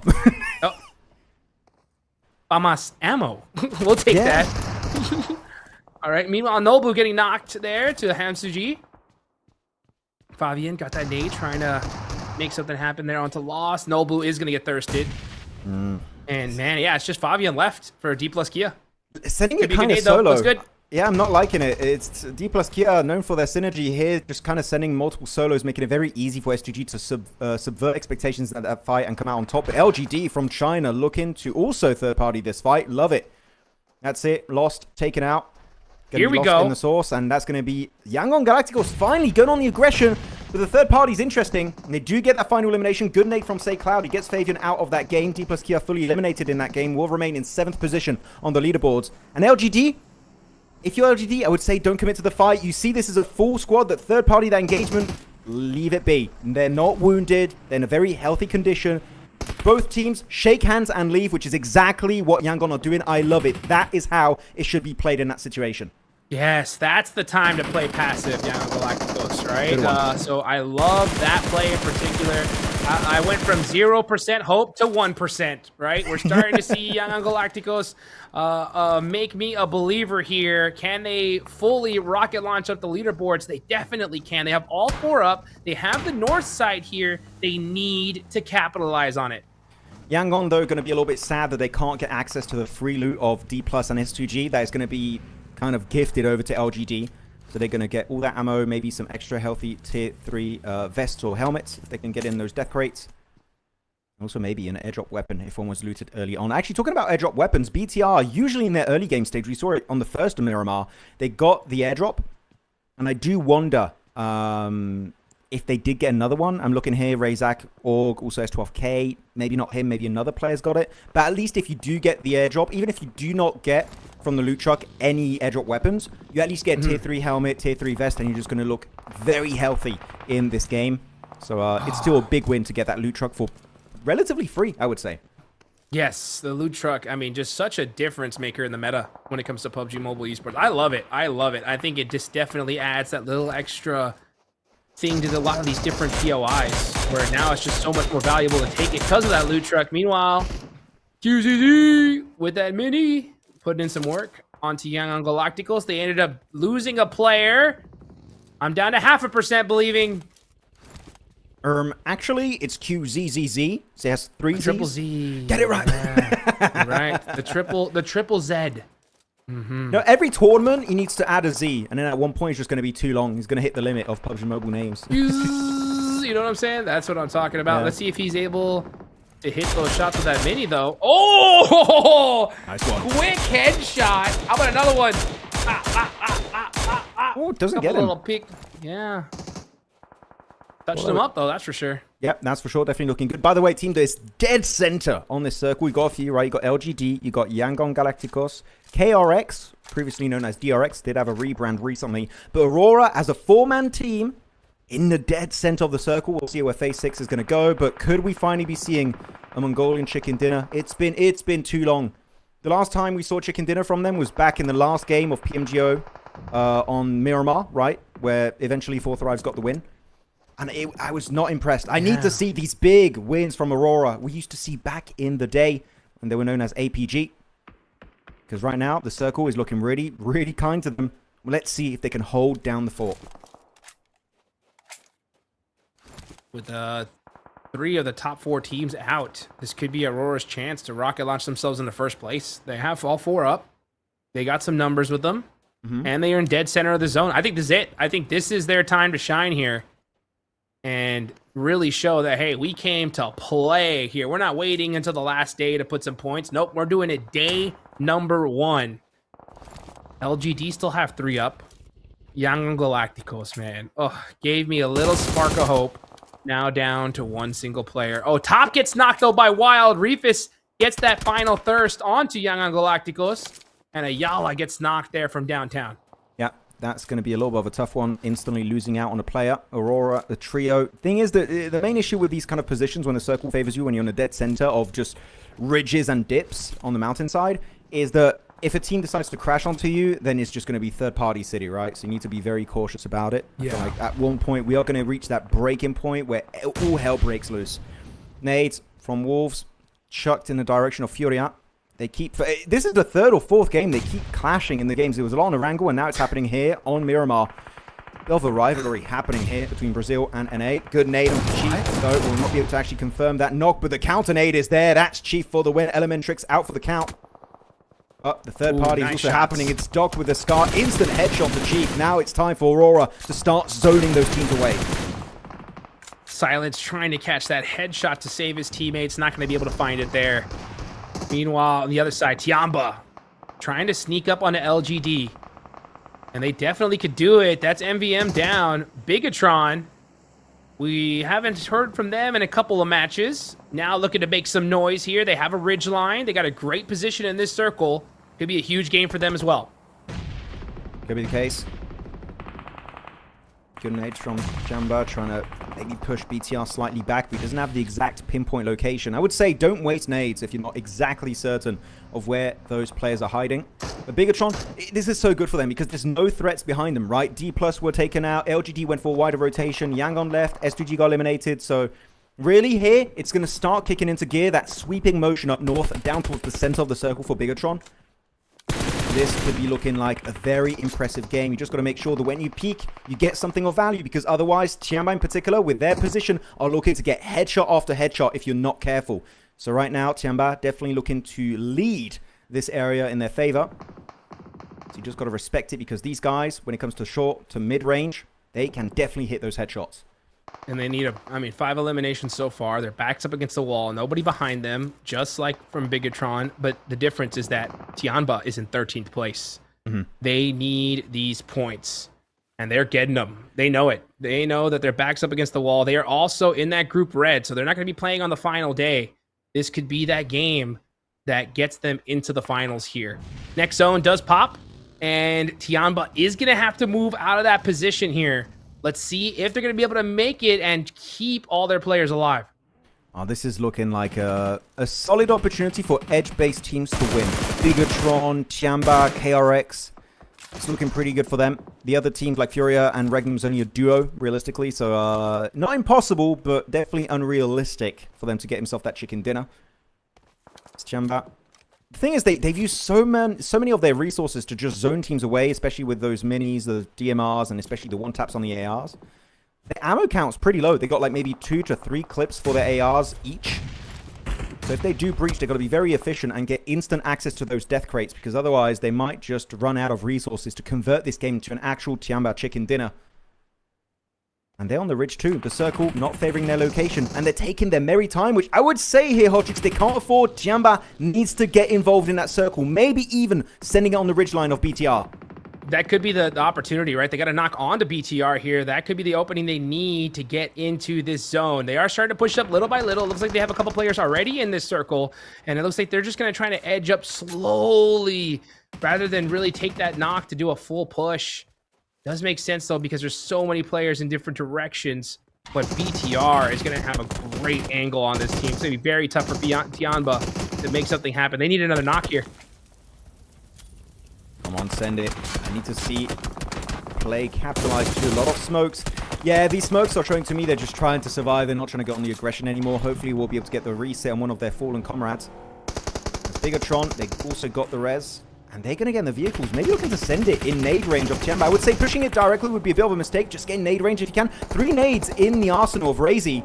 There you go. I love this play. Bigatron, perfect ridge line. No one behind you. This is possibly a game-winning push from BTR. Getting rid of everyone. LGD goes on down. So does maybe TIANBA. The nades could be huge. It does bounce. Gets a little bit of a tickle onto Milu. The one big nade, that could be a squad wipe, and they get so much good damage down onto TIANBA. They're just struggling to survive. 1 knock, 2 knocks, down to Milu in a 1v4. Here we go. Final nade. Will it be able to take out the final player of TIANBA? Milu might just have to even deny this point. I mean, his back's up against the wall. It is not looking good. BTR shutting down TIANBA's chances of putting themselves in a good position. Ooh, he's going to go for the res. But again, not good. That nade could do it. It looks good. Nah. Ooh, just a little short. Yeah, just trying to nade out that smoke. Not going to be happening. TIANBA do get himself 1 player back up, so up as a duo, but the circle has a different plan in mind. They got 12 seconds to work with before they kind of put through the ring up. QXZZZ now also trying to make his way forward. The car does explode, giving him tangible cover to hide behind. So not too bad of a transition point, but so far the circle's looking amazing for 2 teams in particular. It's good for Bigatron, and it is good for the boys from Aurora. They're sure did lose a player, but it's still Ziol, Doc, and Reefus You know, Reefus in particular, what this guy can do to secure that chicken dinner. Milu gets dropped on down by the Orb of Razak. The solo player, can they get Eagle finally and put their focus on those center circle teams? Beautiful shots to the smoke there. BTR wasting no time. And that is Eagle out of there. So, and that's on the side of KRX. So KRX stealing that point. They'll take that all day long. BTR showing off what they got. Aurora down to 3 players. Silence getting a nice knock. Furia now in the mix with their 2 players. Great angles here from Ayala. Gotta clutch it up. Gotta make it happen. KRX did make a swift exit outside of their compound. They've been there for about the first 20 minutes of this game, but now they have to get involved in the conversation. Hoxie does it with a UMP. That's going to be the end. Game over. Furious then right back to the lobby, ending their day prematurely. Good engagement. They will be the ones holding on the east. But look, the fight happening there is so good. The timing of BTR, they see there's been a bit of a gap created on eastern side in the circle. There's a void that needs to be filled. And BTR just sending up on the mountainside. You love to see him. Razak instantly drops Doc on his knees with that nade inside the shed. Bigatron, they're going hard. They're going hot jukes for that double-digit elimination chicken dinner. I'm telling you. They want first place. They want to end the day on top for the Indonesian squad. Let's see what BTR could do. All 4 players up there looking unstoppable at this point. It's all about Aurora, though. Can Aurora shut them down with 2 players left? We saw what Zol can do before. It's Zol and Reefus as a duo. Can they make some magic happen? We'll see. Oh, the nade! That could have been huge. A little bit of a shorter throw. Maybe there could have been a double knock onto Bigatron. Not meant to be. It's going to be a 4v2v2. 2 players of Regnum Karia, 2 players of Aurora versus a full squad of BTR. But the... Oh my goodness, the P90 doing God's work. Going for the big spray onto Razak. He gets it! Silas! He was sleeping until now, but now he's woken up, and you know what? He's tearing down the lobby. Indonesia can't do anything against Silas. 8 eliminations, 4 eliminations solo for Silas. This man is back up as he's looking to confirm that solo chicken dinner against the duo of Aurora. He hits the reload. 50 shots left. He's got the nade. Will this be it? Silas for 3. Yes! He got it done! Regnum Karia with the chicken dinner all the way from last place. It's Silas making it happen for his squad. What a game from them. I'm not going to lie, I lost hope. I was like, there's no way as a duo they're going to be able to get that. But Silas popping off, the P90 in particular, just doing so much work. This is why when you hear the P90, you try to swarm that player. We saw it, it worked out great for Zol earlier. Now it works out for Regnum Karia. The P90 is definitely the MVP of today when it comes to Miramar. And they are securing themselves literally a lifeline to the finals. If they didn't get this game, I would say, Hodrix, my doubts would be through the roof when it comes to Regnum Karia. But we saw something. And so far, before this game, they had 0 placement points. Now they get 10. Hopefully, we can see way more. But this is the Regnum Karia you want to see every game if possible. Oh my gosh, I can't wait to see the response from the folks in the chat, because for a while it was just smack talking Regnum Karia. I wish we had like a doubt meter, you know, because it was low, and until the last second just Silas just making it happen there. Look at that, 6 eliminations and 659 damage, and most of them coming at the last second. Oof, I mean, okay, I'm happy to see it, right? As a duo, I think that a lot of people maybe were expecting Bigatron for the win, but that P90 definitely kind of turned it on its head. And overall, we are seeing some more presence from Turkey here. So you know what, Ulf, got to step up massively tomorrow if they want to try and show who's the boss from that region. As back to the highlights of this game, and yeah, the Alpha 7 fight versus Korea, just not really it, and especially Carrillo not playing, right? Replaced by, I think it was Nuth. What's happening on that side? I'm not sure, but it seems like there's some stuff in the back end that needs to be sorted out if you want to see Alpha 7 back in, you know, their OG fashion in PUBG Mobile Esports. Yeah, well, we're going to see them tomorrow, folks. So tomorrow we're going to see Group Red going against Group Yellow. That'll be Group Red's last opportunity to get points on the board. The day after that, we'll see Group Green go against Group Yellow. and the squads in Group Red are just going to have to hope they did enough in the first 2 days to make it on into the finals. And I'll tell you one thing, yeah, Alpha 7 did not do enough today in day number 1. Regnum Caria, though, they were looking in that same dang boat. But that game is definitely going to help them out big time, Max. Yeah, I mean, before this game, they had 15 points total throughout the entirety of the first 5 matches. And now they get 20. So they more than double their point in a single match over the entirety of day 1 of PMMI 2026. So what a step up from them. And I would say it was an expected chicken dinner. I don't think a lot of people were actually going to be predicting Regnum to win that game because they lost literally half of their forces in the first few minutes of this game. So it was a tough one to execute, but you know what? They stood strong and they do secure themselves the dub. But I would say the true winners of this game in my eyes were BTR, because the way they were playing up north the entire time and starting to sweep, especially their push onto TIANBA, getting a nade range to eliminate that potential threat. Beautiful execution. So Bigatron, for me, night and day compared to what we saw in PMGO Season 1 and now here on the MACAO Invitational stage.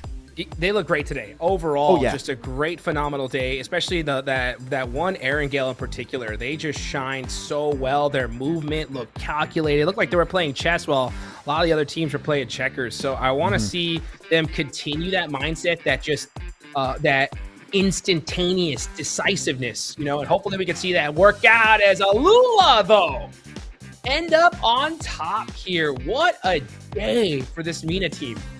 Yeah, what a day indeed. Able to be just so consistent, especially when it comes to eliminations, right? 51 points total, just 1 point ahead of actually a tie between S2G and also LGD. So that's going to be quite close at the top of the rankings. But I would say out of all these teams, there's a few teams that I'm feeling quite confident to remain in the top 15. I would say everyone from like FURIA to Alula, unless a massive fumble happens, I feel like they're pretty comfortable. Actually, you know what? I'm going to go higher. 49. Yeah, 5th position and above for me. Finals, it's done. They're locked in. It's almost impossible for them to fall out because they've got a 9-point gap between 5th and 6th place. So yeah, those top 5 looking really comfortable so far in the MACAO Invitational. But second page though, Hot Jukes, it's looking a bit dicey. Super dicey here. I mean, yeah, we're looking on the bottom of the leaderboards here, and we're seeing a lot of teams that have won a global championship at the bottom, and 2 in particular. Yanam Galacticos Alpha 7 in 16th and 15th place.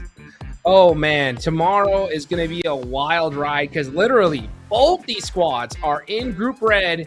They're going to have to just show a night and day difference within 24 hours. Yeah, and by the way, quite upsetting to see D plus Kia and RRQ on the second page, despite getting 1 chicken dinner today. Over the course of 6 matches alone, that chicken dinner, if you back it up with a few good performances on the other maps, you should be very high up on the rankings. But no, they're just on the second page with a win. Goes to highlight how inconsistent they've been from time to time today. So hopefully that's something they can try and iron out for their next matches when their group plays in the group stage of PMMI. Here you go. Top damage dealers is going to be QZZ, reaching almost 4k damage in a single day's worth of action. Is crazy. And look how much more damage he has compared to second place in Ayala.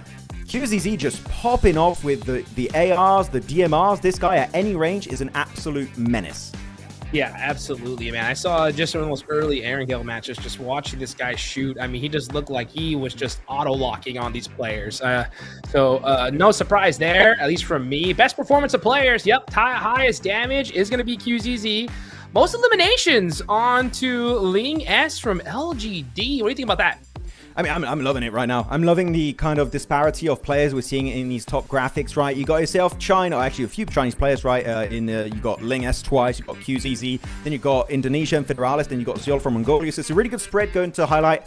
It's an international esports. You love to see it. But 7 eliminations in 1 game from Zeol, man, that P90, and you saw it happen in last game, right, with the man himself, Silas. That P90 can carry you to victory every once in a while if you use it right. Well, let's take a look here at the highlights of the day. We saw some great plays coming out there from all of these squads. Starting off in Rondo, man, what a game, especially on the side of Alula with a great comeback. We saw so many comebacks today, if we really think about it, Max. Yeah, I mean, really, so many big opportunities have been taken from these teams, and they ran with it. But I gotta say, one player that impressed me, maybe he's not on the graphics as often as some other players are, but Sunan really piqued my interest. I've seen some of his play. I'm like, okay, Sunan really has some intriguing play styles. In some scenarios, you wouldn't think he would come out on top, but he does. He does make it happen. So Sunan, I'm going to pay very close attention to that player on his second day when his group plays. Because I've forgotten what group he is. I have to recheck. But no, Sunan definitely a big surprise for me. What about you, Hodrix? Which player would you say impressed you the most today? Man, there's a lot of players. I like what I saw from Silence today from FURIA. I think that he had some really, really good plays. I love what I saw from Claws as well, from Alula, especially after that game 1 finish. And honestly, it's so huge, I think, especially for Alula, considering that it was that first game. I think it gave them just that confidence they needed for the rest of the day, and it just carried over so well. So, yeah, I mean, really clutch plays from them. And, I mean, overall, we saw just excellent gameplay all day long.